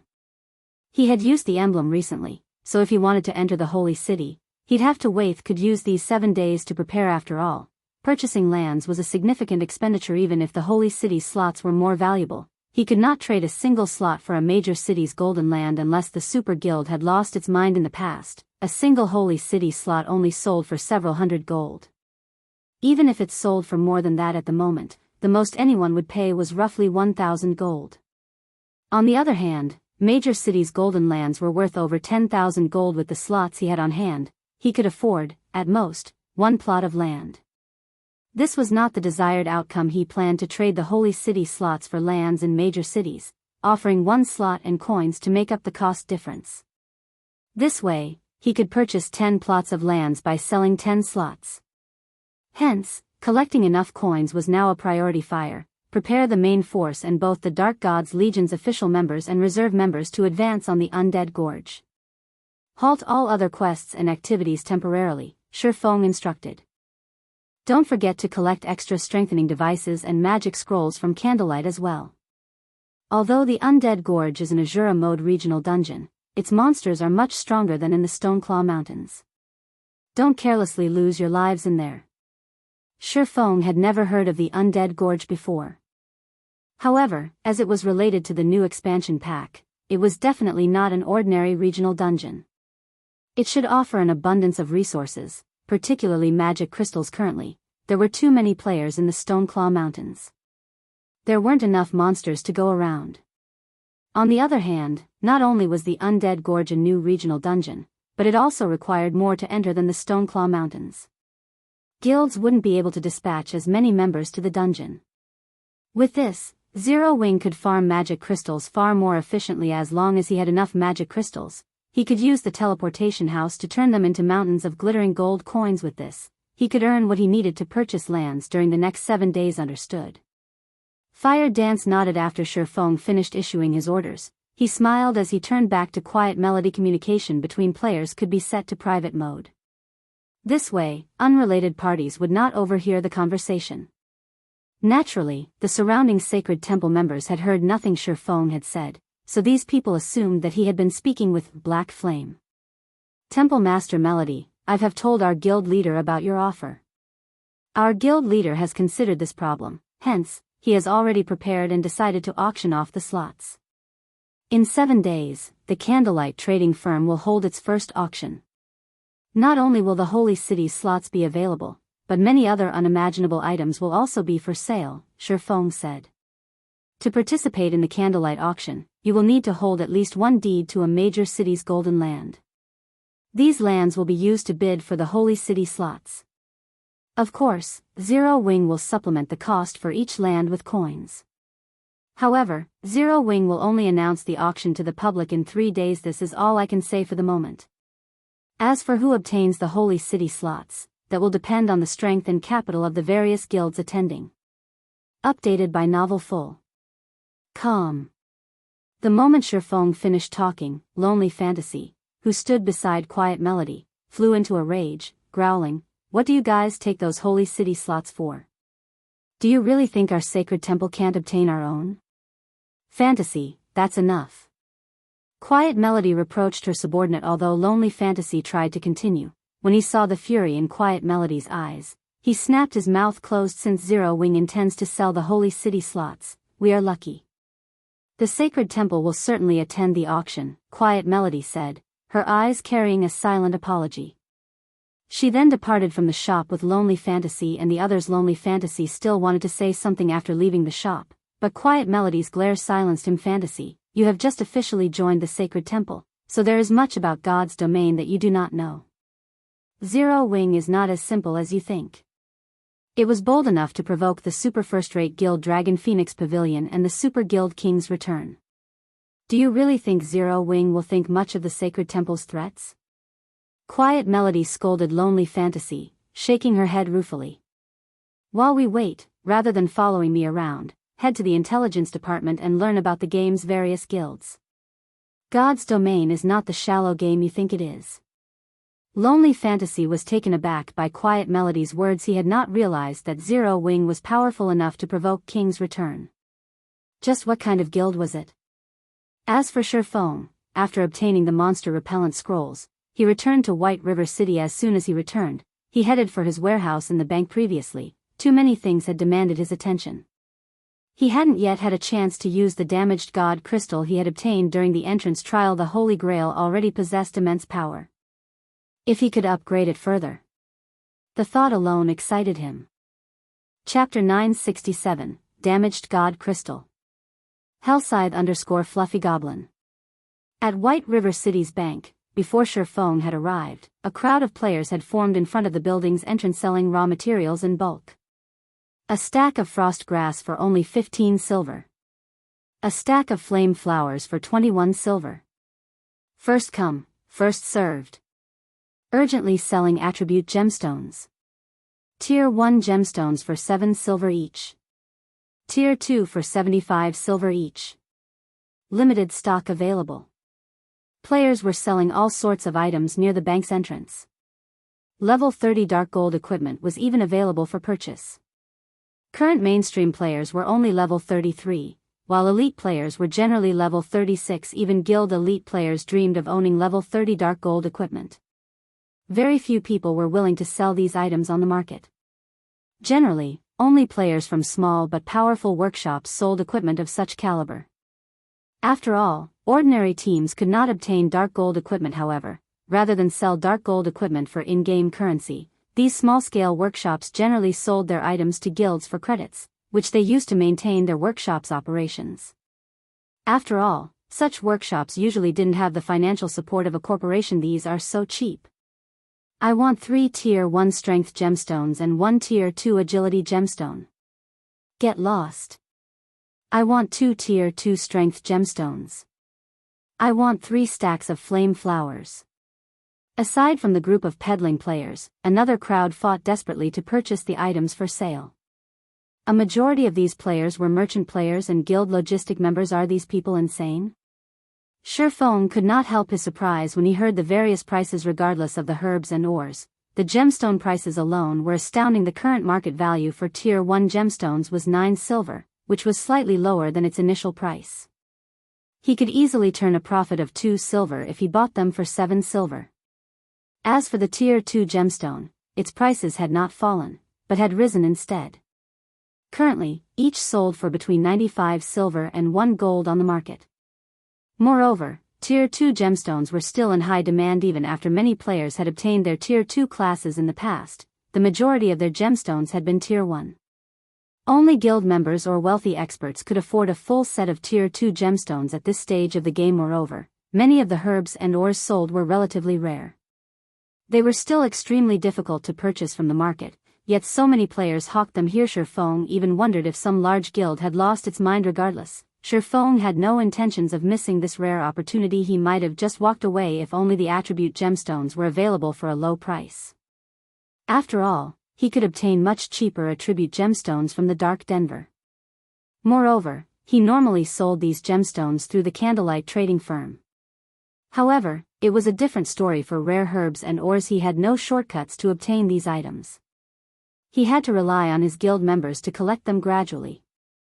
Now that someone sold them for 20% below market price, he would be doing the Candlelight trading firm a disservice if he didn't purchase them all. Hence, Feng joined the line of customers. Most of the players in the queue only purchased 1 or 2 stacks of materials. Only merchant players and guild players could afford a little more. However, these players focused on hard currencies such as the attribute gemstone. Although they would require some time to resell, they were certain to make a profit with such a low cost. How many rare herbs and ores do you have? When it was finally Feng's turn, he examined the middle-aged vendor. The man was only a little over level 10. He was obviously a guild player, as only guilds had such logistic players, yet neither the man, nor the players helping him wore a guild emblem. Dear guest, let me assure you that we have an abundant supply. We have as much as you could possibly want. The middle-aged man revealed a businessman's smile as he glanced at the cloaked Feng. I see. All right, then. I want 3,000 stacks of ice dew flower, 3,000 stacks of moonlight grass. Feng listed various herbs and ores, requesting 3,000 stacks of each. Ice dew flowers and moonlight grass were both main materials for producing the ice resistance potion. In addition, Feng had asked for the main materials necessary to craft the fire resistance potion.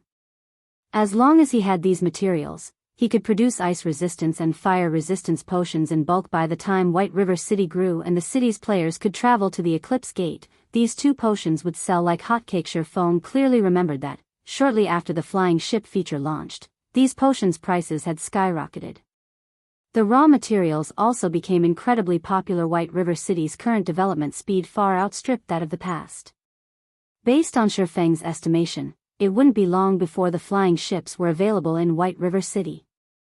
If he stockpiled ice resistance and fire resistance potions now, by the time players could travel to the Eclipse Gate, he would make a fortune. Dear customer, are you sure you want so many materials?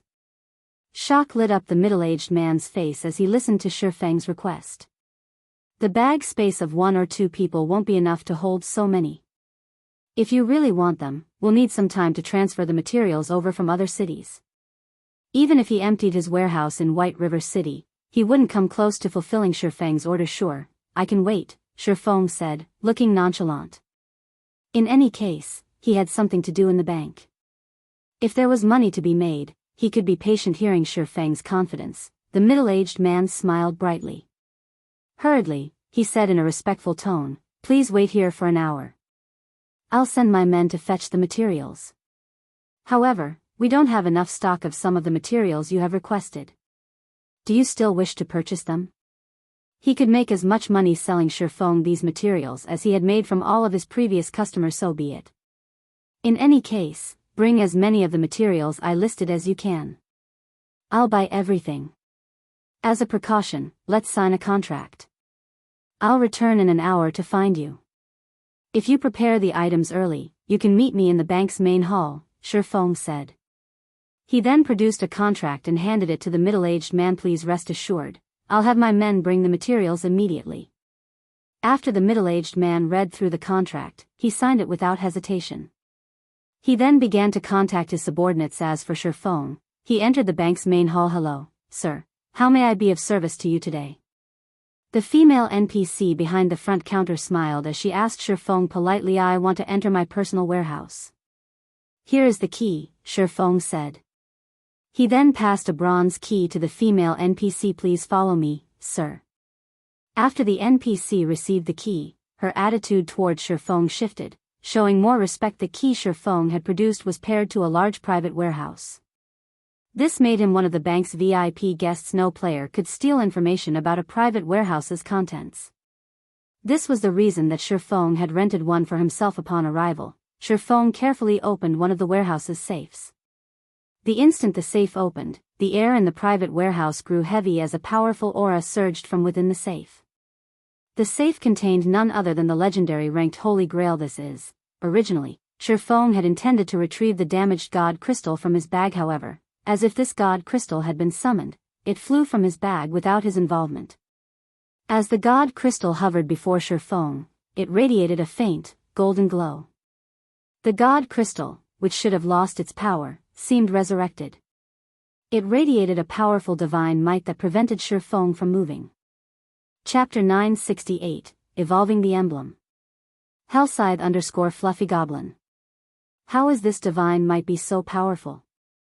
Feng could only look at the damaged god crystal. He could not even move a finger. The powerful divine might could even overpower tier 5 NPCs. It was hard to imagine that this was merely a damaged god crystal. Even the complete god crystal he had previously snatched from a tier 4 monster had not been as powerful as this if he weren't in his private warehouse. The god crystal's divine might be enough to paralyze every player in the bank, causing a commotion in White River City. Although this damaged god crystal was quite powerful, in front of the Holy Grail, it was a sheep for the slaughter. It could only wait for its death. The Holy Grail then radiated a purple aura that spread throughout the warehouse. This purple aura ate away at the divine might rapidly, and Feng's private warehouse was soon void of divine magic. As for the damaged god crystal, it could barely stay afloat while it struggled desperately against the Holy Grail's aura. Suddenly, the sound of a system notification reached Feng's ear. System, do you wish to allow the Holy Grail to absorb the Titan core? This is a Titan core? The sudden revelation surprised Feng. He used omniscient eyes once more to check the damaged god crystal. Titan core, the 10 great saints of Titan's greatest masterpiece. The Titan core is capable of supplying a near infinite amount of energy. It originally served as the Titan Fortress's power core. However, it had been heavily damaged during the war between gods. When Feng finished reading the description, he was thunderstruck. He had heard of this item before. It could be used to construct a war fortress's power core, which was also the most important component in a war fortress. A war fortress was far more difficult to construct than a city, as it was a machine meant for slaughter. Even tier 5 NPCs would flee from a war fortress, as a single, random strike was enough to end their lives. However, moving a powerful war fortress required an astronomical amount of energy. Hence, one needed a very powerful power source. Among the available materials in God's domain, the Titan core was the best option. Speaking of war fortresses, Feng had seen one in the Phissis Canyon. He had also accepted the unique quest, Steel Fortress Borussia. He had nearly lost his life attempting to power the Steel Fortress Borussia with the Titan's heart. However, although the Titan's heart could also be used as a power core, it was far weaker than the Titan core. The Titan core possessed divine might, while the Titan's heart only possessed power. If the Titan's heart were powerful enough to threaten tier 5 classes, the Titan core was powerful enough to invoke God's fear. Moreover, unlike the Titan core, the Titan's heart's energy was limited. Even 100 Titan's hearts were not as valuable as one Titan core. Do I absorb it? Feng hesitated. To a guild, the Titan core was leagues more important than a legendary item. Of the many components needed to construct a war fortress, the power core was the most difficult to obtain. In the past, this had caused many headaches for many of God's domain's major powers. Moreover, even if they obtained a power source, they would not mobilize their war fortress due to the immense energy consumption. However, there was no denying a war fortress's extreme power. If a tier 5 player could defend a town with a player population over 1 million, a war fortress could defend nearly half of a kingdom's territory. Moreover, that was with a limited energy source when it could not be moved casually. Obtaining or producing another power source was immensely difficult. If he could equip a war fortress with the Titan core, the war fortress would have no problems defending an entire kingdom. Even the super guilds in the past had not had such a weapon of mass destruction. Moreover, powering a war fortress was only one of the Titan core's functions. The Titan core could also be used in a player-constructed city to emulate the holy city of Titan. According to legend, 18 Titan cores powered Titan City, granting it infinite energy. In the distant past, a large group of tier 6 gods had attacked the holy city. In the end, however, these gods had failed. Titan City's dense mana and its floating lifestyle association were due to its endless amount of energy. One could just imagine how precious a Titan core was. If he allowed the Holy Grail to absorb the Titan core now, it would be nigh impossible to obtain another in the future. After all, Titan City's 10 saints were long gone. There was no one around who was capable of producing another Titan core. In the end, after giving it some thought, Feng decided to withhold the Titan core from the Holy Grail. Although the Titan core was damaged and could not be used, there was hope of repairing it. After all, he had the Holy City's emblem. He could enter Titan City any time he wanted. As the Titan core's birthplace, he should be able to learn how to repair it in Titan City. To stop the Holy Grail from craving the Titan core, Feng stored the core in another safe. No one was allowed to open the safes in a private warehouse without the user's approval. The items in these safes would also be disconnected from the outside world. Sure enough, after Feng stored the Titan core inside a safe, the Holy Grail receded its aura and fell dormant. It seems I'll have to look for other god crystals to restore the Holy Grail. Feng sighed as he looked at the Holy Grail, which emitted a purple hue. He suddenly had a realization. Since the Grail can evolve an item, I wonder if it can evolve the Holy City's emblem? Although there was no indication of the Holy City's emblem having a rank, the Titan City entrance tokens were divided into ranks. As black iron entrance tokens allowed wielders to enter the Holy City for 3 days. If players possessed sufficient reputation, they could extend their stay. Silver was the next rank. Wielders of the silver entrance token could stay in the Holy City for 6 days. Similarly, they could extend their stay with sufficient reputation. The highest ranking entrance token was the gold entrance token. It allowed players to stay in the Holy City for up to 10 days. Which token players acquired depended on which difficulty they chose when challenging the entrance trial. Titan City's entrance trial was not limited to one difficulty setting only, as Feng's team was still too low level and only consisted of Tier 1 players. They had not had any other options. When the team had Tier 2 players, the entrance trial would provide a hard mode difficulty. As long as players cleared the hard mode trial, they could obtain silver tokens. When Tier 3 players were present in the team, Hell mode would be made available, from which players could obtain the golden tokens. The normal mode of Titan City's entrance trial was already as difficult or more as the Hell mode difficulty of a 100-man large-scale team dungeon, not to mention hard mode and Hell mode. Even in the past, Feng had never heard of a team obtaining the gold tokens, and extremely few teams had managed to obtain the silver tokens. Most had settled for black iron. Novel full. Since the entrance tokens were divided by ranks, the Holy City's emblems should have ranks as well. After all, he had obtained his Holy City's emblem from normal mode. What about those obtained from hard mode and Hell mode? Thinking up to this point, Feng could not help but click on the Holy Grail and select its power of evolution skill. He chose the Holy City's emblem as the evolution's target. Chapter 969, Evolved Effects. Hellscythe _ Fluffy Goblin. I should be able to evolve it, right? Although Feng had chosen to evolve the Holy City's emblem, he still wasn't sure that his plan was feasible. After all, unlike weapons and equipment, the Holy City's emblem did not have a rank to differentiate it from others. Suddenly, a strand of purple mist flowed from the light blue Holy Grail, gently wrapping around the flashing silver emblem in Feng's hand. As if scanning it 3 seconds later, Feng heard the sound of a system notification system. Do you wish to sacrifice 1000 HP permanently to evolve the Holy City's emblem? Sure enough, a legendary item is amazing. Excitement lit up Feng's face. Although losing 1000 HP stung, the return was worth the cost. As long as the evolution succeeded, this item would be far more valuable than an epic item. Feng agreed to the evolution. Feng's maximum HP then fell by 1000, from 26,300 to 25,300. However, despite the loss, Feng's HP was still much higher than Cola's.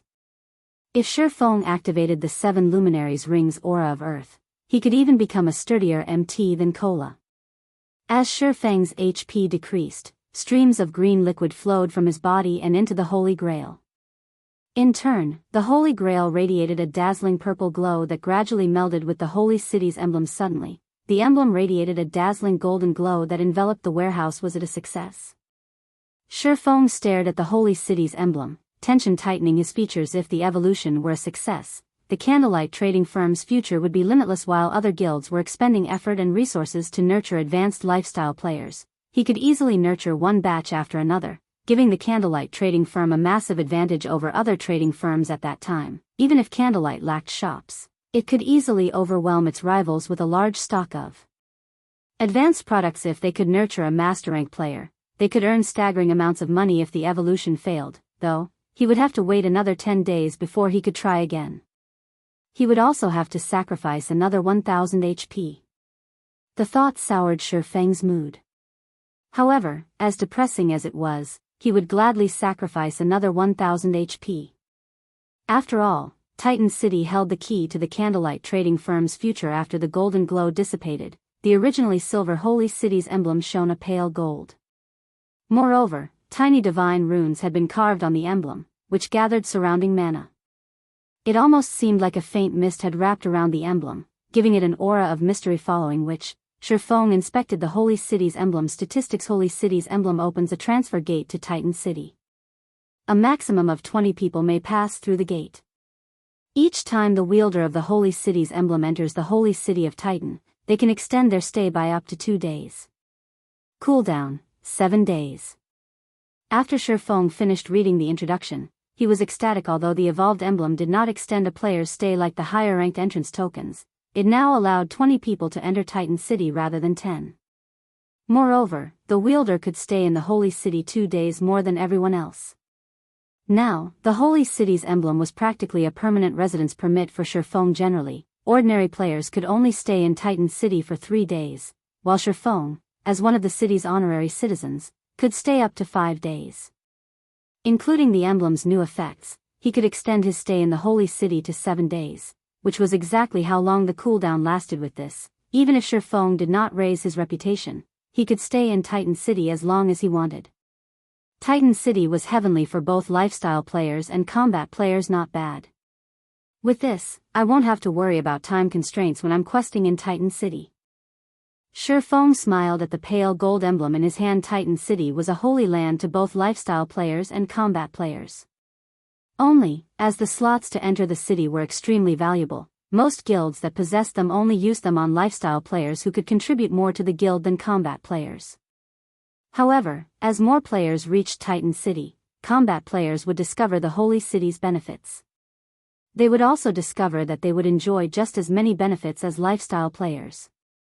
Only, the various guilds had only discovered late in the game. By then, Titan City's benefits were no longer useful to Apex experts. Starmoon City, Ouroboros's guild residence. Due to the Blackwater Corporation's visit, the entire guild was a mess. Many of the players lounged around the guild residence's main hall, not in the mood to level up. Instead, they chatted among themselves about the guild situation. At the same time, an argument raged in the residence's meeting room. Do your companies really intend to side with the Blackwater Corporation? Have you never considered the fact that Blackwater is simply trying to annex Ouroboros and turn it into one of its toys? At that time, your companies won't have anything to do with Ouroboros at all. Zhao Yueru bellowed, furious as she glared at the several guild elders beside her. Won't you reconsider this? The guild elders not affiliated with a company nodded, showing their support for Zhao Yueru's words. The Blackwater Corporation was ruthless and cruel. Before it had even obtained Ouroboros, it was asking its guild leader to step down and relinquish full management rights. One could only imagine what Blackwater would do once it truly secured the guild. Ouroboros's name would vanish from the virtual gaming world. After the Blackwater Corporation obtained 90% of Ouroboros's shares, it would only be a matter of time before it obtained the remaining 10% and devoured Ouroboros. Aside from the compensation fees, these companies would have nothing left currently. God's domain's popularity was rising rapidly due to the Mind Space System's launch. Even a fool could tell what would become of God's domain in the future. Otherwise, so many companies from around the world wouldn't be investing in the game. As a first-rate guild, Ouroboros had a significant advantage. It had already amassed plenty of lands. However, if they allowed Blackwater to take everything, these companies would never be able to establish another guild as powerful as Ouroboros. No matter how much money they spent by giving in to the Blackwater Corporation, these companies were ignoring long-term profits for short-term gains. Regarding the problem of your funds, I have begun to sell the materials in the guild's warehouse to collect more. Including the funds I have, and based on my estimations, we should be able to fund your company's resistance against Blackwater for some time. Ouroboros can use this time to capture a few towns. With the income from these towns, the guild will be able to sustain itself. It will no longer have to purchase coins from others or hire money farming teams. Meanwhile, you will retain your shares of Ouroboros. What do you think? /novel full. Calm Gentle Snow proposed her plan calmly as she shifted her gaze towards the several elders representing various companies. Although her plan was effectively cutting off Ouroboros' means of retreat, this was the guild's best option. Chapter 970, Greatest Advantage. Hellscythe_Fluffy Goblin. The company representative elders fell silent after Gentle Snow's proposal. They had never imagined that Gentle Snow would take such decisive action, sacrificing the materials their guild had struggled to accumulate. This would damage Ouroboros immensely and be robbing Peter to pay Paul. In reality, she had not solved the fundamental problem. Novel full. Calm, however, if they gathered enough capital to cover their company's sudden shortage of funds and endure this difficult period, their companies could make a comeback and slap the Blackwater Corporation in the face. Moreover, as Gentle Snow had said, if Ouroboros could obtain a few towns within a short time and maintain Ouroboros' profitable state, their companies would hold on to Ouroboros tightly, rather than surrender their shares to Blackwater and God's domain. Captured towns were different from NPC cities. Unlike in NPC cities, where players were under many restrictions, players could build as they wished in their own town. Moreover, constructing a house in a town was far cheaper. Most importantly, players wouldn't be limited in what items they could sell. In the shops in NPC cities, players were only allowed to sell items that were native to God's domain. In a player-owned town, however, players could sell foreign products such as cosmetic items. Unlike weapons and equipment, cosmetic items did not possess attributes. At the same time, cosmetic items could only be worn within player-owned territory. They could not be worn in the fields or NPC cities. Moreover, designing cosmetic items in the game was not an easy task. Although it was not as troublesome and meticulous as weaving, leather making, or forging attributed equipment, and crafting required an advanced lifestyle player's skills, cosmetic items could only be crafted using native materials in God's domain. As a result, players were required to look for suitable materials to create pleasant-looking cosmetic items, which was not easy. Furthermore, more than one form of currency could be used. In player-owned towns, shops had the option of selling their items for either credits or coins, which was convenient for both players and shops. Take Stone Forest Town for example. As the first town to be captured in Star Moon Kingdom, it had grown considerably. Stone Forest Town's residential player population also increased by the dam. A lack of safety was the only issue as the area was home to high-level monsters. This prevented low-level players, who only sought entertainment, from visiting. Even so, many companies eagerly wanted to cooperate with Zero Wing. It was especially true for companies in the clothing industry. They all wanted to drown Zero Wing in credits. However, for some unknown reason, Zero Wing had turned these companies down. Instead, it constructed hotels, smithies, bars, and other establishments. The town was nearly out of space already. Seeing the large numbers of players swarming to Stone Forest Town, many companies had cursed Zero Wing as insane. The guild was ignoring a golden opportunity to earn a fortune. Will contact our superiors immediately. However, we cannot guarantee that they will be willing to take this risk. The several elders representing companies nodded before logging out of God's domain. Hearing the several elders' answer, the other upper echelons relaxed slightly. Inside Star Moon Kingdom's Divine Coliseum, a large group of players ranging between level 10 and level 20 wandered in and out of Trial Tower. Although these players were not very high-leveled, and their equipment was subpar at best, others were shocked by how many floors they were clearing of these players. The weakest among them had even reached the Trial Tower's 6th floor. Brother Wave, the people that young Master Jing sent are incredible. Their improvement speeds are astounding. It won't even be long before they surpass me. A tall level 39 ranger, who sat beside Abandoned Wave, said, smiling bitterly. No matter what was said or done, he was a famous expert in the virtual gaming world. This time, he had been specially hired to train a group of newcomers who had recently joined the virtual gaming world. He had initially thought that this would be a simple job. However, the moment he met these newcomers, he sensed the dense killing intent and hostility. Their auras were nothing like an ordinary player's, and he could instantly tell that these experts had been well-tempered in life combat. Among these newcomers, a few even felt stifling. These newcomers had already surpassed him and reached the realm he had always dreamed of. This is all thanks to your guidance. Otherwise, they wouldn't have grasped God's domain's combat basics so quickly. When more newcomers arrive, I'll have to trouble you again. Abandoned Wave was quite satisfied as he watched the new group enter the trial tower. As long as he raised these people's levels, it would only be a matter of time before Blackwater took over Starmoon Kingdom. Before he had joined the game, he would never have imagined that combat in God's domain was as realistic as real-world combat. The only differences were players' skills and superhuman physiques. To the Blackwater Corporation, the game's realistic combat was its greatest advantage. After all, Blackwater was a giant in the fighting world. No one had more combat experts or method of nurturing experts than Blackwater. Unlike other companies, which struggled to nurture their own gaming experts in God's domain, it was a simple task for the Blackwater Corporation. Blackwater only needed to assist players in adapting to God's domain's combat style. Suddenly, a bald, robust man rushed up to Abandoned Wave and whispered, "Big Brother Wave, a message has arrived from Ouroboros. It seems that Gentle Snow is trying to use the guild's collected materials to compensate the companies for their missing funds. Moreover, someone in White River City has already agreed to purchase all of Ouroboros's rare herbs and ores. Should we do something to stop her?" Ha ha ha.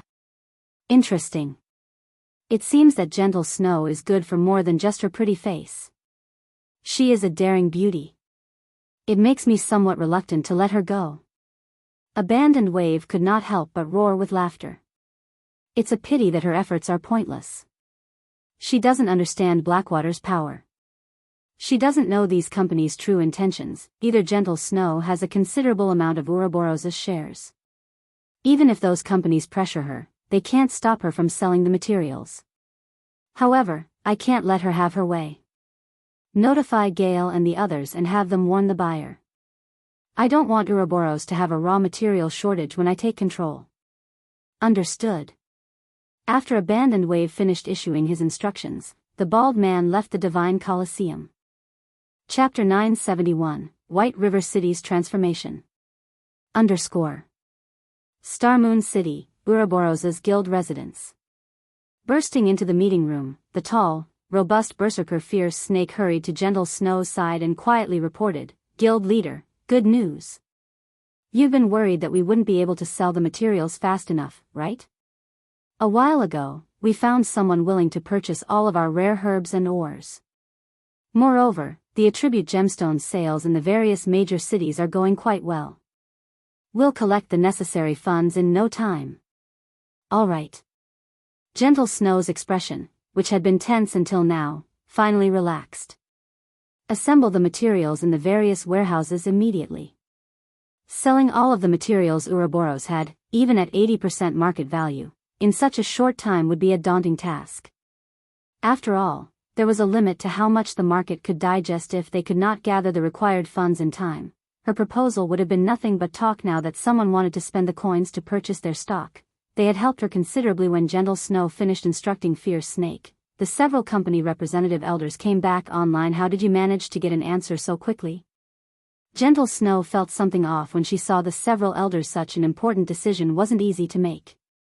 At the very least, these companies would have had to hold an emergency meeting with their directors before making a decision, yet these elders had only been gone for less than 10 minutes. "Have you decided to submit to Blackwater in the end?"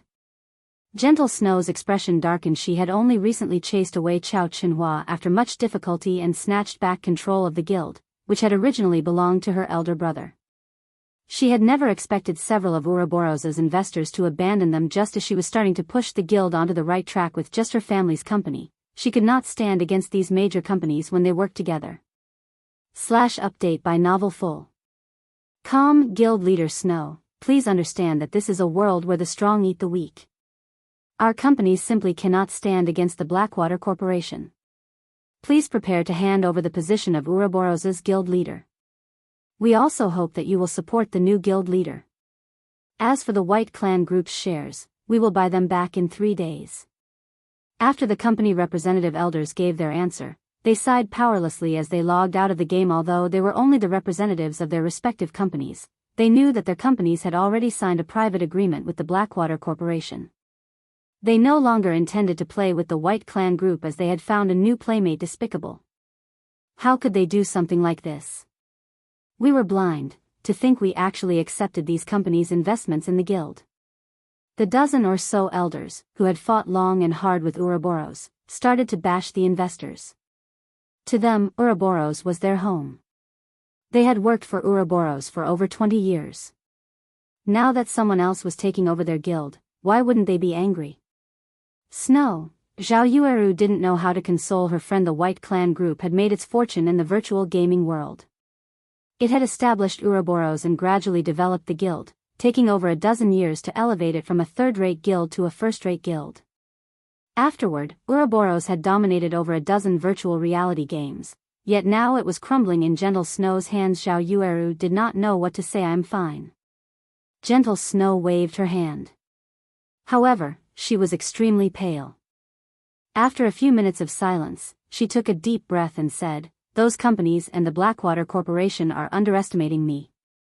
Since Ouroboros cannot be salvaged, the White Clan group will start a new Ouroboros."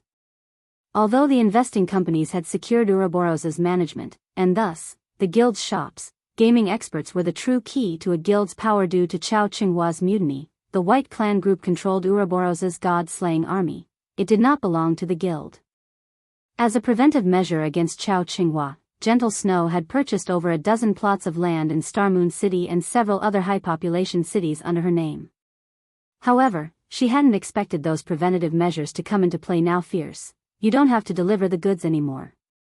I'll meet with the buyer personally, Gentle Snow said. Although the Blackwater Corporation now owned Ouroboros, she was still the guild leader. She also possessed a significant portion of the guild's shares, so she still had the authority to transfer a considerable amount of resources. Since she was going to leave Ouroboros, she needed to take some things with her. She wouldn't allow Blackwater to get its hands on the resources under the White Clan group's management. Although she couldn't transfer the guild's resources in bulk, coins were much easier to move. Moreover, upstart guilds lacked money the most. With the money from selling the materials, she could easily build a sturdy foundation for her new guild following, which, Gentle Snow left the meeting room. At the same time, Zhao Yueru began to mobilize the god-slaying army and other guild members. When the time came, she would take as many people with her as possible. Although they could not leave Ouroboros an empty husk, they could at least cause the Blackwater Corporation to pop a vein or two when it took over the guild's management in front of White River City's bank. Guild leader, the buyer is inside the bank. The middle-aged man, who sold items in front of the bank, rushed up to greet Gentle Snow when she arrived on her way to the bank. Gentle Snow was greatly surprised by White River City's atmosphere. Despite Starmoon City being the kingdom's capital, the vibe in White River City felt as if should be the capital instead. As she traveled through the city, she saw many teams from various first-rate guilds. There were more and higher quality players in White River City than in Starmoon City. She had even seen a few players riding through the city atop mounts. One wouldn't see this in Starmoon City, yet it seemed that White River City's players were already used to these sights. One would even be hard-pressed to find such happenings in imperial capitals. When Gentle Snow entered the bank, the middle-aged man guided her to a corner of the main hall. Feng sat there alone, a black cloak covering his body. However, even though Gentle Snow could not see Feng's appearance, this man felt familiar. Gentle Snow? Why is she here? Is Ouroboros the guild selling the materials? Feng was somewhat surprised when he saw Gentle Snow walking towards him. Could something big have happened to the guild? With Ouroboros' financial strength, the guild shouldn't need to do something so damaging to gather funds. As Gentle Snow stopped before Feng and the middle-aged man was about to introduce her, 6 tall, burly men radiating hostility cut past Gentle Snow's group and surrounded Feng. "Oh, guild leader Snow, I'm sorry, but the Blackwater Corporation has some business with this gentleman. Would you give us a moment?" The leading level 39 berserker named Lethal Gale subtly demanded, smiling coldly. Chapter 972, Test of Strength. As Gentle Snow was pushed aside, the middle-aged man quickly stepped forward to speak up. However, before he could do so, Lethal Gale shot him a penetrating glare. With the one look, the middle-aged man froze. Even though the middle-aged man knew that players wouldn't dare attack another in a place like this, Lethal Gale's sharp gaze had left him petrified. The dense killing intent within that gaze felt as if a blade had been pressed against the middle-aged man's throat, and if he moved, his head would leave his body. This is killing intent. Gentle Snow could also feel the frightening pressure that Lethal Gale exuded, and she could not help but stare at the berserker. To put it simply, killing intent was a kind of mental suppression. Although killing intent couldn't be seen or touched, the human mind could sense the threat of danger. As a person could not perceive the danger with their five senses, the mind employed a self-preservation mechanism, halting the body from making any sudden movements. It was the same mechanism that was responsible for small animals freezing when surprised. There was a saying in the real world that looks could kill.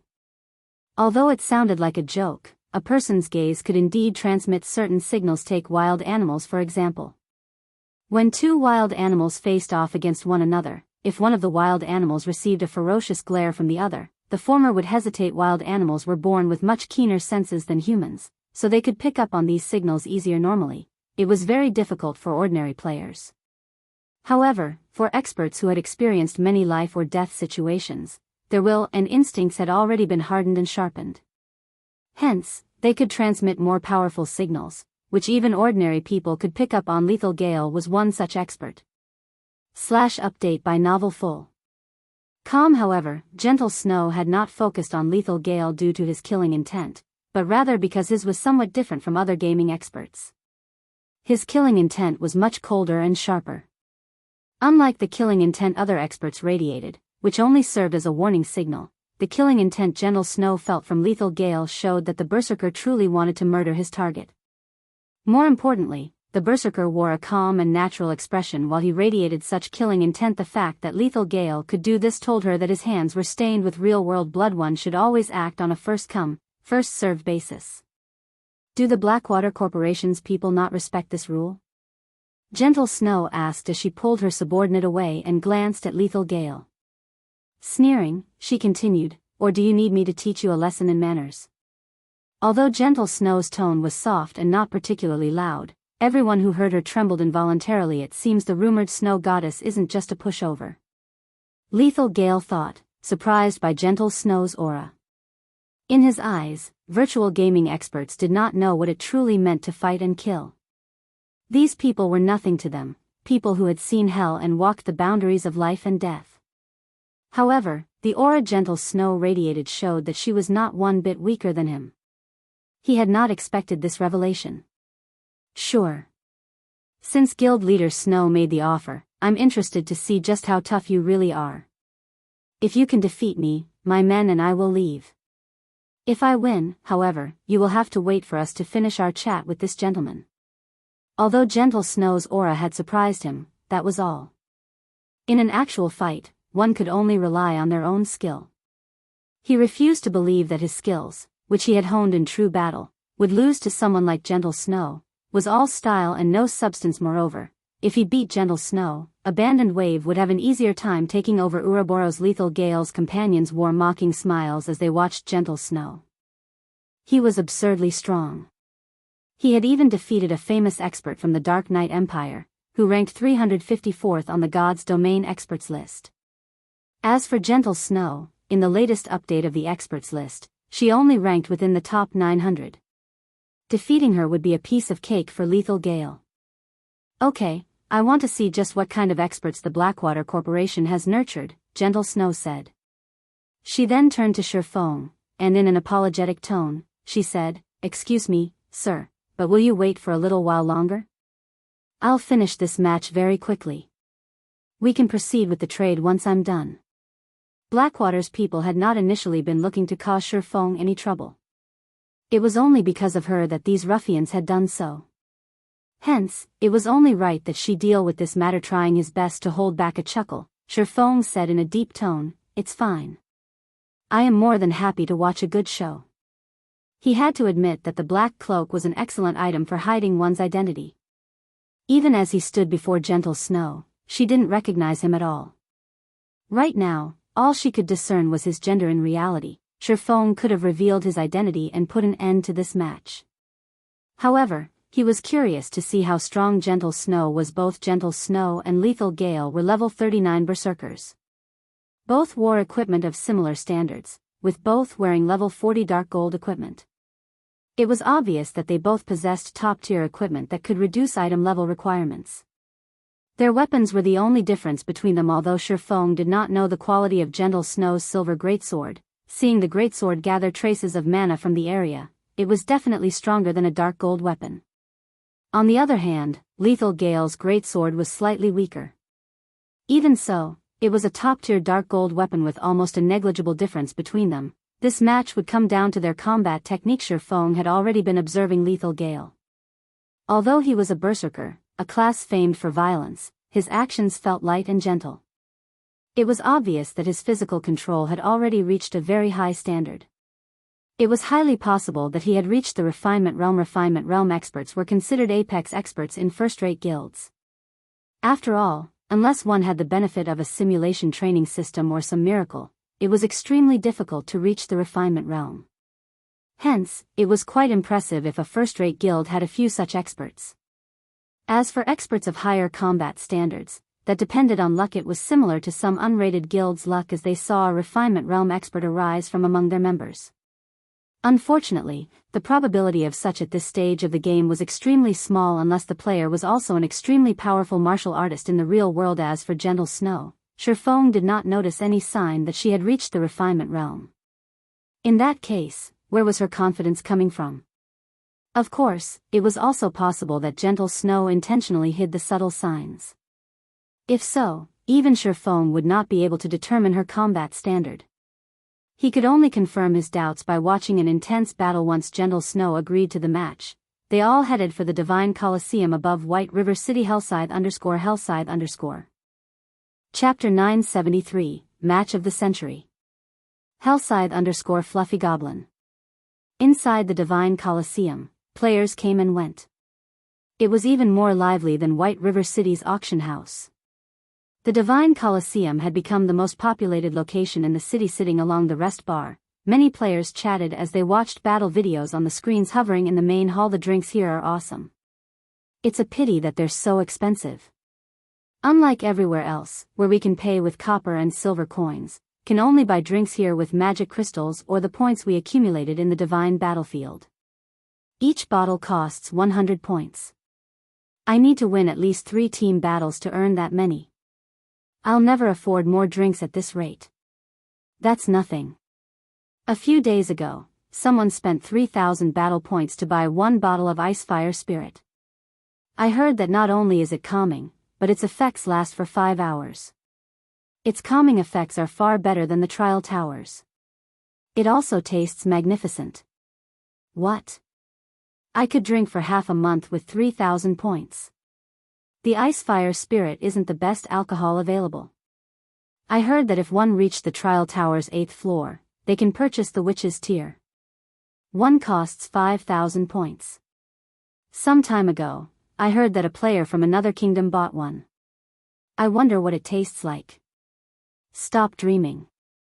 Only God's Domain's apex experts can reach the 8th floor. Getting past the 4th floor is difficult enough for us, much less the 8th floor. As the Divine Coliseum became a larger factor in players' lives, players grew stronger. Players also used the Trial Tower's results as a way to judge someone's true abilities. As for tycoons who used their equipment to suppress others, they weren't experts, just rich. Hence, guilds and independent teams now recruited members using the Trial Tower's results as a benchmark. Players who could reach the 5th floor were considered ordinary experts. Players who reached the 6th floor, even in a large guild, were experts of the next level. Players who could reach the 7th floor were of the more powerful experts, even in first-rate guilds. As for those who managed to reach the second half of the 7th floor, they were top-ranking experts in a first-rate guild. One would be hard-pressed to find players in a first-rate guild who could reach the 8th floor. While the players in the main hall chatted amongst themselves, Lethal Gale and the others, who had just arrived, immediately attracted everyone's attention. People in their way moved aside as they felt these players' shocking aura. Shortly after, however, everyone noticed Gentle Snow. Her saint-like beauty even enthralled a few new players. That beauty is hot. Damn, is this your first day playing a virtual reality game? You don't even know about the Snow Goddess? She is the guild leader of the first-rate guild Ouroboros. Be careful with what you say. I heard that many wealthy young masters have tried to harass her in the past. In the end, these people had been killed to level 0 and forced to delete their accounts and start all over. Hearing the veteran player's story, the players new to White River City shut their mouths immediately to them. Even joining a third-rate guild would earn them bragging rights among their friends for days. They looked up to players in first-rate guilds. They were also aware of the massive differences between third-rate and first-rate guilds in the current God's Domain, unrated guilds were forced to develop in smaller NPC towns. There was no place for a small guild in a city. Only those acknowledged as third-rate guilds barely survived in NPC cities. Meanwhile, first-rate guilds ruled over several, or even over a dozen, major cities. With a word from Gentle Snow, other guild leaders would make their lives hell in God's domain without hesitation. With their standards, their only option would be to start a new account. What are they trying to do? Why is Ouroboros' guild leader in White River City's Divine Coliseum? That man, Lethal Gale, recently defeated the 354th ranked expert from the God's Domain's experts list. I heard that he even broke the Trial Tower's record in Hot Sand City and reached the 8th floor. Why is he here? Can this be? When everyone saw Lethal Gale and Gentle Snow enter the same combat room, the main hall fell silent.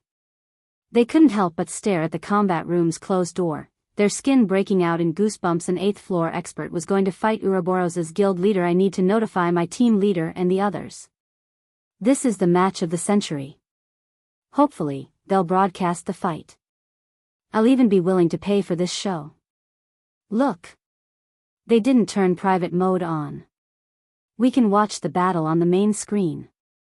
Hurry, select this battle. Pandemonium swept through the main hall. Every player quickly called up the Divine Coliseum system interface and clicked to watch Gentle Snow's battle against Lethal Gale in the Divine Coliseum. The videos on the main hall screens depended on the number of viewers. If enough players wanted to watch the fight, the system would automatically display said fight on the main screen, following which, everyone in the main hall stared the main screen in rapture. At the same time, many players fervently contacted their companions and guilds, telling everyone they knew about this shocking development. Before the battle between Gentle Snow and Lethal Gale began, news of their fight had spread throughout Starmoon Kingdom.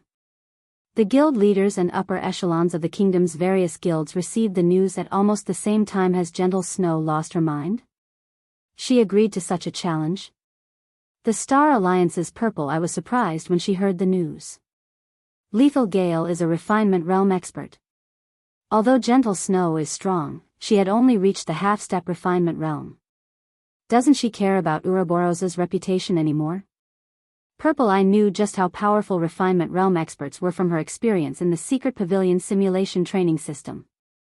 Although there only appeared to be a thin line separating a half-step refinement realm expert from a true refinement realm expert, with equal levels and equipment, the disparity between their strengths was like the difference between heaven and earth. Although Gentle Snow had a slight advantage with her equipment due to her status as the leader of a first-rate guild, she could never close the gap with such a small lead in attributes. No, she is no fool.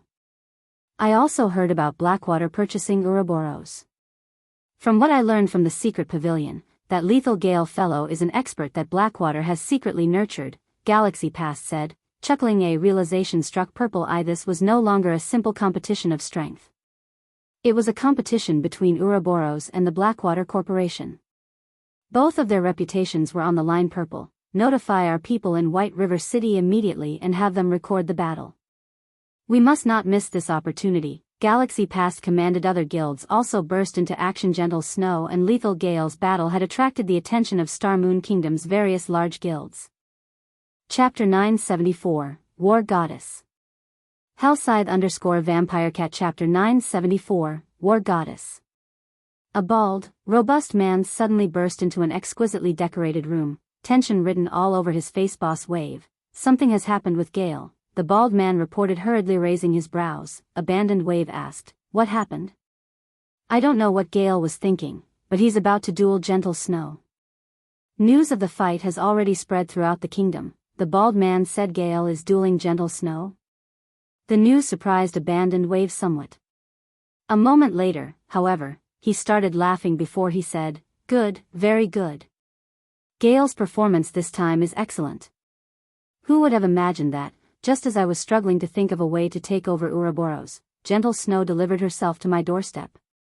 Send someone immediately to live stream Gale's battle. I want to see the look of despair on Gentle Snow's face.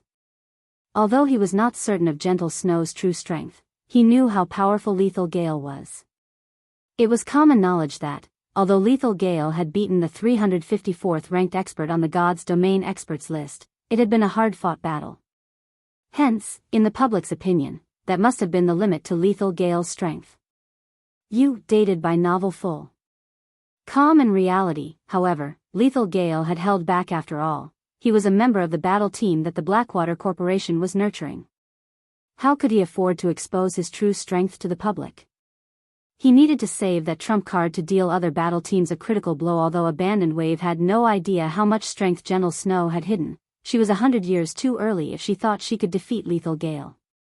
Inside White River City's Divine Coliseum, every player in the main hall watched the main screen as if hypnotized. It's finally starting. Sitting at a corner of the rest bar, Feng looked at the timer displayed on the screen, his heart thumping with anticipation. In the past, the strength Gentle Snow displayed during the early stages of the game had been extremely frightening. Many experts had considered her disappearance from God's domain a shame, as they all believed that she had the potential to become a Tier 6 God-ranked player. Her abilities were clear for all to see just from how she had managed to nurture the cleric god Violet Cloud. The main screen currently displayed a dense forest, which was the perfect environment for assassins and rangers. However, it was an entirely different story for Berserkers. Berserkers were the epitome of strength. The Berserker class was a class that solved all problems with overwhelming strength. Unlike a duel between other classes, the one between Gentle Snow and Lethal Gale would undoubtedly be a short battle. Either Gentle Snow would quickly defeat Lethal Gale or the other way around. There was no third possibility. Hence, everyone in the main hall paid close attention to the screen, afraid of missing out on any details of the battle. Let me properly experience the strength of Ouroboros's guild leader. Hopefully, you won't disappoint me too much. As soon as Lethal Gale let out a low shout, a bone-chilling glint flashed across his eyes as he unsheathed the gigantic greatsword slung over his back and entered a fighting stance.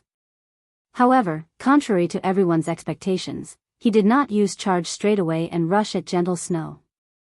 Instead, he slowly closed in on the female berserker step by step. However, with each step Lethal Gale took, the surrounding air grew heavier. Even the players watching in the main hall could feel the frightening pressure the male berserker radiated. As for Gentle Snow, she unsheathed her silver greatsword and pointed it directly at the approaching Lethal Gale. Her actions were as if victory was already in her grasp. Her calm appearance made her look just like the war goddess of a battlefield. When only 12 yards separated the two berserkers, everyone suddenly saw a shocking scene. Gentle Snow's entire body started releasing a silver glow. In the next moment, 3 pairs of silver metallic wings sprouted from her back. The equipment she wore also underwent a transformation. Her original silver armor turned into a set of pure white robes. In the blink of an eye, Gentle Snow had changed from a plate armor class to a cloth armor class. This sudden development made it seem as if an angel had suddenly descended onto the battlefield. In the next moment, golden divine runes manifested on her robes and even on her unblemished cheeks, adding a few hints of holiness to the war goddess. Meanwhile, the silver greatsword in her hands had also transformed into 2 thin, sharp blades. Golden arcs of electricity were faintly visible, wrapping around the blades of the one-handed swords. Before anyone even reacted, Gentle Snow dashed straight towards Lethal Gale. What just happened? Is she really a berserker? Gentle Snow's sudden transfiguration riveted everyone in the main hall. None of them had expected her to undergo such a change. She's so fast. At this moment, even Feng was surprised. He had never imagined that Gentle Snow had hidden her strength so deeply. Gentle Snow's current speed was already above his. Watching through the large screen, everyone only saw Gentle Snow leaving behind an afterimage in her original position before appearing right before Lethal Gale. Come. Lethal Gale laughed as he activated his berserk skill, Beastification, his skin suddenly turning a deep red. Both his strength and speed also soared. Immediately, he sent a cross slash at Gentle Snow. In response, Gentle Snow swung the sword in her right hand, the blade transforming into an arc of light as it struck at Lethal Gale's greatsword. What a fool. Gale has already activated Beastification. Although the skill's duration is very short, it increases his strength attribute by 120%. In addition, cross slash is a tier 1 surekill skill. Even great lords won't be able to block this attack, yet Gentle Snow actually dares to receive it directly? Could she have abandoned herself to despair because of losing Ouroboros? Abandoned Wave's lips curled into a smile as he watched Gentle Snow's actions. He could already see the scene of Lethal Gale heavily injuring the female berserker. Has Gentle Snow really lost her mind? She actually made such a rash counter. Purple I looked at Gentle Snow with eyes filled with worry. Gentle Snow was a rival of hers. She did not wish to see her losing to anyone but herself at this moment. Purple I was wondering whether Gentle Snow truly understood just how powerful a refinement realm expert, who had activated a berserk skill, was.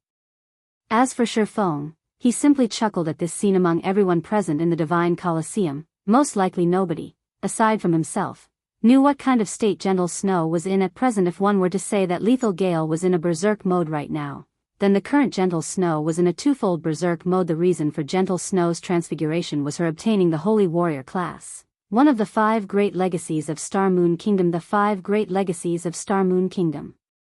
Not to mention completing them, just being able to accept the quest for these legacies showed that one was a favored child of the main god system in the past. Only Gentle Snow in the entire Star Moon Kingdom had managed to complete this quest. Feng had never imagined that she would actually succeed in class changing into a holy warrior ahead of time. The 5 great legacies were all peak legacies.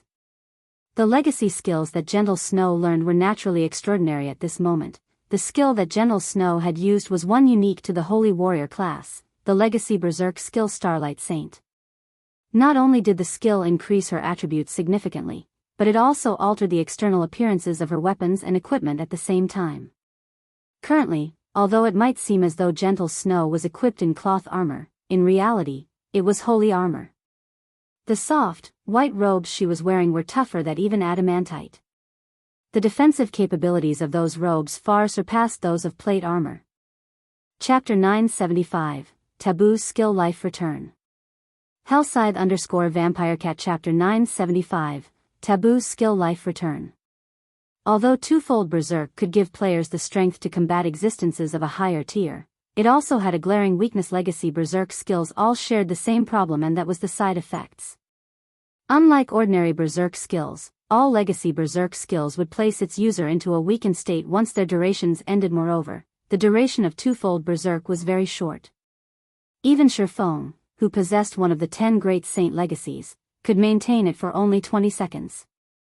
Once twofold Berserk ended, he would fall into a weakened state for several hours. However, it was also precisely because of such a drawback that the system allowed the use of twofold Berserk. Based on Feng's estimates, Gentle Snow Starlight Saint should have a shorter duration than his Blade Liberation.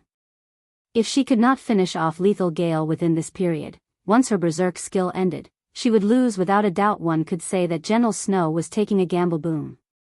The collision of the two weapons created a shockwave. The ground under both fighters instantly collapsed as the clear sound of metal clashing against metal echoed throughout the surrounding forest. Bang. Half a second later, Lethal Blade's entire person went flying out of the crater, his body breaking several large trees before slamming heavily into the ground. His HP instantly decreased by over -1,800 as well.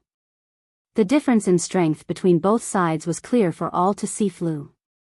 He flew. How is she so strong? Is this the guild leader of Ouroboros? This scene staggered everyone inside the main hall. The players who had previously entertained unscrupulous thoughts about Gentle Snow now had shivers running down their backs. Lethal Gale, who had defeated the 354th ranker on the God's Domain experts list, actually got sent flying with a single hit.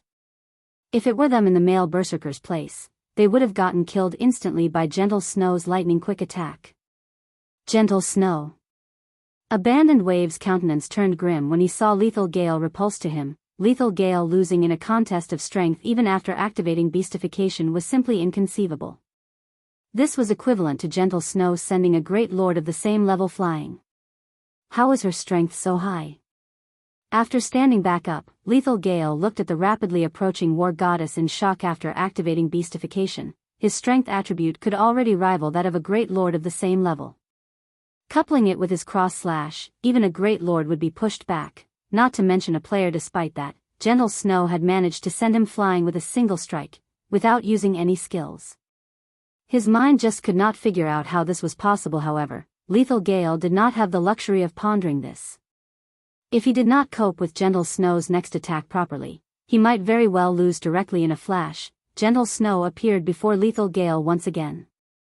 This time, he no longer dared to clash weapons with the female berserker. Instead, he chose to take a large step backwards before defending himself with his greatsword Peng. Lethal Gale was forced back once more. This time, however, he only received -400 damage or so. Moreover, the impact of the attack allowed him to pull away from Gentle Snow suddenly. A cat-and-mouse game commenced on the battlefield. Every time the two fighters clashed, Lethal Gale would manage to buy himself some time by sacrificing a small amount of HP. Lethal Gale was no fool. He knew that Gentle Snow's current equipment was only slightly better than his. The fact that there was still such a huge disparity between them pointed to just one thing: a difference in skills. God's domain was fair in all things. Such a powerful skill definitely could not have a very long duration. Hence, all he needed to do right now was drag out the battle. If he managed to last until Gentle Snow's skill ended, victory would be his. He could tell that Gentle Snow had yet to reach the refinement realm and was only at the half-step refinement realm. She did not possess perfect control over her own body. Moreover, she was clearly not used to this sudden increase in power, since she would expose plenty of weaknesses when she attacked. This was the reason why he could deflect the trajectory of her attacks, dampening the collision of the attack significantly and taking only a small amount of damage each time. This Lethal Gale fellow really is something. Feng was slightly surprised when he looked at Lethal Gale successfully deflecting Gentle Snow's attacks one after another rather than the refinement realm. The combat standard the male berserker was displaying right now already approached the flowing water realm. One could say that he had reached the half-step flowing water realm. Players at the refinement realm would have precise control over their own bodies. Even in high-speed combat, they would be capable of impromptu changes. However, just having such a combat standard would not be enough for one to deflect Gentle Snow's attacks.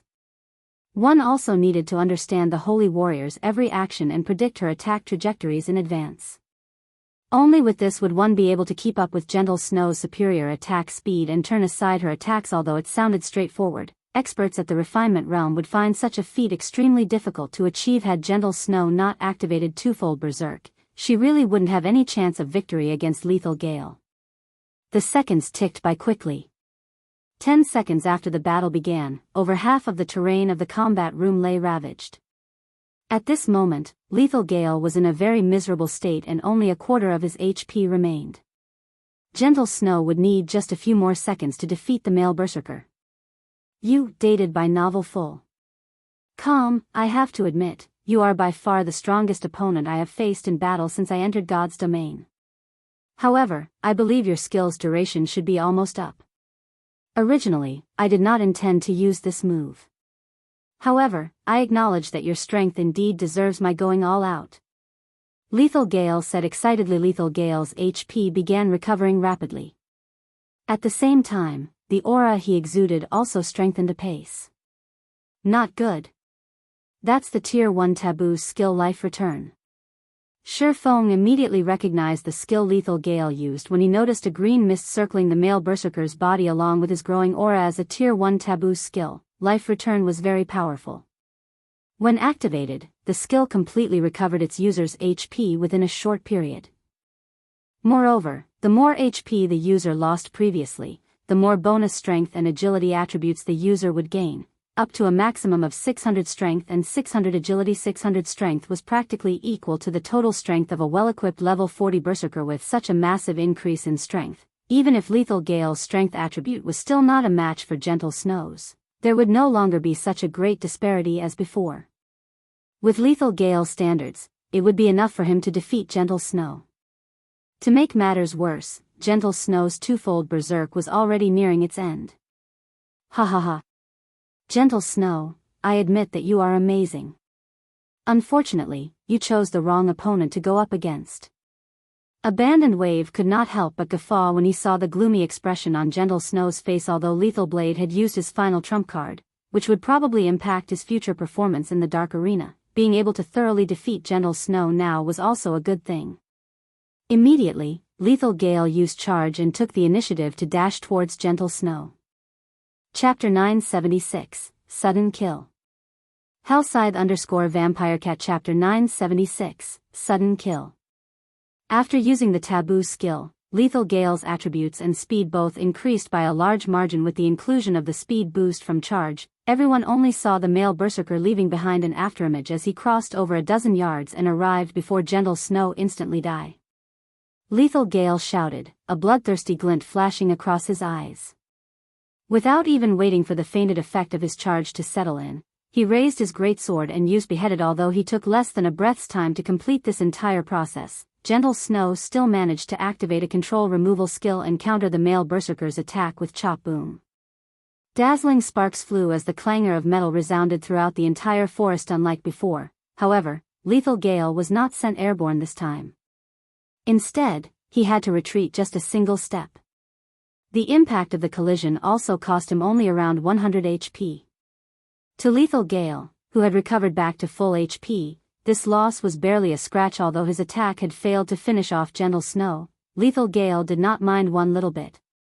He had long since figured out how powerful Gentle Snow's current attributes were.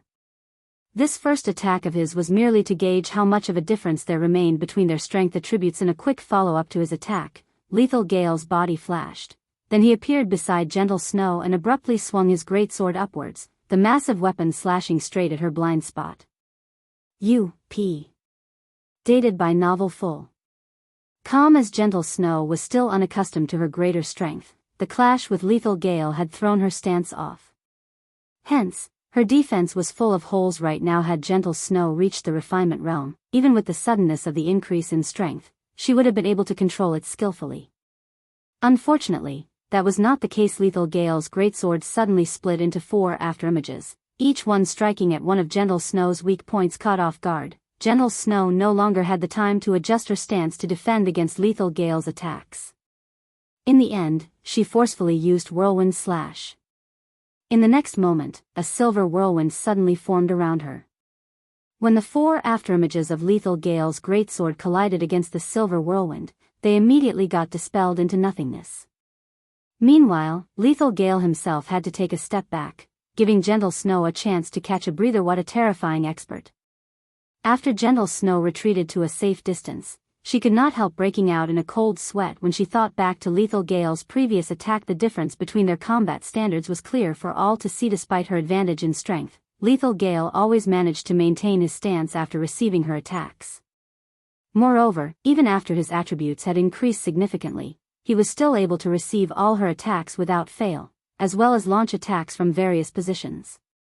On the other hand, it was taking her all just to handle her sudden increase in strength, which made it very difficult to maintain her stance after a direct clash. Unlike ordinary computer games, fights in virtual reality games were no different from fights in the real world. In many cases, an attack that one could easily block while in a proper stance would become very difficult to handle if one lost their stance. This was true even with a very normal attack. Fights between experts were all high-speed battles. Deciding the outcome took only an instant. Losing one's stance in battle was a fatal matter. Although Gentle Snow had repelled Lethal Gale, the latter had no intention of letting up on his attacks. He immediately charged at her once more and let loose a barrage of violent strikes. In the main hall, all anyone could see between the clashes of Gentle Snow's one-handed swords and Lethal Gale's greatsword were afterimages. Is this a battle between true experts? For a time, the players in the main hall even stopped blinking, afraid that they would miss out on the moment where victory and defeat were decided. If it were any other player going up against either of the two fighters right now, most likely, they would have already fallen numerous times to either Gentle Snow's or Lethal Gale's attacks before they could even react. Inside the combat room, although Gentle Snow seemed to hold the advantage in both speed and strength, in reality, she was actually at a disadvantage.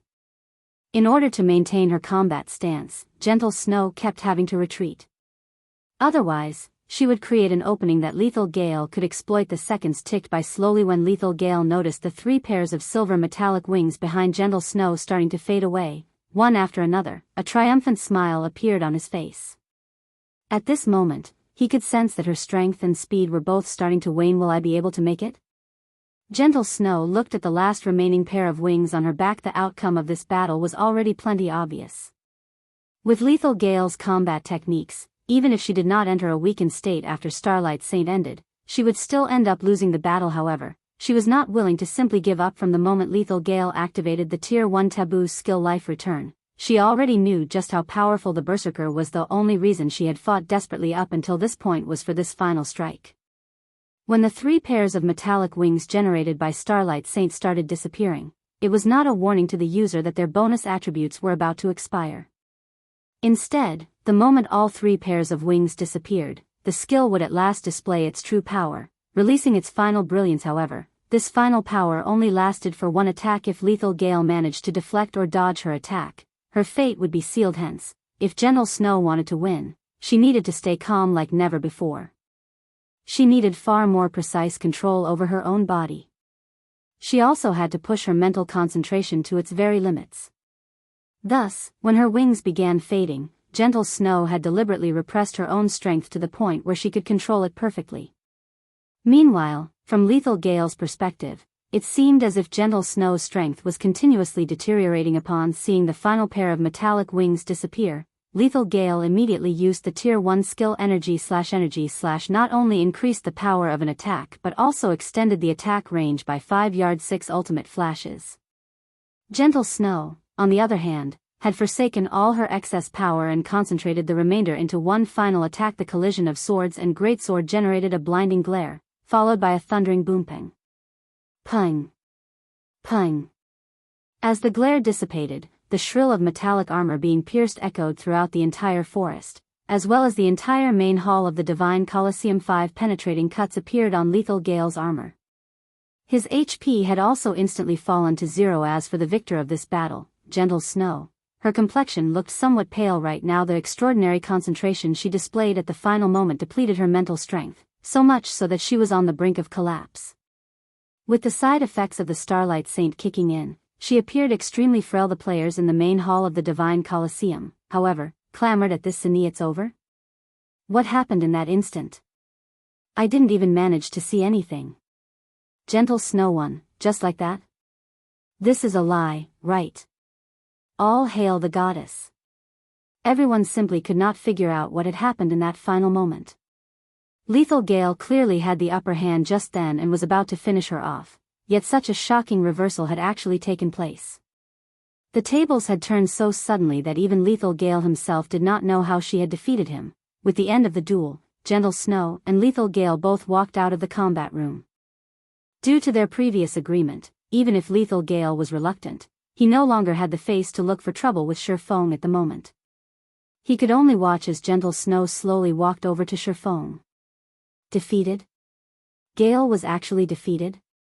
He even lost while every guild in Starmoon Kingdom was watching? When Abandoned Wave saw the outcome of the match, he threw the bottle of Witch's Tear, which was worth 5,000 battle points, to the floor. Immediately notify Gale and the others. Since they've embarrassed the Blackwater Corporation, they need to make up for their actions. Have them think of a way to get rid of Gentle Snow within White River City. Currently, Gentle Snow's complexion was pale, and she looked extremely weak. She was clearly suffering the backlash of using that powerful skill from before. With her in such a weak state, even with the deterrence of the city guards, killing her would be child's play for Lethal Gale's party of 6. As long as the Blackwater Corporation killed Gentle Snow inside White River City, they would be able to regain the reputation they lost before in one fell swoop. As for Lethal Gale's party members getting jailed by the NPC guards, that was irrelevant to Abandoned Wave. Understood. Lethal Gale accepted to the instructions he received without hesitation. A cold glint flashed across his eyes as he shifted his gaze towards Feng and Gentle Snow, who were chatting with each other. Chapter 977, Feng takes action. Hellscythe_Fluffy Goblin. Following the Gentle Snow's battle, the players throughout Starmoon Kingdom were in an uproar. Gentle Snow's valiant and heroic bearing captivated many male players, all of which considered applying for Ouroboros to get closer to the snow goddess. She won, just like that. Purple I was stunned as she watched Gentle Snow's victory on the screen. With only a small difference in attributes, Gentle Snow had actually defeated a Refinement Realm expert. It seems the Blackwater Corporation has greatly embarrassed itself this time.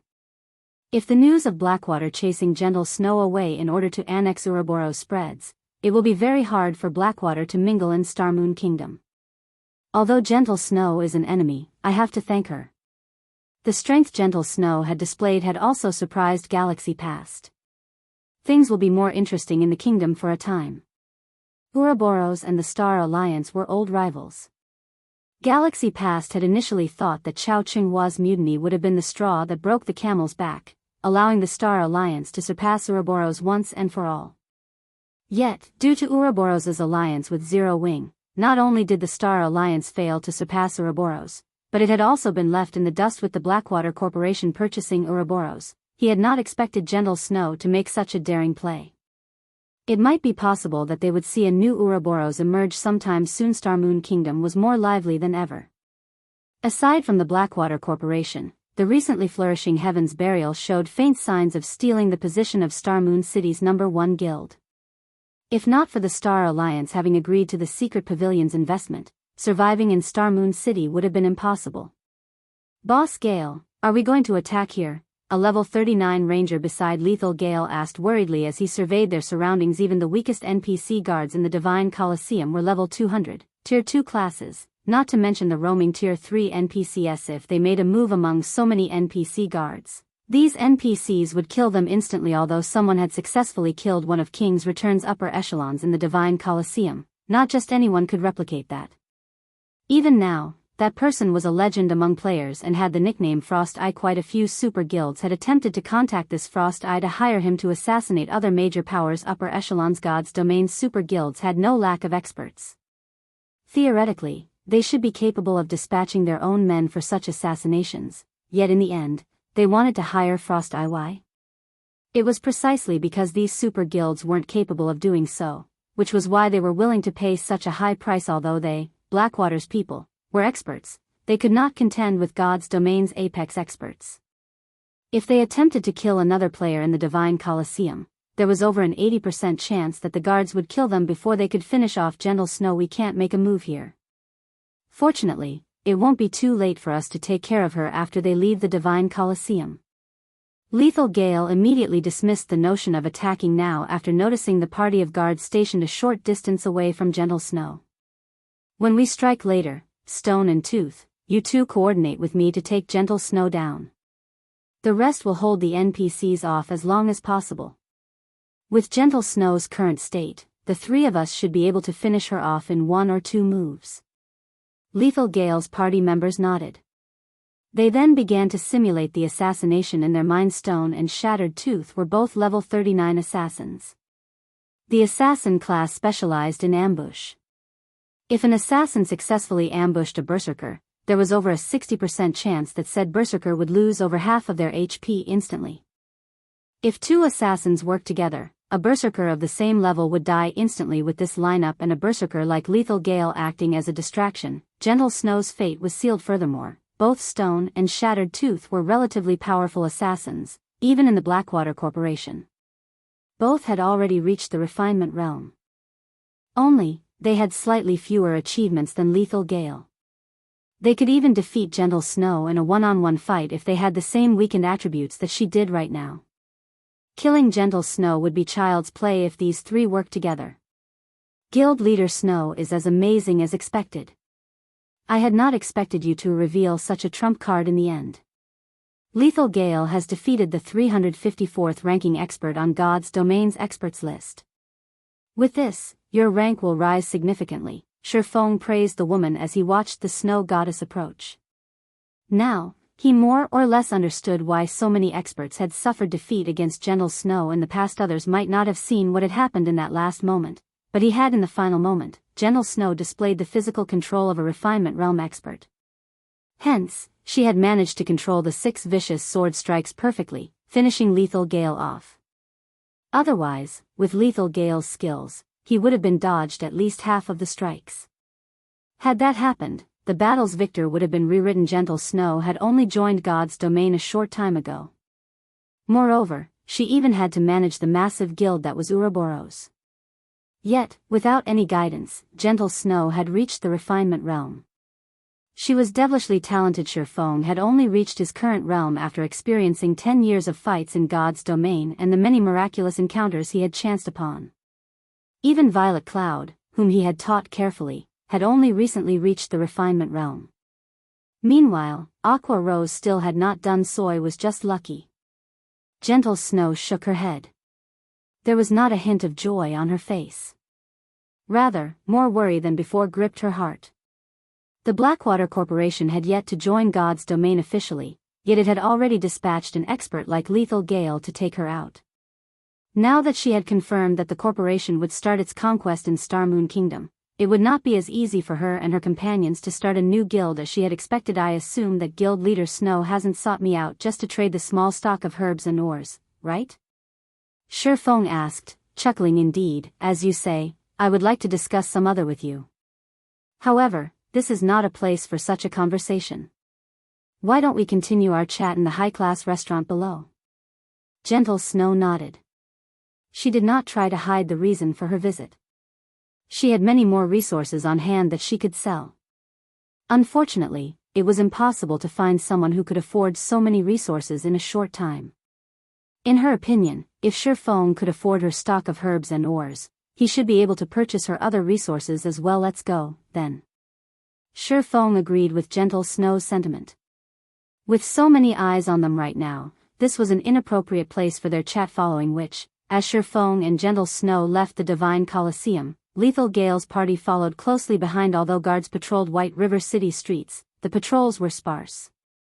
Moreover, the city guards were much lower leveled than the Divine Coliseum's guards. Once they found an opportune moment, Lethal Gale's party approached Gentle Snow silently. As for Stone and Shattered Tooth, they had long since gone into stealth when there were only 30 yards separating Lethal Gale and Gentle Snow. The former used charge guild leader Snow. I am sorry for this, but you must die today. Lethal Gale sneered. He then executed cross-slash against the weakened female berserker simultaneously. Two black figures appeared on either side of Gentle Snow, for snow-white daggers thrusting towards the female berserker's blind spots. Gentle Snow's expression darkened. She had not imagined that Lethal Gale would go to such insane lengths.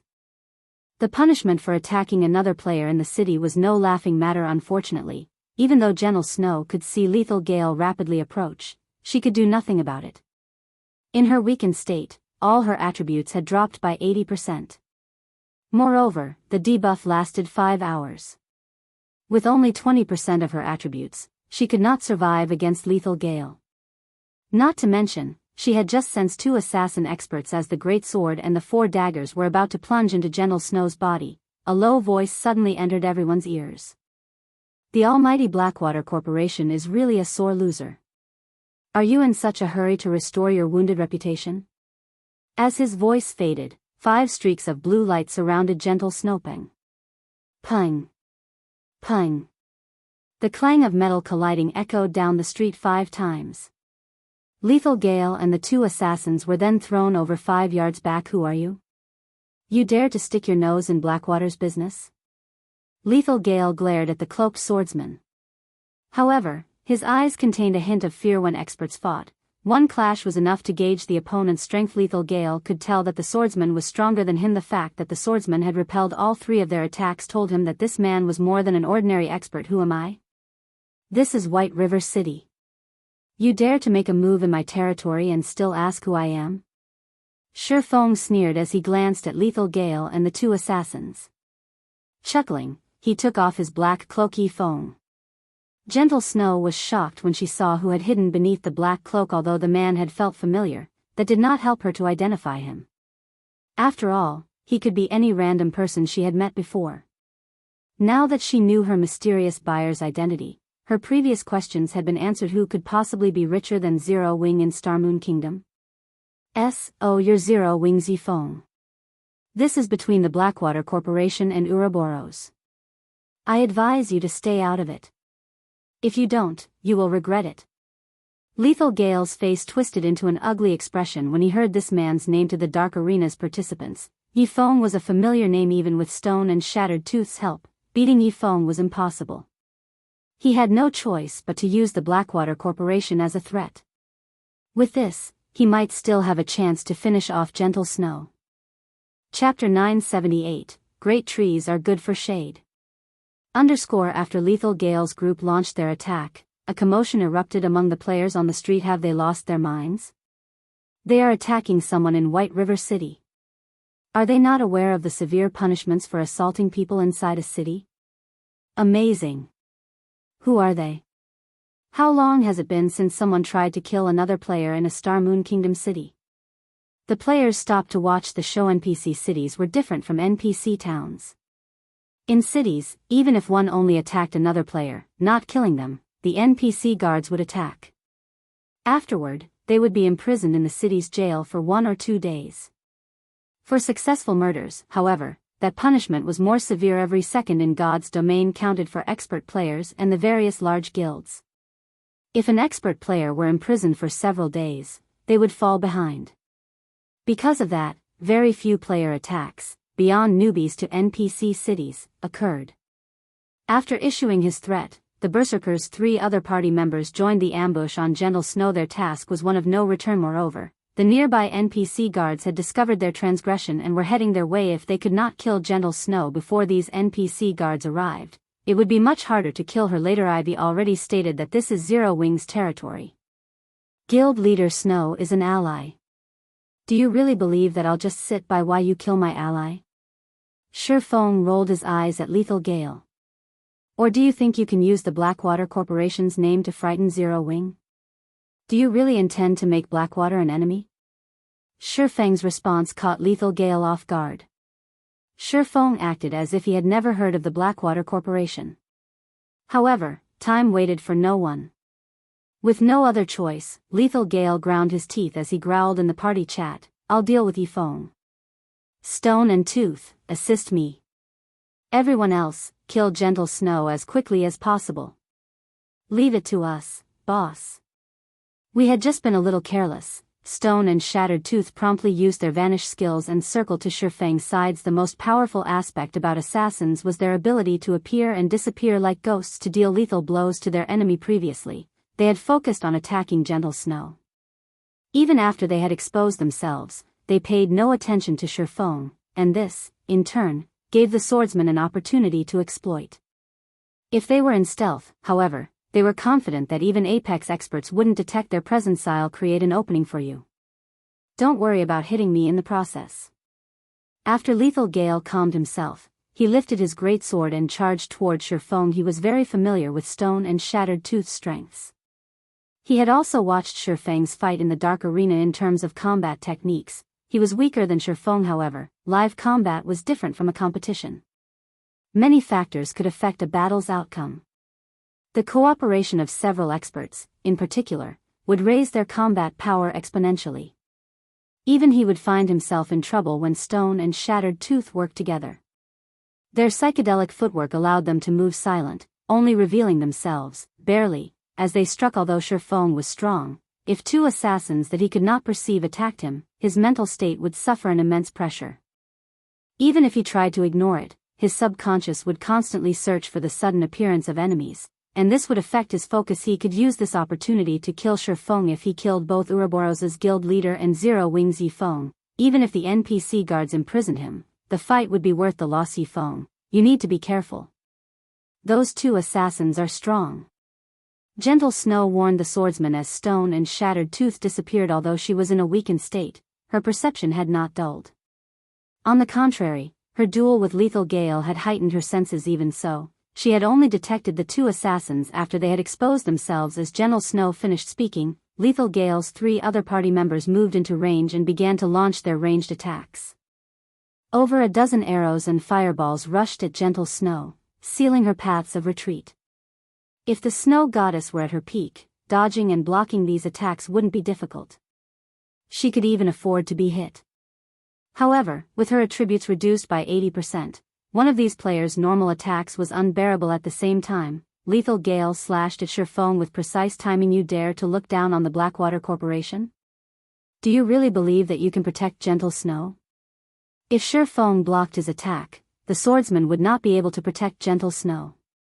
On the other hand, if Feng defended Gentle Snow, the swordsman would receive his merciless blow. Moreover, he still had Stone and Shattered Tooth's assistance.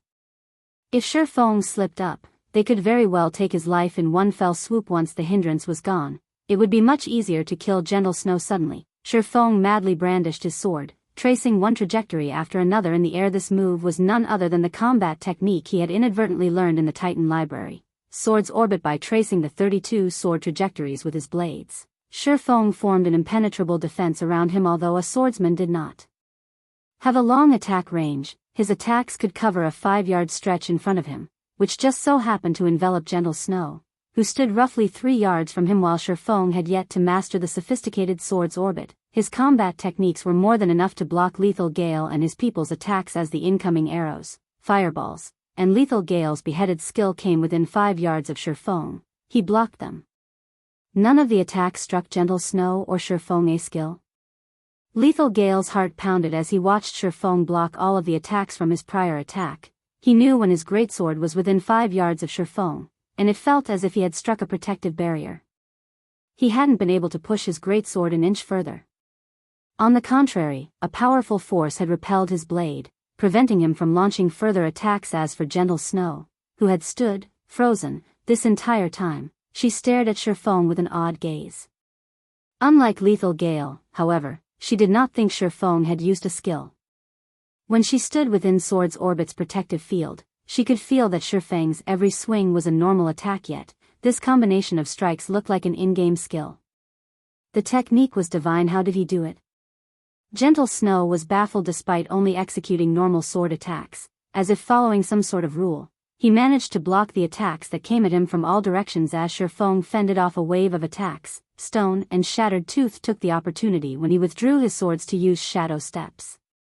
After appearing behind Feng, both assassins stabbed their daggers towards the back of the swordsman's neck viciously. The process was complete within an instant. However, when the daggers were an inch away from Feng's neck, all 4 weapons stopped abruptly.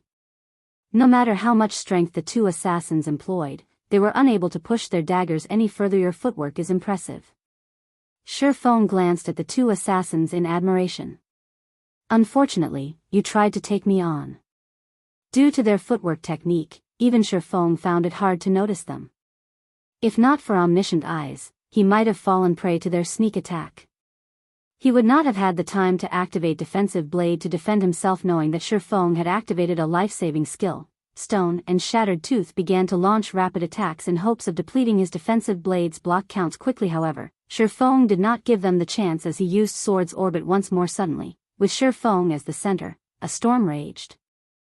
Due to Defensive Blade increasing his attack range, not only did his attacks envelop both Stone and Shattered Tooth, but also Lethal Gale. After learning Sword's orbit, Feng discovered that this combat technique was both an effective defense as well as a powerful offense. By the time he finished the 32 sword trajectories, Stone and Shattered Tooth's bodies fell to the ground lifelessly. Meanwhile, Lethal Gale, who stood some distance away from Feng, had less than 10% of his HP remaining. His body was marred with cuts, fresh blood flowing from his wounds freely. The gruesome scene caused many of the surrounding spectators to shudder involuntarily. Chapter 979, Strength Gap. Hellscythe _Fluffygoblin. Chapter 979, Strength Gap. What happened? How did those assassins die? That skill is so powerful. The spectating players on the street were dumbfounded by what had just happened. Feng's sword drawing speed was incredibly fast. They hadn't even seen an afterimage of Feng's swords. They had barely seen Feng's arms move, and in the blink of an eye, not only had the assassins died, but even the distant berserker was left in a critical condition. Is this the strength of Zero Wings Feng? So awesome. He's too strong. Experts from other guilds, who had come to White River City to grind for reputation, stood among the spectators. Ordinary players might not realize what Feng had done and would assume that he had simply used a system-learned skill, but as experts, they knew that Feng's attack was no such thing. When Feng first used this skill, they had been uncertain. This time, however, they had watched its execution carefully. No matter what stance a player used to execute a learned skill, they all had the same starting motions. Moreover, the closer a player's movements were to the required actions the system had determined, the higher their skill completion rate would be. However, Feng's initial motions the second time he executed the skill were different from the first. Furthermore, how could such a powerful skill be used twice within 1 second? The skill had also been more powerful during its second use. No matter how they thought about it, this was out of line with God's domain's rules. The only explanation was that this was a combat technique. The various guild experts couldn't help but shudder. Unlike system skills, combat techniques were not limited by cooldowns or other restrictions. Even while silenced, they could use their combat techniques with normal attacks. The only downside was the burden on a player's stamina and concentration. Those who attacked using special combat techniques knew that the more powerful a technique was, the more of a burden it had on stamina and concentration. Meanwhile, of the two assassin experts Feng had defeated, both were level 39. Both could easily rank among the top of any kingdom's ranking list. As for the berserker Lethal Gale, they were even more familiar with him. After all, he was the berserker who had dueled Gentle Snow just some moments ago. With Lethal Gale's combat standards, he could rank highly even among Super Guild's experts. Yet, even when all three players had worked together, they had been beaten so badly. However, among the watching players, no one was more shocked than Gentle Snow. Is this really the Feng I know? She had personally experienced Lethal Gale's power. If not for her peak legacy, there was no way in hell she would have defeated the male berserker. In spite of that, Feng had ended the battle in 3 moves. Gentle Snow was even under the false impression that Lethal Gale and his assassins were, in fact, quite weak. She knew that wasn't true. Feng was just that strong. Despite such fierce attacks, not only had Feng nullified the attacks, but he had also dealt Lethal Gale and his companions such a devastating blow. Before this, Gentle Snow had never seen Feng's true strength. Now, she finally understood that they were no longer on the same level. Focus your attacks on Gentle Snow. Lethal Gale, who looked pitiful, hurriedly commanded as he retreated from Feng. He then took an ancient, black magic scroll from his bag. To think I would be forced to waste this. Although it seemed as though both sides had been fighting for a long time, their exchange had only lasted a moment. The NPC guards were still quite a distance away from them. He still had time to use his precious Tier 3 magic scroll. Life Seizure. Life Seizure was a single target attack spell that could even severely wound a Tier 3 class. It would be a small matter to instant kill a Tier 1 player. As Lethal Gale unfurled the magic scroll and began to activate it, a violent vortex of mana appeared above them. Even a fool could tell that this magic scroll was extraordinary. Lethal Gale's 3 remaining companions launched their attacks once more. This time, their attacks were more vicious. All 3 hurled over 20 attacks at Gentle Snow. However, their attacks focused on quantity over quality. After all, even a low damage skill like Ice Spear could deal frightening amounts of damage to Gentle Snow. In addition, the increased number of attacks would also make it more difficult for Feng to guard Gentle Snow. Despicable.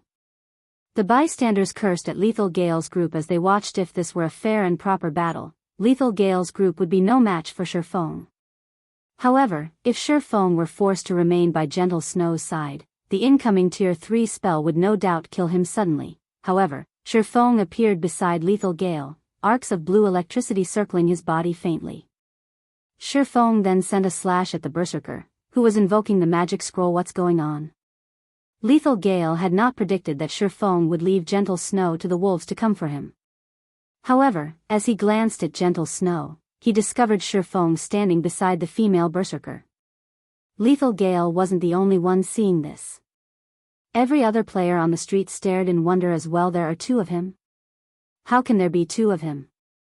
Is it a doppelganger skill?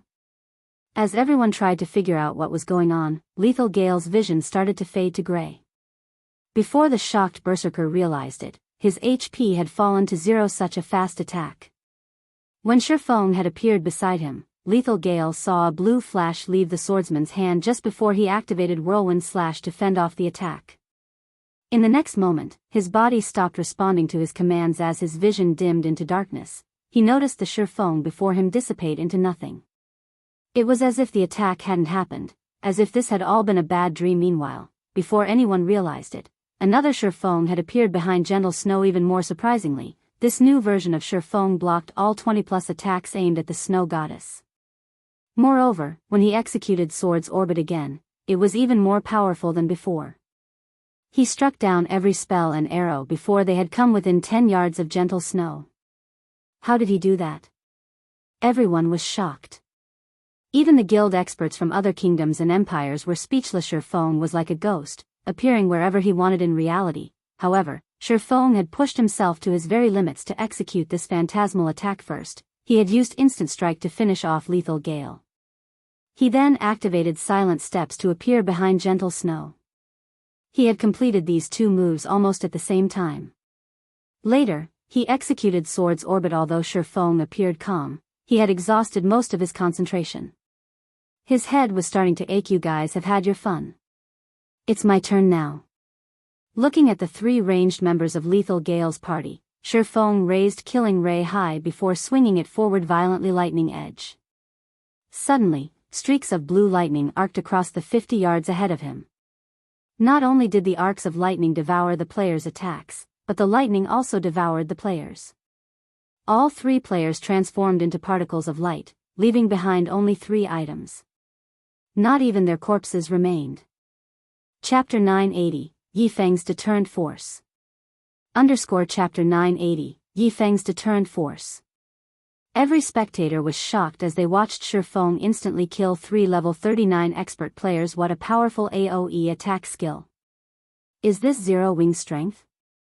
After seeing this, the guild experts from other kingdoms and empires began to fear Zero Wing. If Feng decided to ambush their guild's elite teams in the field with such a powerful skill, the consequences would be unimaginable.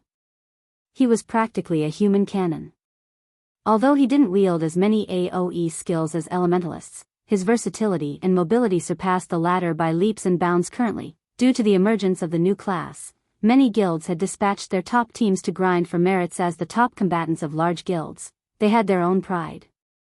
Due to that, they didn't pay any attention to White River City's ruler, Zero Wing. After all, they were not grinding around White River City.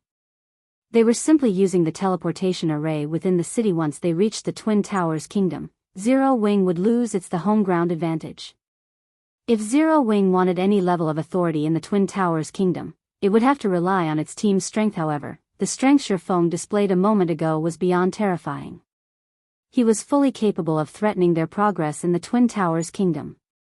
From now on, if they accidentally provoked Zero Wing, they would have to take into account the possibility of Zero Wing's teams annihilating them immediately. The various large guilds' top teams reigned in their arrogance and re-evaluated their opinion of Zero Wing.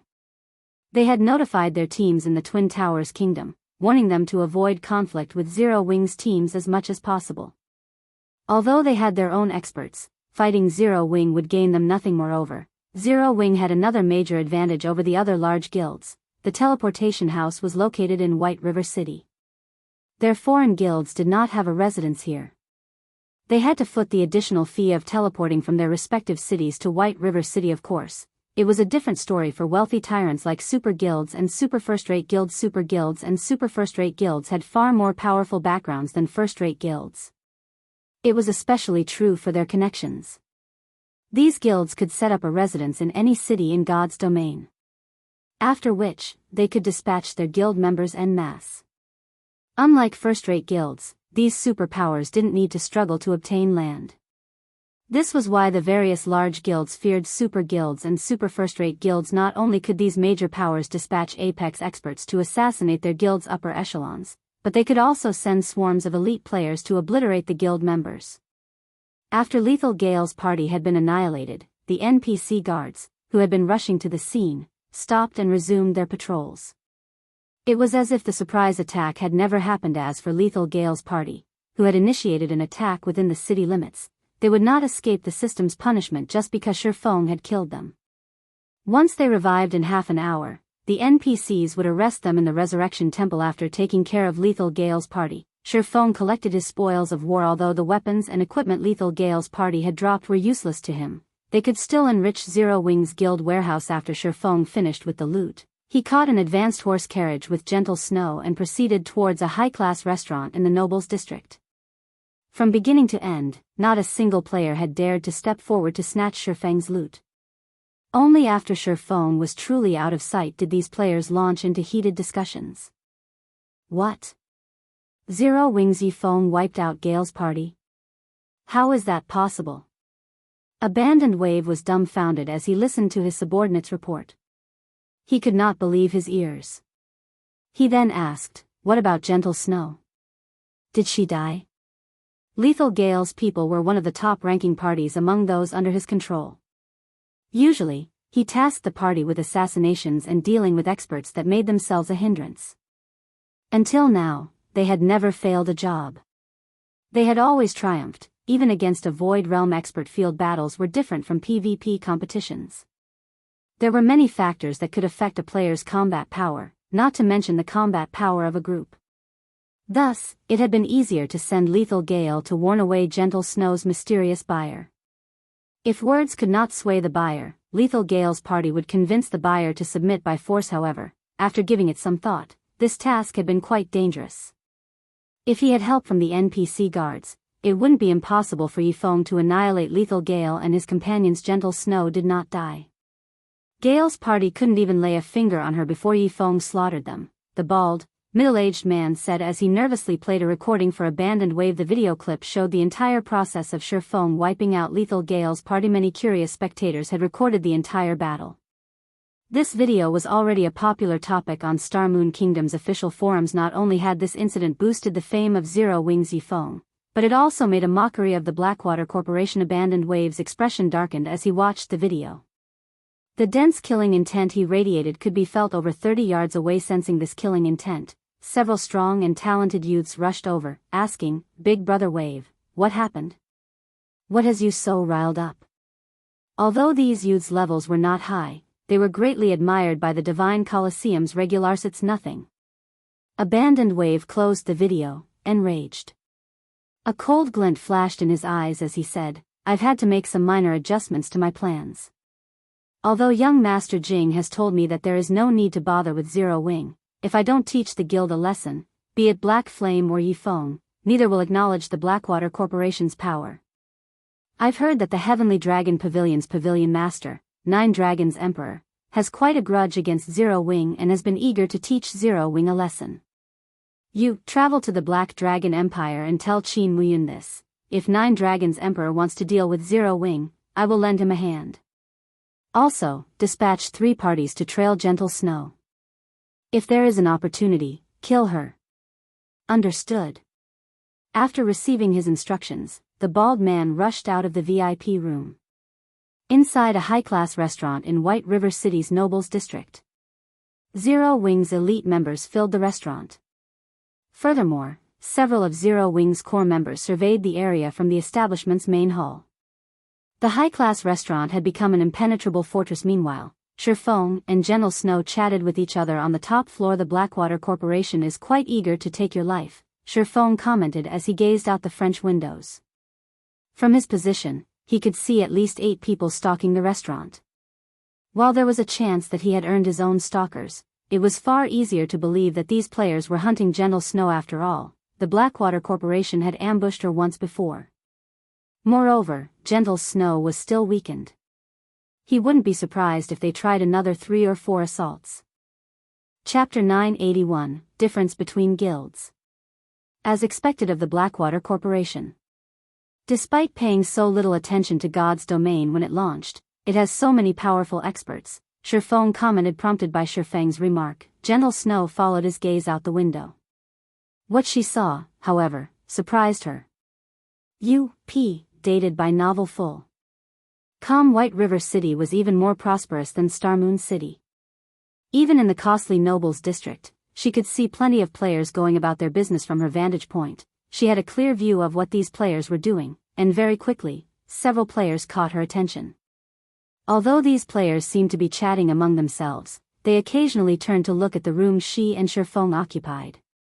These were not low-leveled players, either. The lowest among them was level 38, while the rest were level 39. Among these experts, a few neglected to hide their auras. Hence, she could feel just how much of a threat these people posed if she left the building. Needless to say, she wouldn't leave White River City alive. The Blackwater Corporation had not prepared overmuch for the first ambush. Feng's presence must have also been unexpected. However, the corporation would prepare from here on out. Relax. As long as you're in here, they can't touch you. If you stay here until you recover from your weakened state, they will eventually give up and leave, Feng assured Gentle Snow. On his way here, he had purchased the latest information regarding Ouroboros from the secret pavilion.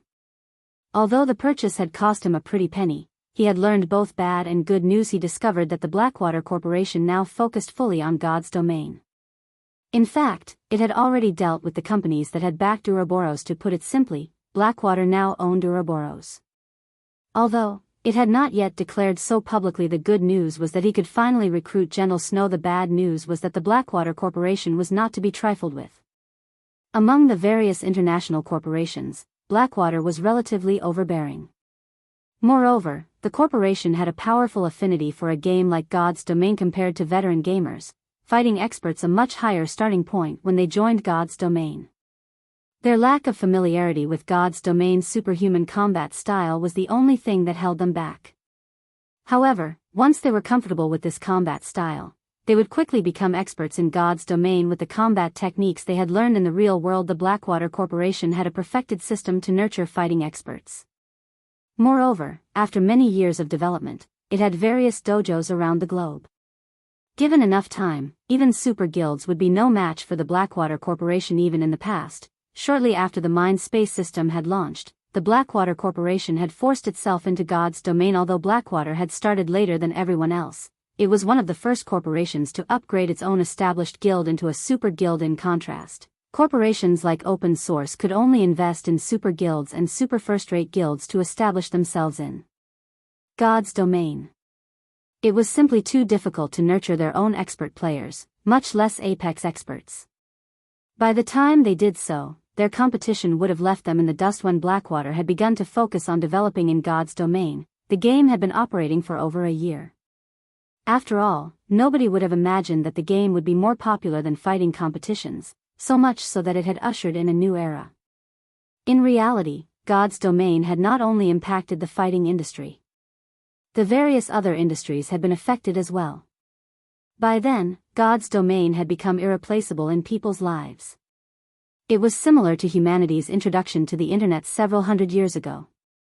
After learning about the benefits of God's Domain, people couldn't live without it.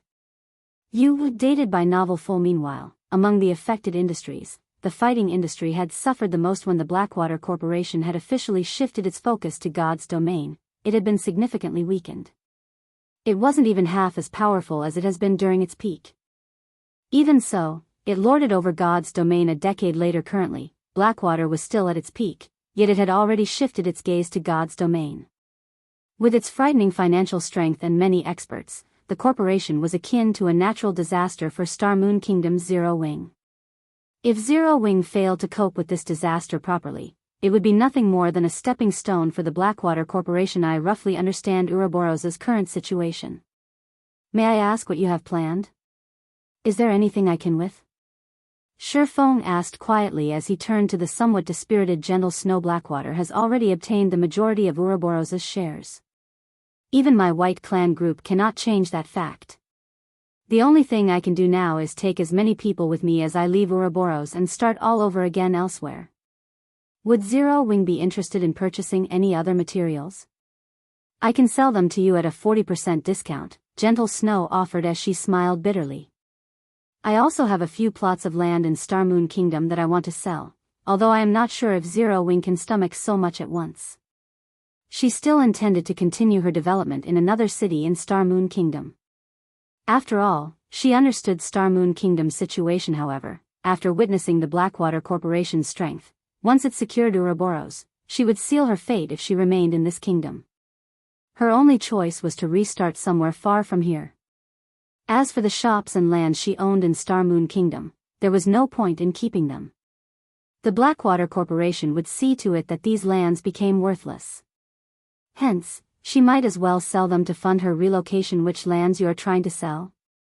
Feng could not help but ask. If they were high potential lands of a major city, they would become more valuable by the day. He would definitely profit if he purchased them. Most of the commercial lands I possess are in Star Moon Kingdom's top 10 major cities. I have a total of 11 plots. I also have 3 plots in the Black Dragon Empire and 2 in the Purple Thorns Kingdom, Gentle Snow said as she handed Feng a list. Here is a list of the land's cities and locations as well as my quoted prices. After Feng took a look through the list, he couldn't help but sigh inwardly. Zero Wing was no match for a first-rate guild. If these were only the lands under Gentle Snow's name, one could just imagine how many lands Ouroboros controlled. On the other hand, despite having so much money right now, Zero Wing struggled to purchase any lands in major cities. He was even forced to using the Holy City slots to purchase lands from super guilds based on the current market price. The cheapest land on the Snow Goddesses list was worth around 3,000 gold, while the most expensive were worth over 8,000. These lands had long since doubled their original selling prices based on Gentle Snow's quoted prices. He would need around 80,000 gold to purchase all 16 plots. Even Zero Wing could not fork over so much money at a moment's notice. Moreover, the prices were very reasonable. If anyone else were selling these lands, he might have to pay an additional 20,000 to 30,000 gold. Even then, he would have to fight many others to purchase them. Chapter 982, The Tip of the Iceberg. Even to super guilds, 80,000 gold was a considerable amount of money. They couldn't collect so much money within a short period, much less the smaller guilds. Gentle Snow had little hope that anyone could afford to purchase all of her lands. She would just sell as many plots as she could.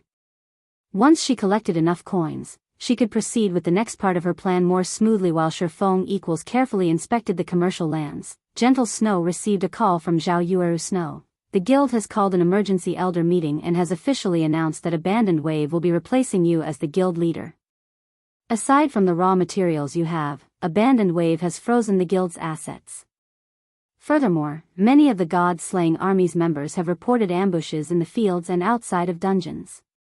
They've suffered grievous damages, Zhao Yueru reported. Shaking with rage, the Blackwater Corporation was too vicious. The God-slaying army was their asset as they left Ouroboros. The guild had spent many years nurturing these experts. If these experts came them and they had enough funding, the new Ouroboros could quickly establish a firm foothold in another kingdom. Initially, hiding the locations of the army's members had not been an issue. After all, every member was an expert. With their equipment, killing these players would not be easy now. However, the Blackwater Corporation had somehow recruited an army of its own experts and slaughtered the God-slaying army scattered throughout Starmoon Kingdom. The loss of a single level might have been fine, but the lost weapons and equipment was horrendous. When Blackwater's experts killed them, the Legion members would drop at least 2 pieces of equipment. Some would even drop 3 items. The God-slaying army had been equipped with the best items available in Ouroboros. If several hundred members lost an item each, it would severely wound the army, much less if they lost 2 or 3 items. They would need a lot of time to recover from the loss. Normally, the God-slaying army could simply replenish their equipment from the guild's warehouse. However, the Blackwater Corporation had already limited their authority. Now, they could not even take a piece of common equipment from the warehouse. With the God-slaying army suffering such a blow, rising in another kingdom in a short time would be impossible. I understand. For now, have the army's members be extra careful. Gentle Snow's frown deepened after receiving a more detailed report. Even Ouroboros' old rival, the Star Alliance, couldn't kill so many of the God-slaying army's members so quickly. Guild leader Snow, you don't look too well. Has something happened? Feng asked curiously when he noticed Gentle Snow's troubled expression. I've just received news that Blackwater has already begun to exact its revenge. The God-slaying army that I command has suffered over 700 deaths. Although reports say that they've been ambushed by groups of cloaked players, I'm sure that these players are experts from Blackwater, Gentle Snow helplessly explained, not bothering to hide this fact from Feng. Moreover, it was impossible to keep a tight lid on such a major incident.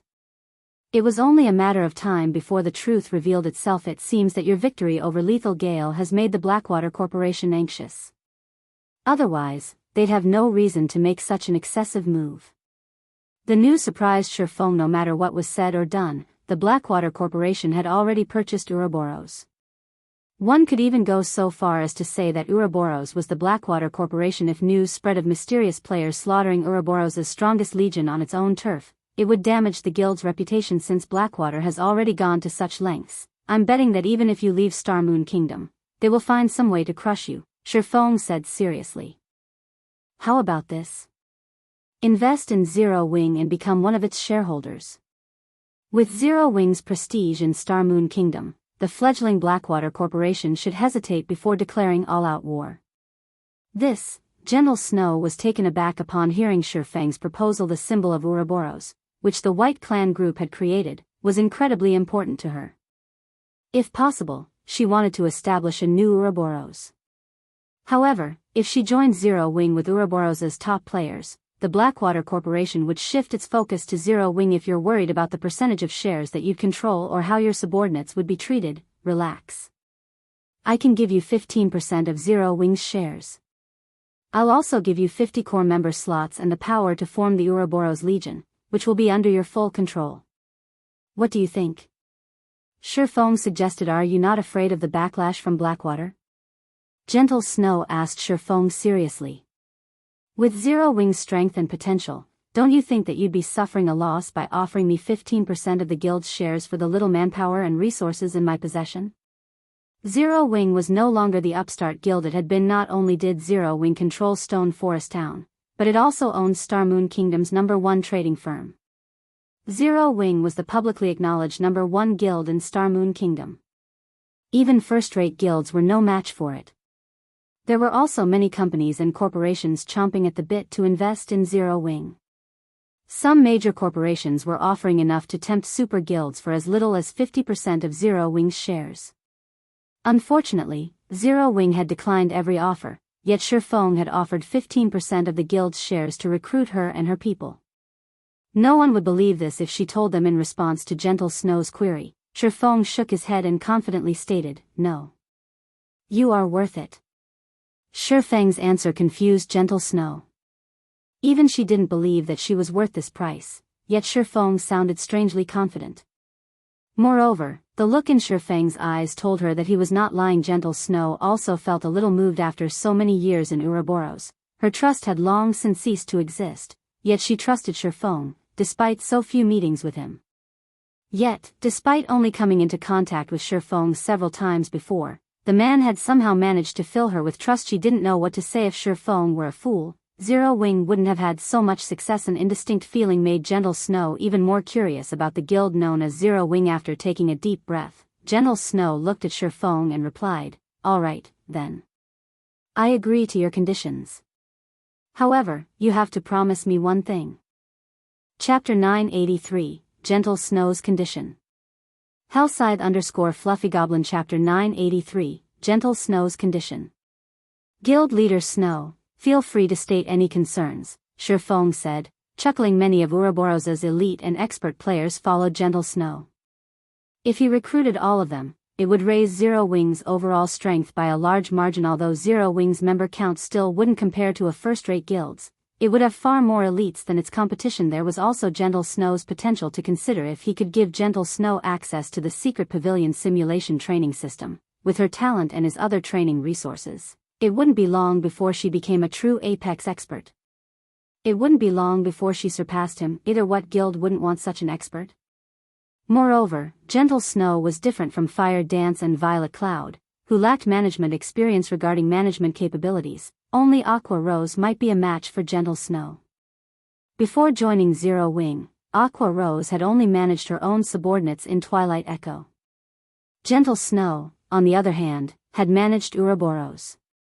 Moreover, her previous guild had continuously improved. The guild had even shown signs of surpassing the Star Alliance. Even if Gentle Snow listed 3 or 4 conditions, Feng would likely agree. Only Feng knew exactly how valuable an expert capable of becoming a Tier 6 God-ranked player was to a guild. After so many years of development, Ouroboros has formed its own perfect expert training system. This was the reason that Ouroboros had ranked near the top among first-rate guilds. Unlike other guilds, we could produce our own experts without recruiting or poaching players. However, the perfected expert training system had cost my White Clan group too much. Although I can bring the God-slaying army with me, I can't take the training center. The White Clan group only owns 40% of the training center's shares, while the other companies own the remaining 60%. I want Zero Wing to purchase the training center. Gentle Snow's condition stunned Feng for a moment. For any guild in God's domain, constructing their own training center was of the utmost importance. This was also why second-rate guilds couldn't compete with first-rate guilds. The initial cost of constructing an expert training center was already more than what the companies supporting second-rate guilds could handle. Moreover, even if a second-rate guild had a training center and established a perfect training system, the upkeep would be astronomically expensive. Unless a guild could earn enough to maintain this training system, no guild or company would be crazy enough to invest in something that would hemorrhage money. Feng had been contemplating his own training center as well. The Big Dipper training center was simply not enough to meet his requirements. The training center did not even have a simple simulation training system. However, as constructing a training center was immensely expensive, he had to tackle this problem gradually. He had never imagined that General Snow would ask him to purchase Ouroboros's training center. He would have been lying if he had said he wasn't pleased with Ouroboros's training center. Zero Wing could save several years of effort. Unfortunately, there was one big problem: he didn't have enough money. Feng had served as the guild leader of a second-rate guild in the past. He had been personally involved in establishing and constructing Shadow's training center. It had happened shortly after Shadow had officially become a second-rate guild. Hence, he knew just how much money a training center's construction required. If not for several major companies in Jinhai City working together, Shadow's training center would never have come into fruition. The cost of the site and machinery was one thing. However, the various simulation facilities and the required energy to maintain them were a different story.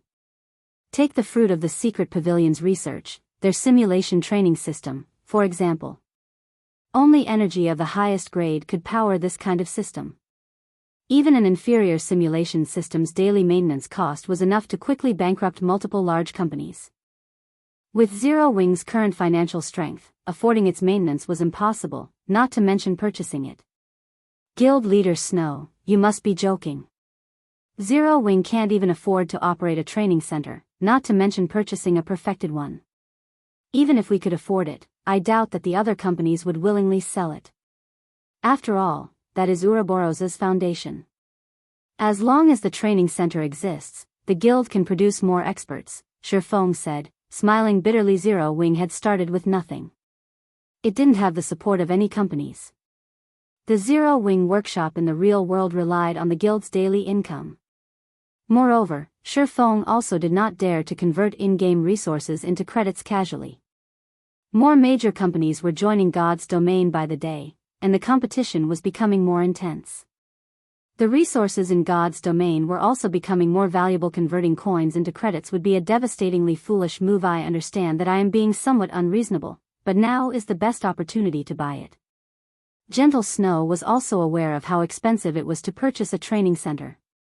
Although Blackwater has purchased Ouroboros's training center is nothing to the corporation.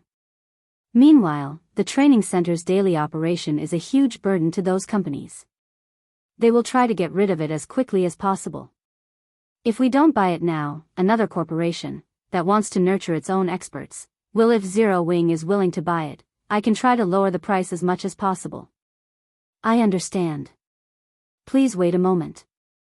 I have to contact the guild leader about this first, Feng said, creating an excuse to leave the room. It would be much more convenient to purchase a training center than establishing his own. If he purchased it now, he could save himself a lot of trouble in the future.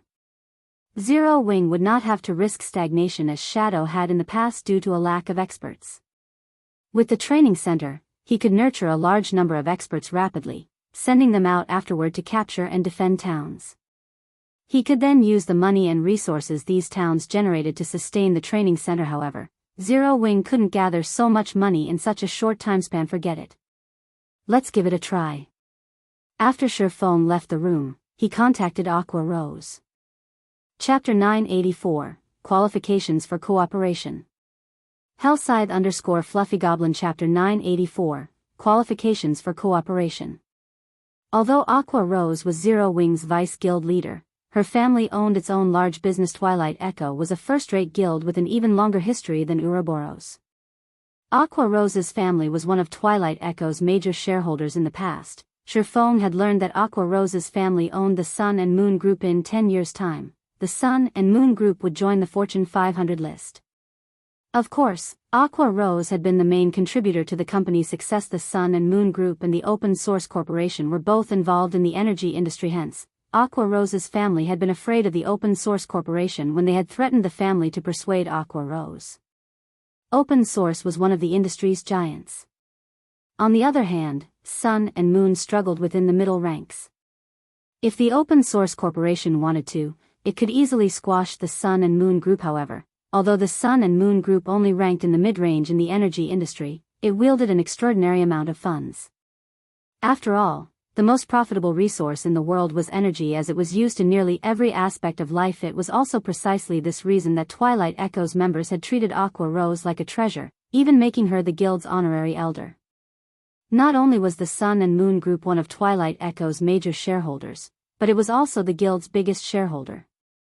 Without the company's supply of energy, the other shareholders would choke on the daily cost of maintaining the guild's training center. Guild leader, has something happened? Aqua Rose asked. Aqua Rose was still dealing with the list of members they intended to send to other countries, as well as various other tasks. She was so busy that her brain was about to short-circuit.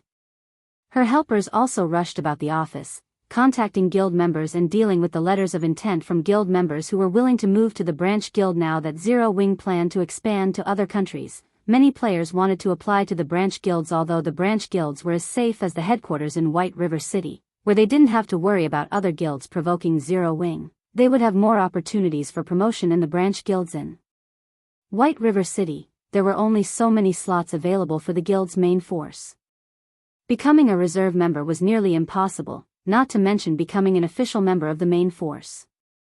However, once the branch guilds were established, the guild would establish new main forces, and the main force members enjoyed far more benefits than elite members. Aside from having priority over equipment, just the amount of magic crystals each main force member received was enough to make a player drool. Main force members also had the opportunity to obtain the rumored 100-berry wine. According to rumors, the 100-berry wine was even more effective than the Divine Colosseum's Icefire Spirit. It could help players improve their skill completion rates. Currently, not one bottle was available on the market. No one knew how to obtain their own. Only official members of Zero Wing's main force qualified to compete for the 100-berry wine. Since members of the branch guild's main forces would receive similar benefits, why wouldn't Zero Wing's elite members be tempted? When Aqua Rose had announced the news, many elite members frantically applied to join the branch guilds. Although Aqua Rose looked battered, inwardly, she was elated. She dreamed of helping Zero Wing grow stronger. Because of Zero Wing's extraordinary performance, her family now saw her in a different light. In fact, they even cancelled her engagement to Brilliant Wargad. As Zero Wing's performance reached new heights, her status in her household rose. Many large companies had secretly sent upper echelons to ask her family members to contact her, desperately wanting to invest in Zero Wing and offering many impressive perks. As a result, every time she visited home, her parents instantly pushed for her to meet with the company's representatives. She was even busier than the Star and Moon Group's CEO. It's nothing major. Didn't you say that your family has wanted to invest in Zero Wing? And that other companies frequently pester you to negotiation or cooperation? Sure, Feng asked Emichem. More representatives have been showing up lately as well. My family is also constantly on my case. I swear they are even more diligent now than when I had been forced into the engagement with Brilliant War God. They almost annoy me to death these days. Do you have a plan to deal with them, guild leader? Aqua Rose asked. Just discussing this topic made her head ache. She knew where Sure Feng stood on the matter. Thus, she always rejected the offers. To avoid these people, she had no choice but to hide in her virtual gaming cabin. Only in God's domain would her family leave her alone. I have a method. It also isn't a solution to always have uncle and auntie pressing you for an answer. I can offer them an opportunity to work together, Sure Feng said, chuckling. As for whether or not they want to cooperate with us, that will be up to them. Really? Aqua Rose froze, surprised by Sure Feng's declaration. She couldn't believe this was true. Zero Wing was very famous in God's domain. This was because it had rejected countless investment offers. Other guilds dreamed of having their own investors, yet Zero Wing turned them away. Zero Wing was already known as one of the most difficult guilds to work with. I intend to rent some plots of land, so I would like you to find a few partners. However, each company must first invest 1 billion credits. I will choose a total of 10 partners. Gentle Snow had already given Sure Feng a rough estimate of the cost. If he wanted to take over Ouroboros's training center, he needed at least 7 or 8 billion credits. Moreover, this was only the initial estimate. After all, Ouroboros's training center was massive. It even had its own independent research team. The training center was also located in a top-tier city. Considering Gentle Snow's price was exceedingly low, guild leader, are you talking about Stone Forest Town's lands? Aqua Rose was so shocked that she had to ask for confirmation. Feng nodded, replying seriously, that's right. Guild leader, although the player traffic in Stone Forest Town is high, as expensive as the town's lands are, they will never be worth as much as the golden lands in kingdoms and imperial capitals. Moreover, even those golden lands aren't worth that much money. Only a sucker would accept your offer. No one will agree to that, Aqua Rose said helplessly. For some reason, Aqua Rose constantly had the feeling that Feng lived in a different world. She was clearly the rich heiress here, yet when Feng talked about 1 billion credits, it sounded as if he were talking about chump change. That was 1 billion credits they were talking about. While the Sun and Moon Group could collect that much money, the other companies would likely hesitate. What if I have this item? Feng laughed as he retrieved an old parchment from his bag. This parchment was none other than the Star Moon Kingdom city building order. With this, he could claim one unassigned location within Star Moon Kingdom and construct a city. Chapter 985, Shocking Star Moon Kingdom. Hellscythe _ Fluffy Goblin. Chapter 985, Shocking Star Moon Kingdom. This is... Aqua Rose was astonished when she took a closer look at the old parchment's information on the screen. A city building order. This item was far more valuable than any captured town yet. While super guilds were investing time and effort into capturing towns, Feng had procured a city building order. Aqua Rose rubbed her eyes. She was sure that they were playing tricks on her. What was a Star Moon Kingdom city building order? That was proof that one had the rights to construct a player city in Star Moon Kingdom. Currently, player towns in God's domain generally accommodated 30 to 50,000 people. However, none of the guilds that had captured various towns had built houses in their towns. They had all built hotels. This way, the towns would accommodate more mobile players, which would, in turn, generate more income. Aside from guild members, players had practically no options to become permanent residents. Even so, a player town could only handle a limited amount of traffic. Take Stone Forest Town for example. Stone Forest Town was very close to the Stoneclaw Mountains. Because most of God's domain's players had already reached level 30, the town's traffic grew with each passing day, giving it an even livelier atmosphere than White River City. In the end, Zero Wing had no choice but to limit the amount of time each player could reside in Stone Forest Town's hotels. This was also why many companies desperately wanted to work with Zero Wing. However, a town had its limits. Not only was the area around Stone Forest Town small, but the local environment also posed a huge problem. It was not suitable for players seeking entertainment, which greatly limited the benefits a real-world company could reap from setting up a virtual shop. A city, on the other hand, was many times larger than a town. Generally, a town could house over 200,000 resident players, not including mobile players. If they chose an appropriate location, they could easily attract many entertainment seekers, who disliked adventuring and fighting, to live in the city. You've seen the city building order for yourself. Companies that cooperate with Zero Wing will be given priority when purchasing a large plot of land in the city. As for the 1 billion credits, that is only a deposit. However, before you let them in on this secret, find companies that truly intend to cooperate. Moreover, they must sign a confidentiality agreement.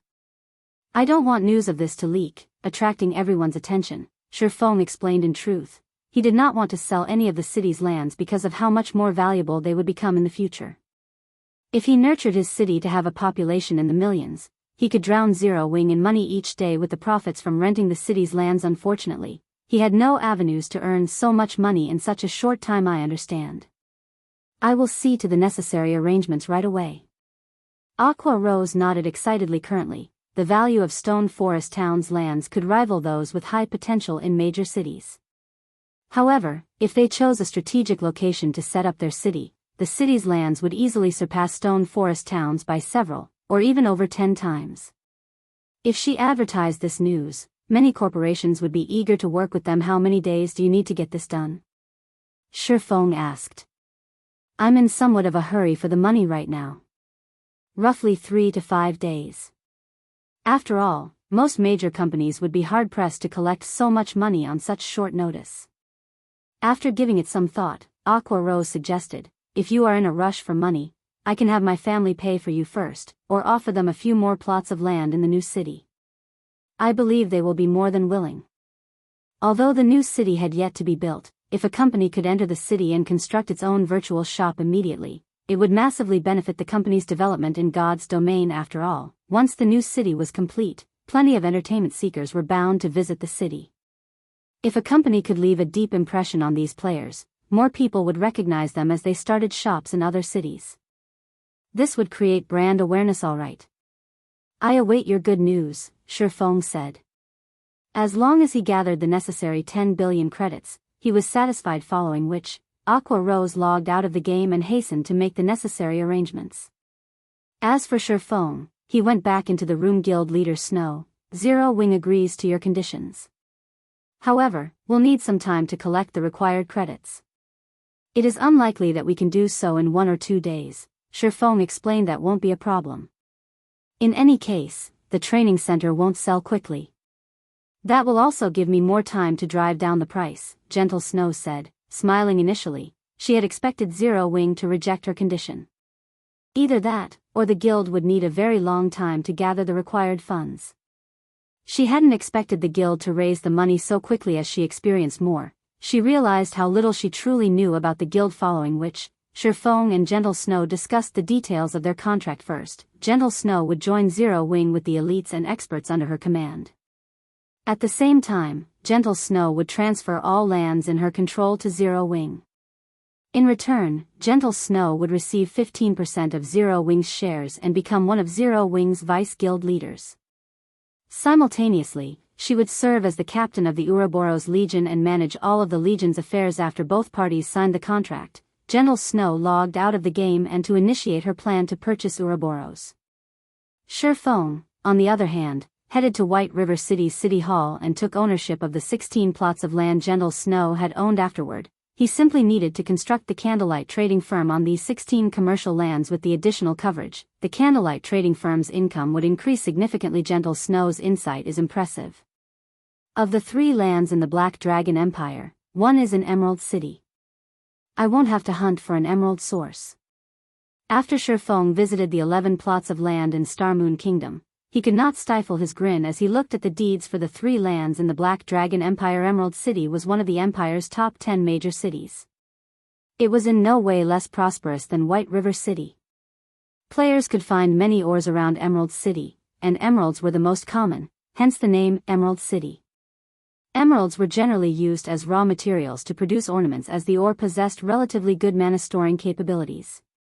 It was rarely ever used to produce other items. However, aside from requiring mana stones, Titan City's magic light set equipment needed plenty of emeralds. With a shop in Emerald City, he could purchase emeralds long-term.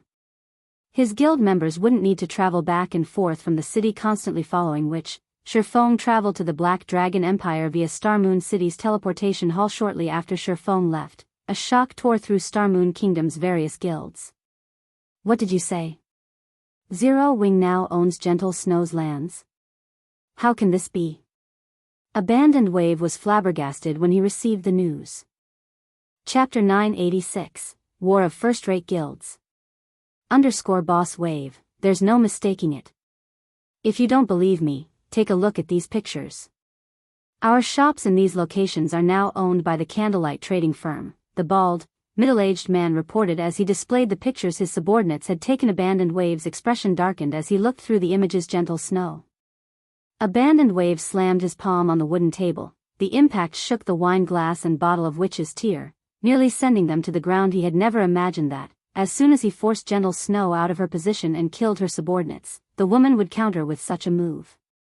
He hadn't even had a moment to enjoy his victory. In reality, Abandoned Wave wasn't the only person that Gentle Snow's actions had infuriated. The upper echelons from Starmoon Kingdom's various large guilds wore twisted expressions when they heard the news. What, exactly, is Gentle Snow trying to do? Has she lost her mind? She actually sold so many high-potential lands to Zero Wing. The various guilds loathed Gentle Snow's latest decision. They would rather pay double the price to purchase Gentle Snow's lands and let them rot in their hands than let them fall into the Candlelight trading firm's hands. These lands had originally housed Ouroboros's New Moon trading firm. Now, however, they housed the Candlelight trading firm. Although the storefronts were the cheapest variations, curious players had already crowded the shop's entrances. Interested in the sudden change in purchasing items, it was very easy to transfer a shop's ownership to another player in God's domain. One simply needed to visit a city hall and follow the necessary procedures. If one didn't intend to modify the shop, only changing the name, they could immediately have NPCs do so free of charge. The Candlelight trading firm had always been known for its light stones and armor kits. The intermediate armor kits, in particular, usually sold out the instant they were restocked. If not for its low production volume, the Candlelight trading firm would have long since dominated Star Moon Kingdom's market. Even so, Candlelight had still become Star Moon Kingdom's #1 trading firm. Moreover, due to the Candlelight trading firm's lack of background, it had only purchased a limited number of high-potential lands, despite all of its efforts. As for major cities' golden lands, first, the trading firm could not afford them. After all, one golden land was worth around 3 or 4 high-potential lands in the same city. Unless Zero Wing intended to set up a particular city as its main headquarters or went on a spending spree, it would not purchase a city's golden lands. Second, Zero Wing's members did not have the required reputation to purchase golden lands in other cities. Therefore, the Candlelight trading firm's development in Star Moon Kingdom was limited. On the other hand, to avoid competition with the Candlelight trading firm, Gentle Snow's high-potential lands had been purchased in cities that lacked Candlelight's presence or were located far from Candlelight's shops. By selling these lands to Zero Wing, Gentle Snow had just compensated for the Candlelight trading firm's shortcomings. Moreover, the Candlelight trading firm had recently recruited a large number of lifestyle players. Once the trading firm nurtured these lifestyle players, it would be a disaster for their guilds, who were already limited to a small corner of the market. However, they could not do anything to oppress the Candlelight trading firm in Star Moon Kingdom. While Star Moon Kingdom's various large guilds tried to think of a solution to cope with the Candlelight trading firm's new strength, Feng had teleported to Emerald City from the Black Dragon Empire's imperial capital, Black Dragon City. As soon as Feng exited the teleportation hall, he found just as many players in Emerald City as there were in White River City. Only the players' levels and equipment was slightly inferior to those in his home city currently. Due to the teleportation house, one could easily find level 37 or level 38 players roaming about White River City streets. Prior to that, level 39 experts were as rare as a phoenix feather. Emerald City, however, was different. Feng rarely saw level 36 players roaming the streets, much less those who had reached level 37 or higher. However, unlike kingdoms, second or first-tier cities with populations ranging in the tens of millions were designated to God's domain's empires. It was easy to find many gaming workshops and guilds based in these cities. With Emerald City being one of the top 10 cities of the Black Dragon Empire, Feng saw members from no less than 10 different guilds going about their business. Such a sight was rare in Star Moon Kingdom. Generally, only 3 or 4 large guilds contested over its major cities. Emerald City, on the other hand, had more than 10, and even the weakest among them were second-rate guilds. As for first-rate guilds, Feng counted 3 from where he stood. Emerald City already had as many first-rate guilds as Star Moon Kingdom. I recall that the Undefeated Dynasty had been Emerald City's ruling guild in the past. Among the many first-rate guilds, Undefeated Dynasty was relatively tolerant. I shouldn't need to worry about any trouble if I set a shop up here. Feng secretly assessed the city's situation as he rode an advanced horse carriage. Based on what he could see, a large number of the guild players roaming the streets belonged to Fantasy Shrine and Undefeated Dynasty. The other first-rate guild was World Dominators, which Feng was familiar with ever since Zero Wing had become White River City's overlord. World Dominators had withdrawn from Star Moon Kingdom, shifting its focus to the Black Dragon Empire and other kingdoms. Mountain ranges surrounded Emerald City, and it produced rare ores and emeralds. It was considered a strategic city in the Black Dragon Empire.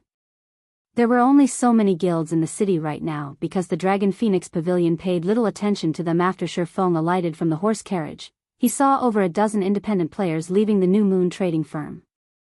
These players had very high levels, with the lowest among them being level 36 and the rest being level 37.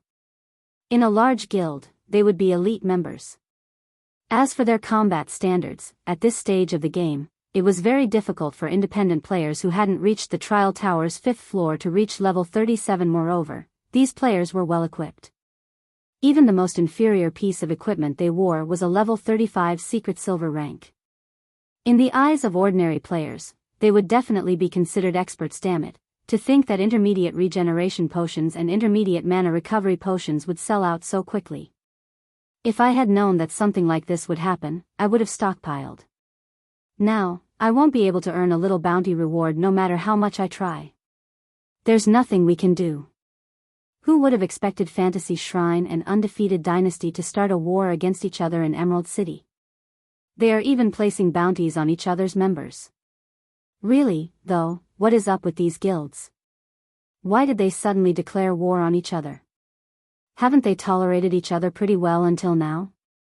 Based on some insider information I obtained, it seems that the two guilds have discovered a town above a mithril vein. If the town is captured, players can mine the vein freely. A mithril vein? Won't they be rich if they capture the town? I know, right? However, the NPCs guarding that town are extraordinary.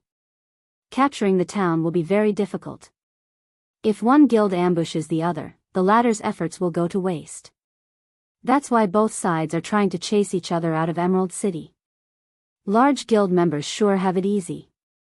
While independent players like us are exhausting ourselves just to find ordinary ores, they get to mine mithril ore in the safety of a town.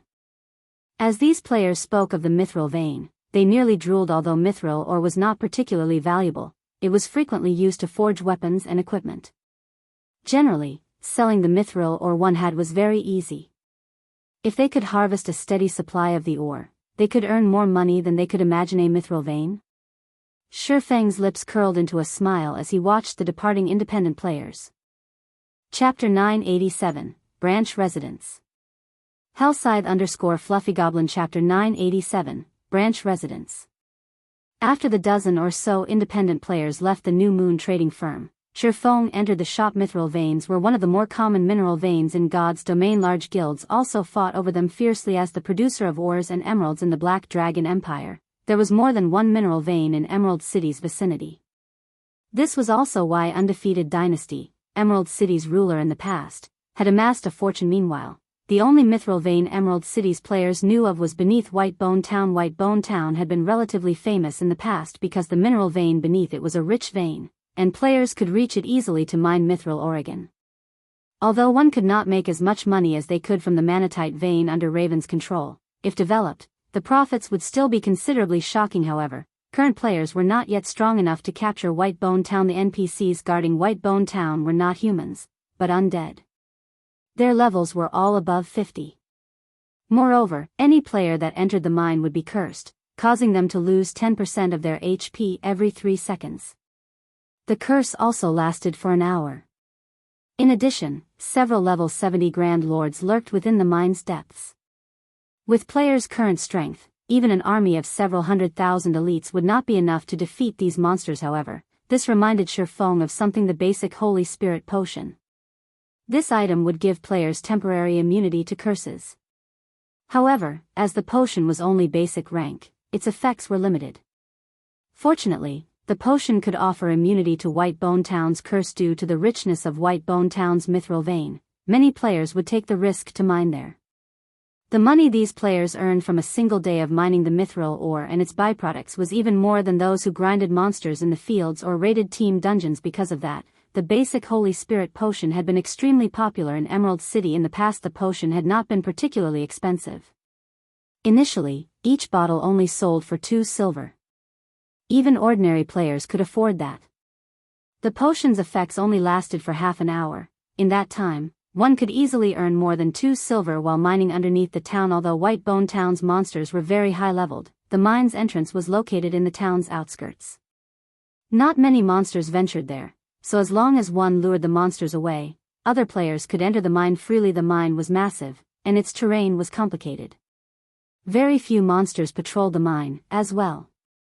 As long as one didn't explore too deep, they would not find any significant danger. When a player finished their mining, they simply needed to use a return scroll to leave safely.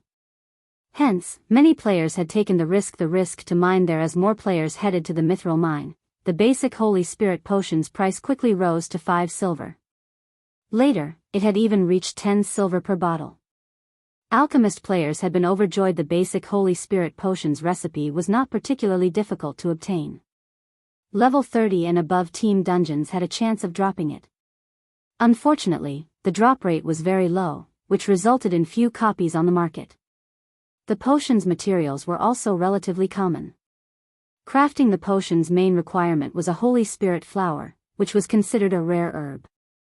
Making the potion didn't even cost 1 silver. Thinking up to this point, Feng burst into action. This was a valuable opportunity to make a fortune. Emerald City's player population was in the millions.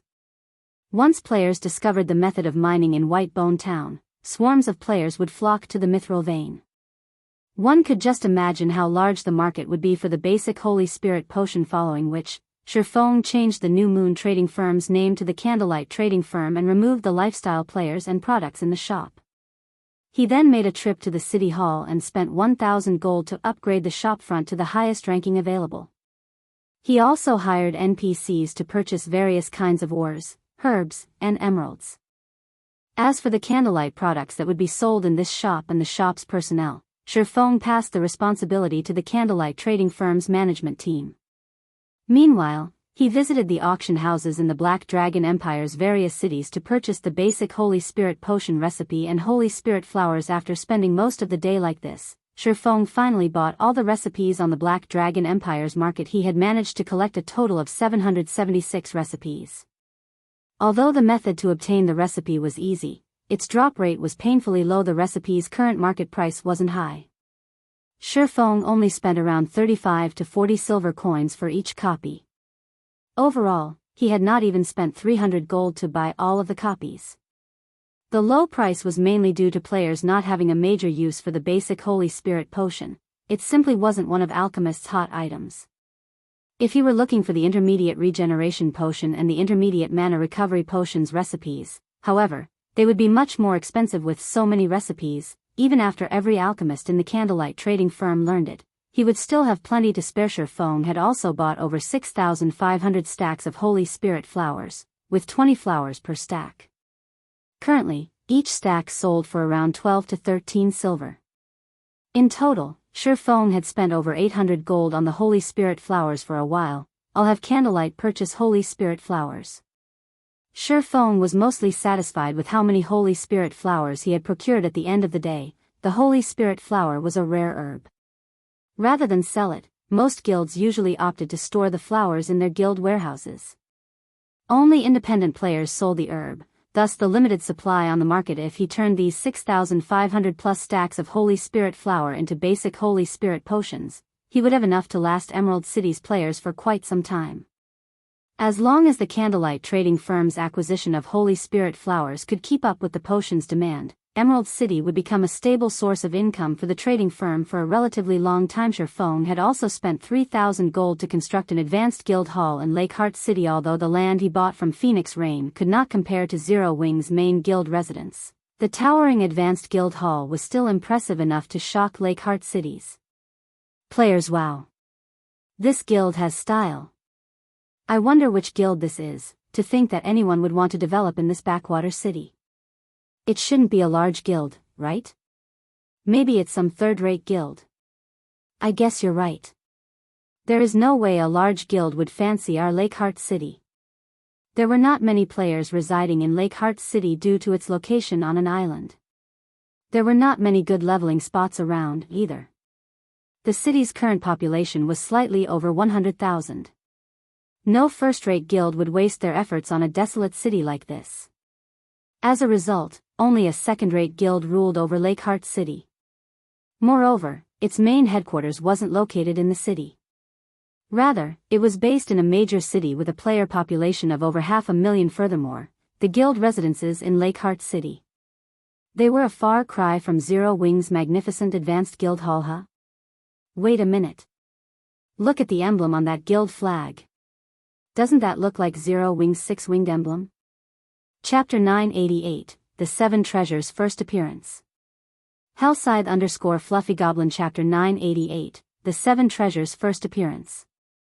Upon hearing Zero Wing's name, the players on the street turned to look at the flag flying from the guild hall's roof. It really is a six-winged emblem. What? Starmoon Kingdom's #1 guild is actually starting a branch guild here? Many people felt chills crawl down their spines, excitement overwhelming them as they stared at the guild flag.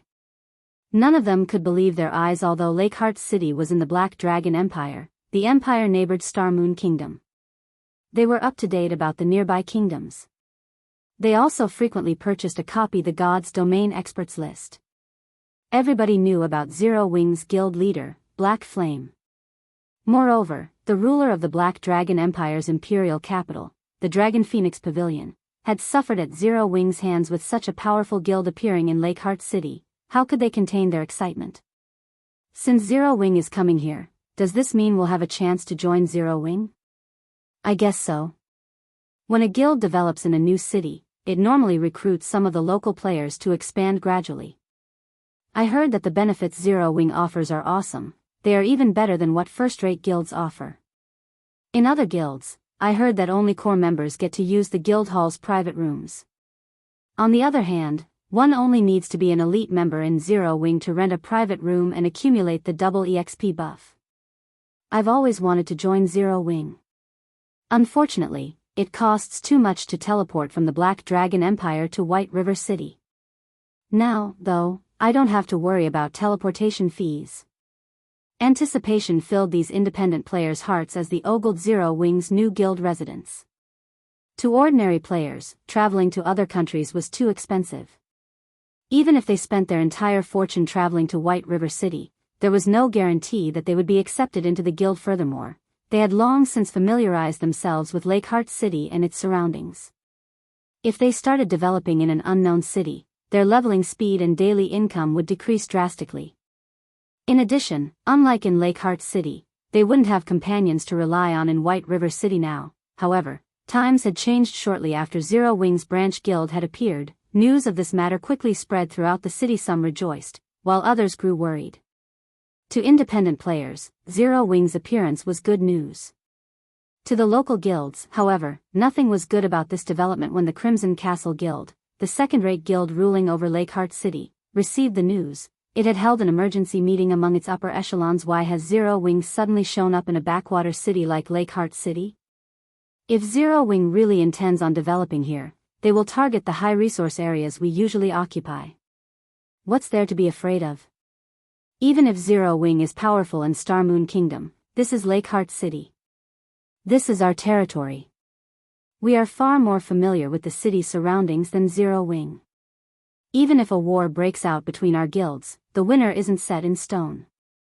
Crimson Castle's upper echelons discussed the situation heatedly. Although the leveling areas around Lakeheart City were not particularly beneficial, once players familiarized themselves with the area, their leveling speed would increase. Moreover, unlike other cities, there were very few guilds in Lakeheart City. This allowed Crimson Castle to obtain plenty of raw materials very easily. There is no need to get too worked up about this. I have heard that the situation in Starmoon Kingdom isn't very stable. Zero Wing won't focus too much on conquering Lakeheart City. Moreover, the Dragon Phoenix Pavilion has a grudge against Zero Wing. If we report Zero Wing's arrival to the pavilion will seek vengeance, the dignified, middle-aged man in the guild leader's seat said as he watched the arguing players before him. In a deep tone, he said, during this period, keep an eye on Zero Wing's members. Report everything to the pavilion. Hearing their guild leader's order, the Crimson Castle's upper echelons fell silent and nodded in agreement. As their guild leader had said, Zero Wing had used the Dragon Phoenix Pavilion as a stepping stone to become famous, leaving the pavilion's prestige in tatters. After that incident, the Heavenly Dragon Pavilion's 9 Dragons Emperor declared that he would not let the matter rest. Although dealing with Zero Wing in Starmoon Kingdom was difficult for the Dragon Phoenix Pavilion, it was a different story in the Black Dragon Empire. The Black Dragon Empire was the pavilion's territory. It would be child's play to take care of a measly branch guild. While Crimson Castle hashed out a plan to deal with Zero Wing, Feng spent 300 gold to bind the guild transfer scrolls coordinates. Afterward, Zero Wing's members in White River City could simply purchase Lakeheart City's guild transfer scrolls to travel to the city directly. The guild transfer scroll was one of a guild's greatest benefits. Unlike NPC City's teleportation halls, which charged a steep teleportation fee, players only needed to purchase the corresponding guild transfer scroll to reach their desired guild residence. However, such a major benefit came with restrictions. Players were only allowed to carry one guild transfer scroll at a time. Moreover, the scroll had a very long cooldown. The transfer scroll's prices also varied depending on the distance between the destination and where it was purchased. Regardless, it was still cheaper than using the teleportation halls if a guild had enough guild residences. It could easily replace teleportation halls. When Feng finished binding the coordinates, he looked at the time. Glancing up at the already dark sky, he called up his system interface, intending to log off for the day and rest. Now that he had established Lakeheart City's branch guild, he needed Aqua Rose to transfer the batches of selected members. As for Raven's monster repelling issue, Feng had already instructed Flying Shadow to handle it originally. He had intended Fire Dance to carry out the task. However, Fire Dance was currently busy leading Zero Wings members in raiding the Undead Gorge and did not have time to spare. So, he used his next best option, Flying Shadow. Flying Shadow was Zero Wings' second best assassin. Not only was his movement speed quite high, but he could also move about rather secretively. He wasn't easy to detect when it was time to repel the monster invasion. Flying Shadow could use the monster repellent scroll without anyone noticing, which would reduce the chances of Raven discovering the scroll. Although the monster repellent scroll was very rare and few people knew about it, seeing as Quiet Melody, the Sacred Temple's vice-temple master, had purchased so many in Blackwing City, Feng deemed it wise to use the scrolls discreetly, hiding the scroll's function.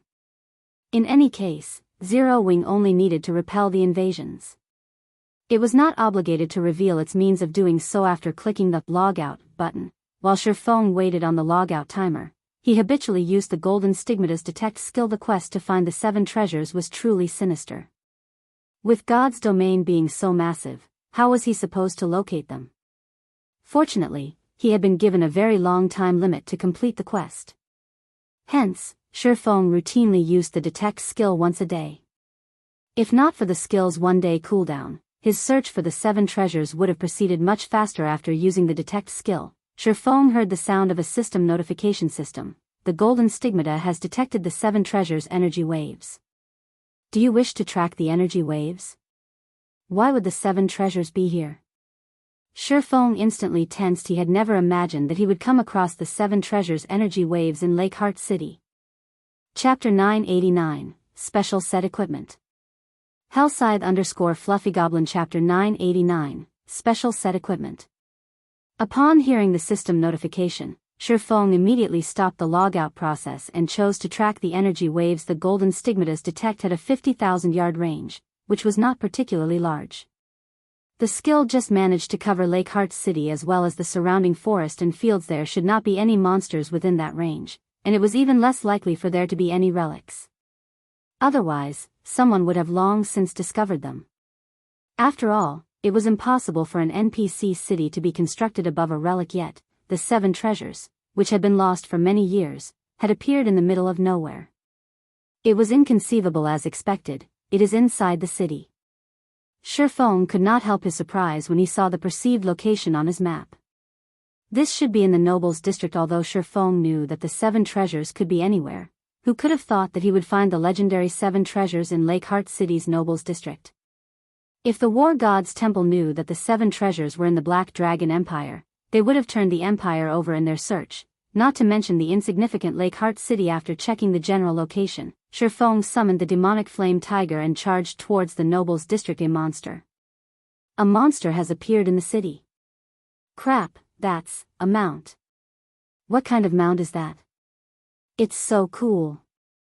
When the players on the street saw the demonic flame tiger charge out of Zero Wing's residence, they were stupefied. A city like Lakeheart City didn't even have one level 40 player, much less a mount.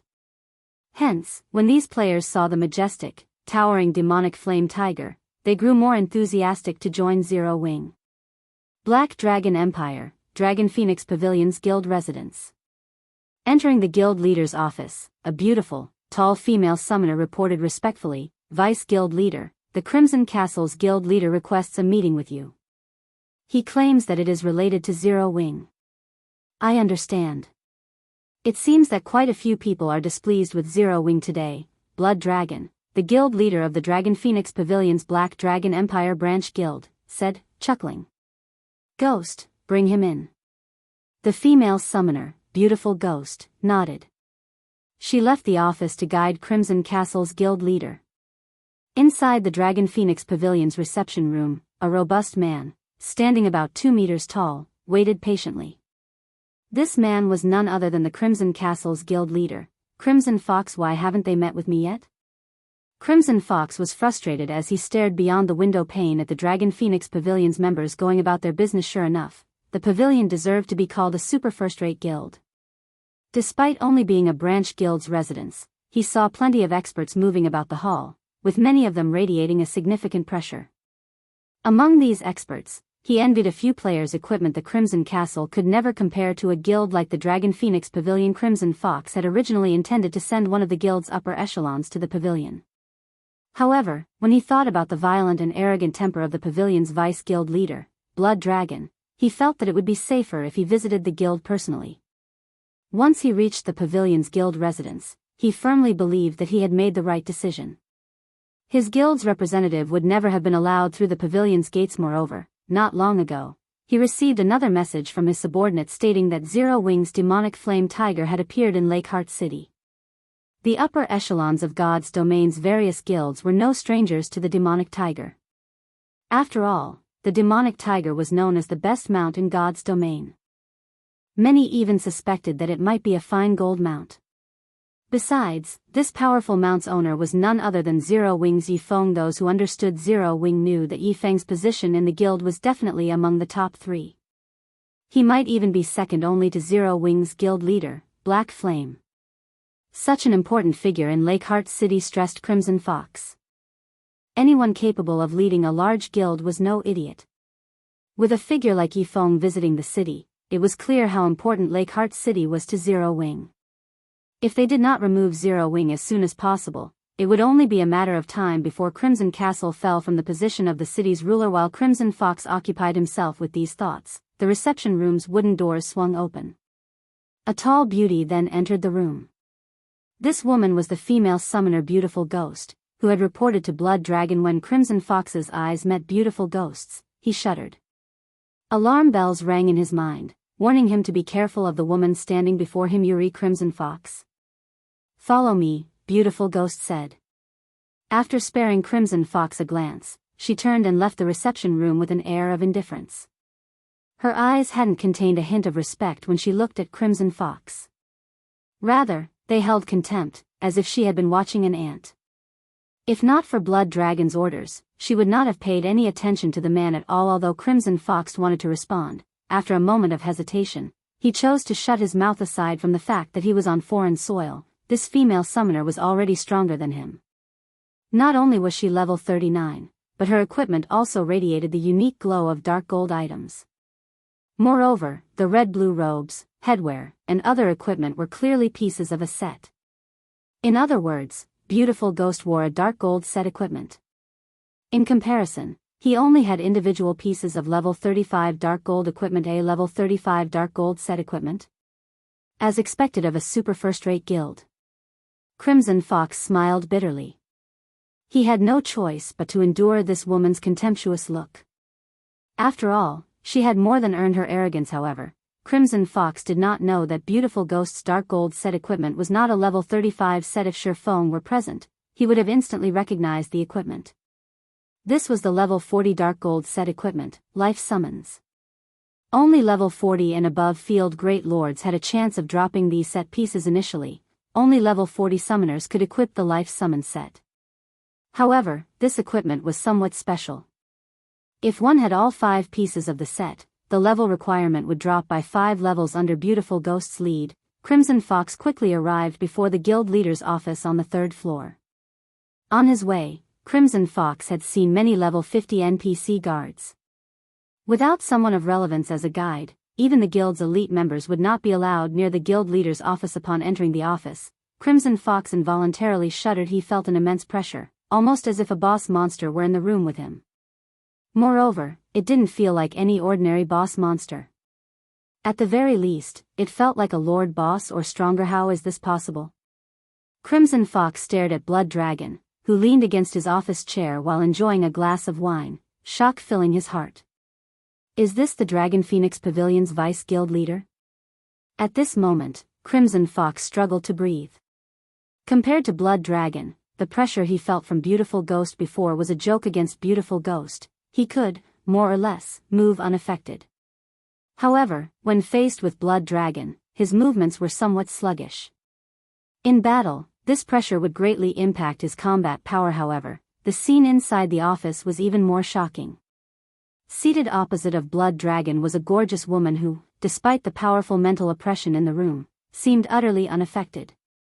Chapter 990, Empire's Overlord. Hellscythe_Fluffy Goblin Chapter 990, Empire's Overlord. Who is she? Crimson Fox's attention unconsciously drifted to the leisurely woman currently. Blood Dragon was level 40, and only a handful of players throughout the Black Dragon Empire had reached this level. Level 40 players were much stronger than level 39 players in terms of attributes, as they could equip level 40 equipment.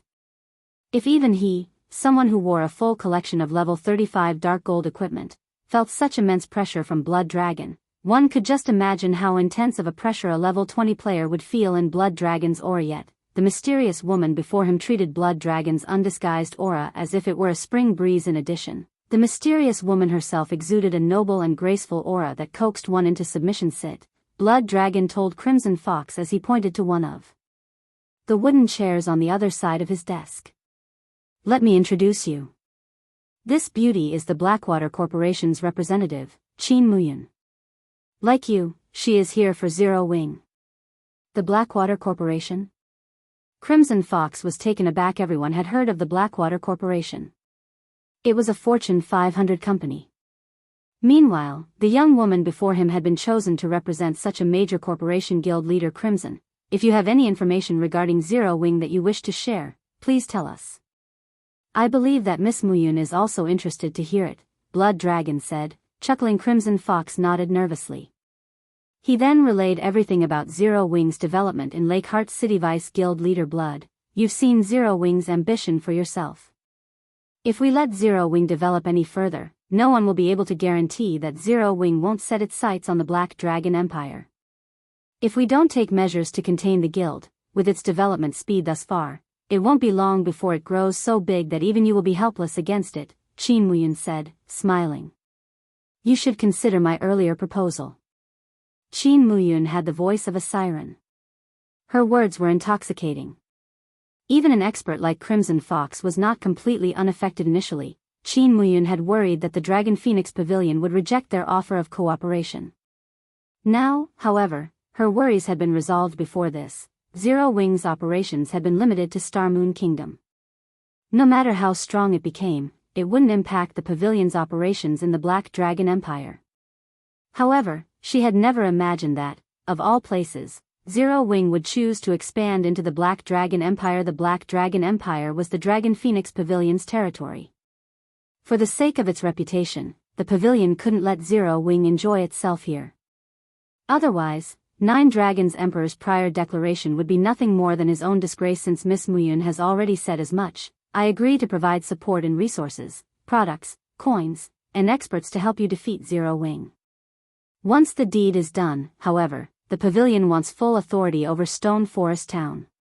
Please rest assured. As long as the pavilion helps us from the sidelines, the Blackwater Corporation will deal with the rest. Qin Muyun smiled. If there isn't anything else to discuss, I must leave to report the good news to my superiors. Blood Dragon nodded before sending Qin Muyun off with his gaze. Vice Guild leader Blood, what about Lakeheart City? Crimson Fox asked anxiously. Lakeheart City was an important source of income for the Crimson Castle. Without it, the guild's development would deteriorate significantly. Relax. Since Zero Wing dares to enter the Black Dragon Empire, the pavilion won't let the guild off the hook. I will send the Blood Legion to assist the Crimson Castle. We'll make sure that Zero Wing regrets ever setting foot in the Black Dragon Empire. Blood Dragon could not help but chuckle. Turning to Crimson Fox, he spoke in a domineering tone, I'll appoint my aide, Beautiful Ghost, to command the operation. I believe that you do not have any arguments, right? Of course, of course. Crimson Fox said excitedly. The Blood Legion was a legion of expert assassins that everyone in the Black Dragon Empire knew about. Not only did these experts possess excellent equipment, but every one of them was also adept with ambushes in the fields. Although the Blood Legion was not the Dragon Phoenix Pavilion's strongest force, it was the one that the various large guilds feared the most. Even first-rate guilds were afraid of the Blood Legion out in the fields. Even a single expert assassin was a force not to be reckoned with. Knowing that a team of 1,000 expert assassins waited for them, who would possibly be bold enough to venture out to grind monsters? Even if a guild dispatched a small army of players to hunt down the Blood Legion, its efforts would be futile. It was precisely this reason that the various large guilds paled at the mention of the Dragon Phoenix Pavilion's Blood Legion. Only a super first-rate guild with a powerful foundation was capable of compiling such a force. For a first-rate guild, even forming a team of 100 expert assassins was impossible. Now that the pavilion intended to dispatch the Blood Legion, Zero Wing's members should not even consider leaving Lakeheart City. If they did, they should not dream of returning alive. If this persisted, Zero Wing would not survive in Lakeheart City. Eventually, it would be forced to withdraw. I'll leave the rest to you, Blood Dragon told Beautiful Ghost Vice Guild leader. Do not worry. I will gather the men right away. It will only take a few days to eradicate Zero Wing from the Black Dragon Empire, Beautiful Ghost said very confidently. In Beautiful Ghost's opinion, their opponent was merely Zero Wing's branch guild. Dispatching the Blood Legion was simply making a big fuss over nothing. Lakeheart City's Nobles District. Not many players wandered down the street of Western European buildings, only NPC nobles. When Feng arrived before a luxurious mansion atop the demonic flame tiger, he noticed a team of 20 players gathered at its gates. He also spotted a few familiar figures among the team members. These people were none other than Thoughtful Rain, Blue Bamboo, Gunfire, Death Wind, and Autumn Goose. Big brother Feng. Why are you here? Blue Bamboo noticed Feng and the towering demonic flame tiger immediately, surprise flashing in her eyes. Hearing Blue Bamboo's exclamation, Thoughtful Rain and the others turned towards the demonic tiger by the entrance. Feng was even more shocked by the sudden development than Thoughtful Rain and her companions. He had only arrived before this mansion due to the 7 treasures. At this point, the golden stigmatas tracker pointed to the 7 treasures' exact location. He had never expected to find Thoughtful Rain and the others here as well. However, after Blue Bamboo had noticed him, the rest of the team turned and glared as if he were their greatest enemy, killing intent filling their eyes. Suddenly, the shield warrior Death Wind scattered the heavy atmosphere as he approached Feng and asked pleasantly, Brother Feng, what a coincidence. Are you here for a quest as well? Chapter 991, Cost of Contempt. Hellscythe _ Fluffy Goblin. Chapter 991, Cost of Contempt. An acquaintance? When everyone in the team saw Death Wind greet Feng, their gazes softened slightly. Even so, they remained very cautious with him. Currently, Feng wore his black cloak, so they could not see his information. However, the fact that he rode a mount showed that he was extraordinarily strong. Otherwise, he wouldn't have reached level 40 so quickly. They wouldn't mind a weak acquaintance. However, Feng's strength was precisely the reason that they remained wary. Autumn, you guys know him? A robust man asked Autumn Goose, who stood beside him. This robust man, weathered appearance spoke of years of life's vicissitudes. A suit of silvery gray knight's armor protected his body, and he carried a tower shield that was nearly as tall as he was. At his waist, he carried a luxurious golden knight's sword. Furthermore, he had already reached level 40 MHM. He's one of Zero Wing's elders. He is incredibly strong. It was thanks to him that we had completed our previous quest. Autumn Goose nodded to the robust man's question. She did not try to hide anything as the man beside her was none other than the commander of the Wind God's Spear, Fallen Wind. If we can convince Feng to help us, we'll have a much higher chance of completing this quest. Hearing Autumn Goose's words, Fallen Wind could not help but re-examine Feng. Although Autumn Goose seemed approachable on the surface, she was arrogant to the bone. In her eyes, very few people were worth Autumn Goose's recognition. Autumn, aren't you giving him a bit too much credit? Isn't he just some expert a large guild nurtured? How strong could he possibly be? If we take him with us, he'll probably only hold us back, a frosty youth in brown leather armor said dismissively. Aside from Wind God Spear's brilliant battle records in the multiple confrontations they have had with several large guilds, their several new experts were already many times stronger than first-rate guilds' pampered experts. As for the members here today, they were the creme de la creme of the Wind God Spear. Every Wind God Spear member here was a top-class expert with a list of illustrious achievements. How could someone like Feng possibly compare to them? To further his point, the youth had never seen Feng's name on God's domain's experts list. Disregarding the cold youth's words, Autumn Goose looked directly at Fallen Wind and said, "Commander, I believe that Big Brother Death Wind will also support my point." At Autumn Goose's strong recommendation of Feng, Thoughtful Rain's beautiful eyes sparkled with anticipation. Although she did not understand why, whenever she was with Feng, she felt indescribably safe. She didn't even feel like this when she traveled with someone as powerful as Fallen Wind. This is interesting. Fallen Wind could not help but watch the cloak Feng, curiosity flashing in his eyes naturally. There was no need to mention Feng's level. However, the swordsman's combat standards were unknown. Generally, one could judge a person's strength based on the aura they radiated. The stronger a person was, the stronger their aura was.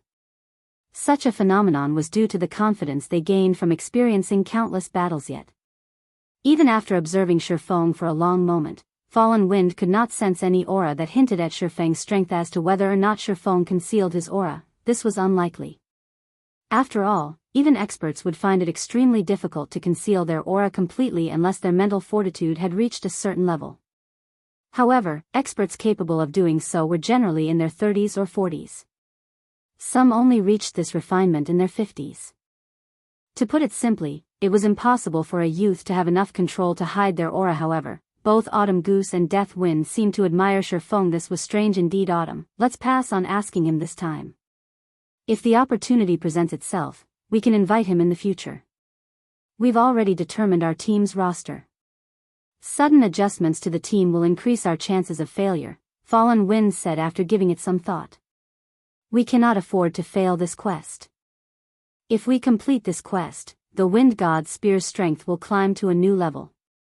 The Wind God Spear won't have to shuffle around in the Dark Knight Empire's shadows anymore. Instead, the Empire's large guilds will have to hide like rats. I understand, Autumn Goose dejectedly replied. She understood Fallen Wind's sentiment. They had invested a lot of effort into this quest. Now that they had reached the final phase and were prepared, they would be taking unnecessary risks if they replaced one of the team members. Our commander knows best. If we allow a half-assed expert into the team, I'll constantly have to worry about him dragging me to the grave, the cold youth said, nodding when Thoughtful Rain and Blue Bamboo heard Fallen Wind reject Autumn Goose's proposal and Ordinary Blades. The cold youth, ridicule. They were annoyed. However, as they were members of Zero Wing, they did not find it appropriate to intervene in Wind God Spear's internal matters yet. Ordinary Blade's disrespect of Feng made the somewhat angry commander. Fallen, I apologize, but Blue and I won't be participating in this operation. After all, this is the Wind God Spear's affair. It wouldn't be proper for us to take part. Thoughtful Rain announced they had simply tagged along for this quest due to Fallen Wind's invitation and their friendship with Autumn Goose and the others. Now that Zero Wing's elder had been belittled, how could they, members of Zero Wing, remain on the team? Ordinary, apologized to Miss Rain and Miss Blue. Fallen Wind growled as he glared at the frosty youth. How could he not understand the meaning behind Thoughtful Rain's words? The sudden development stupefied Ordinary Blade. He was simply trying to make himself look good before Thoughtful Rain and Blue Bamboo. How had things ended up this way? What was going on here? Miss Rain and Miss Blue are members of Zero Wing. Fallen Wind softly reminded the boy this was the first time Ordinary Blade had met Thoughtful Rain and Blue Bamboo. In addition, as the two women were participating in the quest as individuals, they had not worn their guild emblems. Hence, Ordinary Blade had not realized that the duo was from Zero Wing. Miss Rain, I misspoke. Please, forgive me, Ordinary Blade quickly apologized after realizing his blunder. He very much felt like digging a hole and jumping in. Saying Ordinary Blade's distress, Autumn Goose, who was familiar with the youth, could not help but giggle. In the Wind God Spear, Ordinary Blade was famous for his indifference. However, when the youth had met Thoughtful Rain for the first time, his eyes had nearly fallen from their sockets. It was obvious that the youth was interested in Thoughtful Rain. Unfortunately, his attempt to impress her had backfired magnificently this time. even their commander couldn't save him. She and thoughtful Rain were as close as sisters.